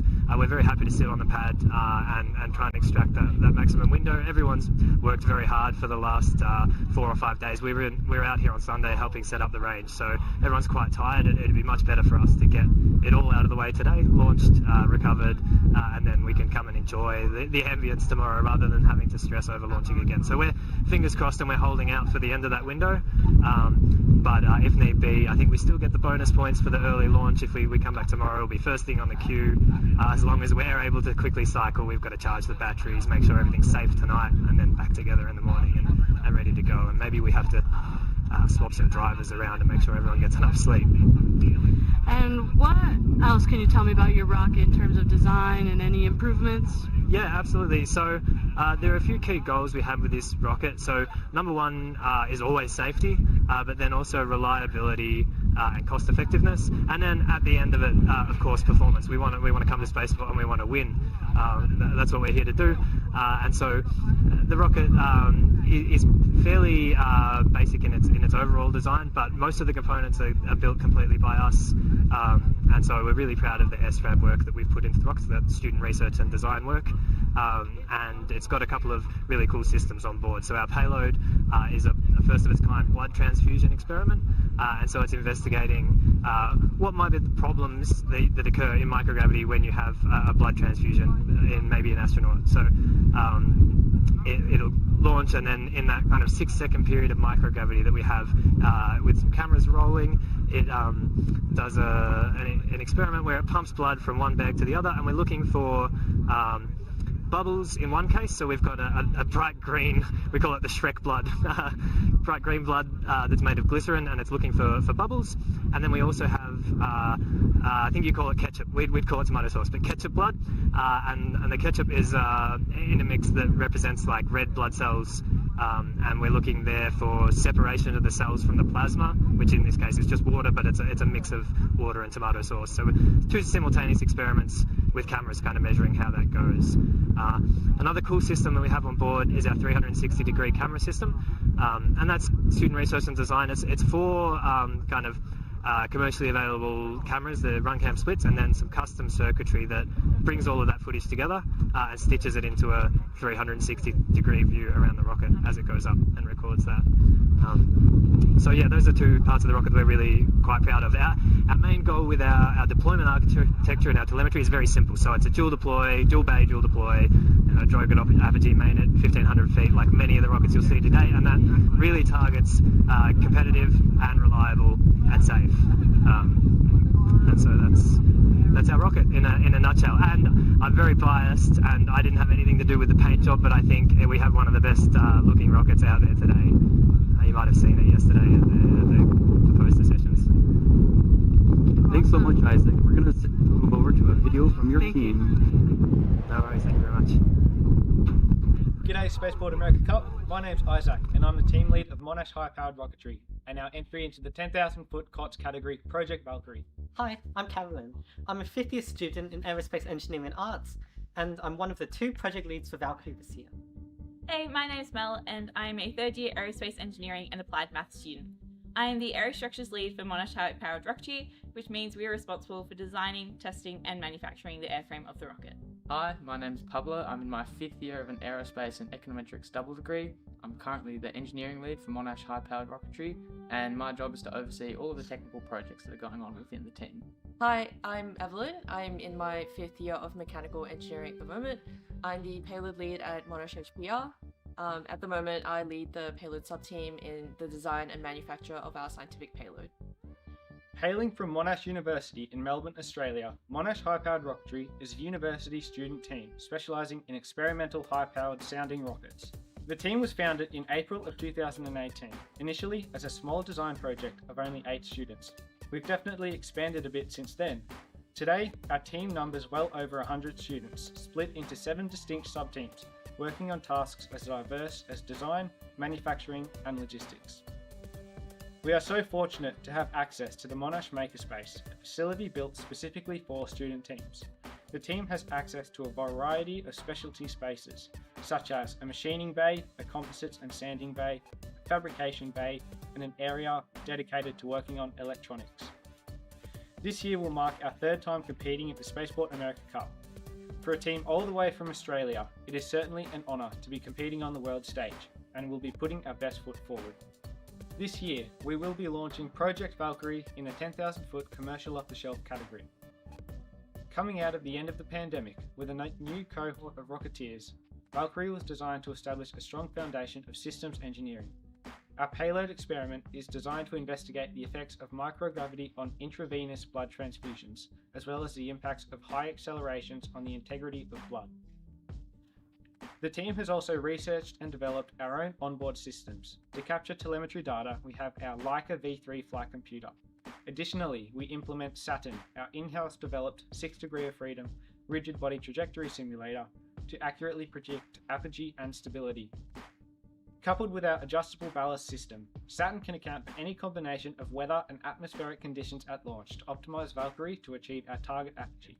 And it has been these simulations, along with a significant amount of support from both Tripoli Australia and the Victorian Rocketry Association, that has enabled us to achieve the success that we have as a team today. It's definitely taken an enormous amount of work, a lot of long days and a lot of even longer nights, but I'm incredibly proud of this team and the effort that has gone into this project. we are incredibly excited to launch at Spaceport America this year. We have learnt how to rapidly problem solve after encountering various issues along the way during the design and manufacturing process. We have had molds break and resources that were out of order, and so we've had to learn how to be more creative and innovative in our manufacturing methods in order to finish this rocket on time for the competition. Project Valkyrie means a lot to the team because we've been putting in such amounts of hard work and effort through the design, manufacture and launching stages of the rocket, and as one of the 2 project leads, I've been helping to oversee and manage that process. The design challenges and long hours we've had to overcome for the Spaceport America Cup have resulted in the team coming together to support each other. A real sense of community and camaraderie have been fostered amongst the entire team. I strongly believe that, having learned to communicate with and support my peers, the Spaceport America Cup helps prepare students for industry by providing them with the opportunity to develop the interpersonal skills that will really help them achieve success in future careers. Thank you, Spaceport America and ESRA. On behalf of Monash High-Powered Rocketry, we are super keen to showcase our abilities on the world stage and bring that trophy back home down under.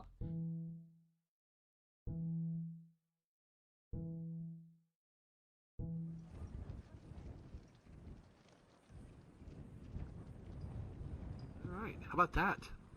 Yeah, we asked them for a nice, succinct 30-second video, and, well, that's what we got.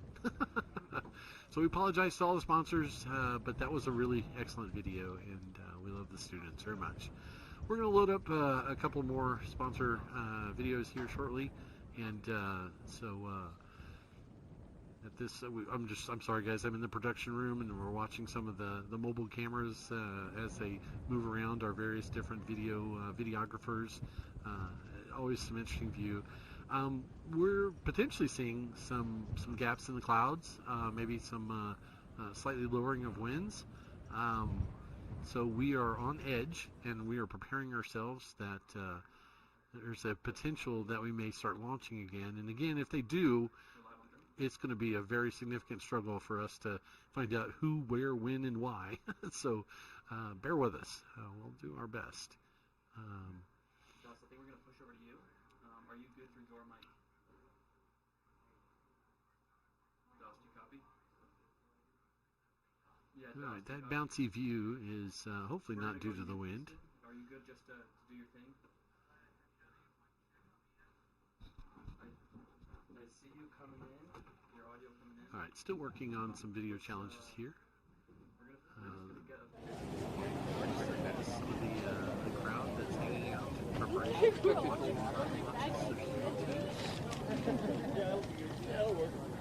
All right.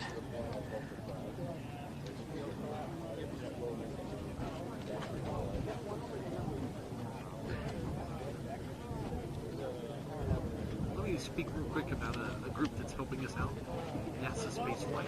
If you haven't heard of them, you absolutely need to subscribe to that YouTube channel. NASA Space Flight covers a huge number of rocket launches around the country. They are monstrously involved, very actively involved in launching and monitoring SpaceX activities. Hey, Livestream, what do you want me to do? Get some interviews or just shoot the crowd? Down in South Texas. I was lucky enough to be down there. Okay, am I clear right now? Okay, I will go find somebody and then I'll check back in when I got somebody to talk to. All right, here we go.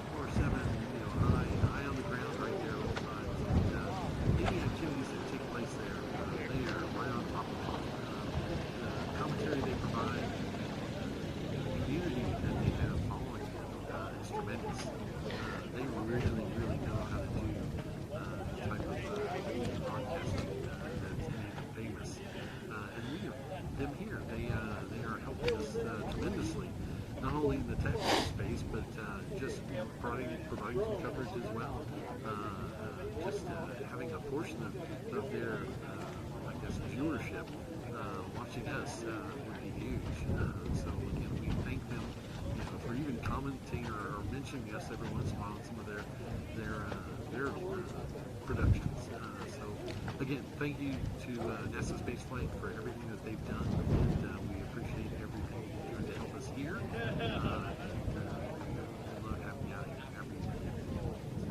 Again, for everyone that's out there, if you haven't already subscribed, NASA Space Flight on YouTube.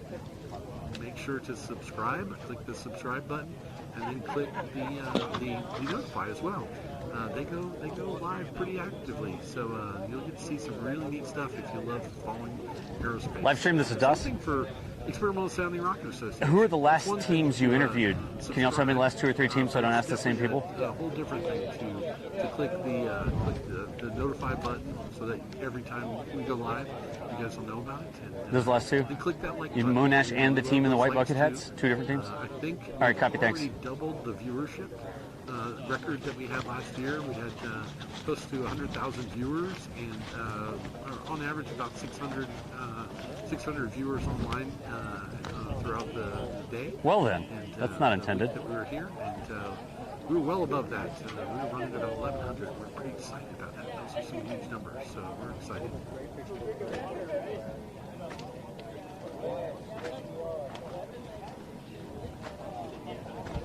Livestream, confirm my camera's clear, please.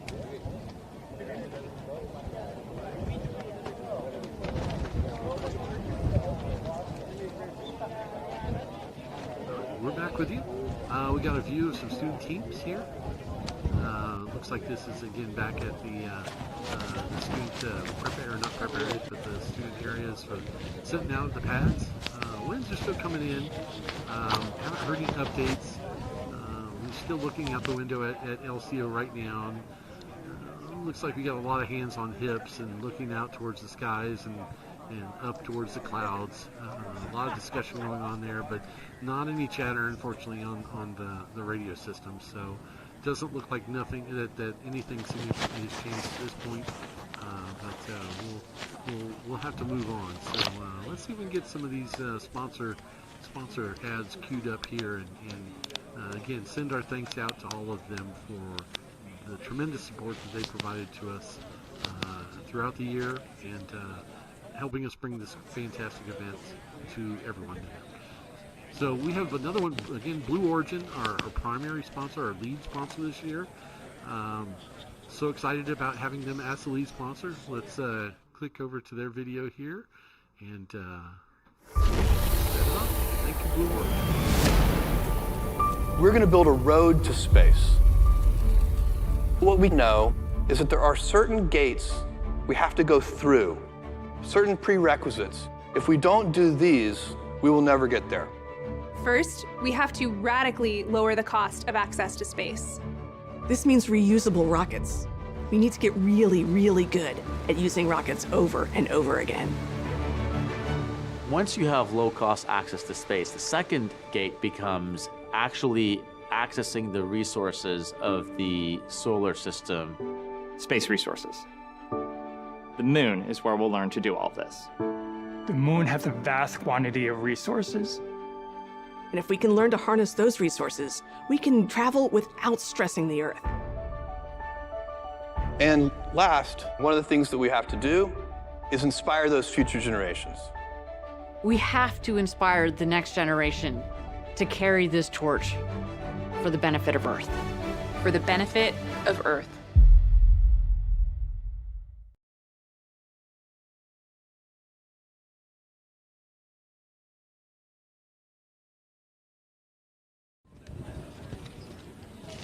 All right.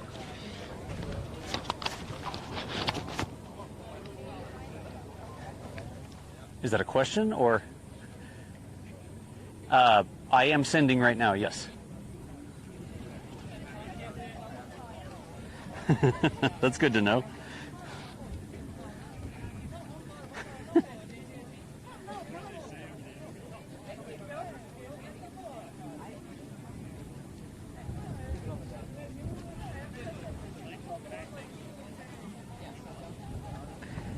I am now that we confirm my mic is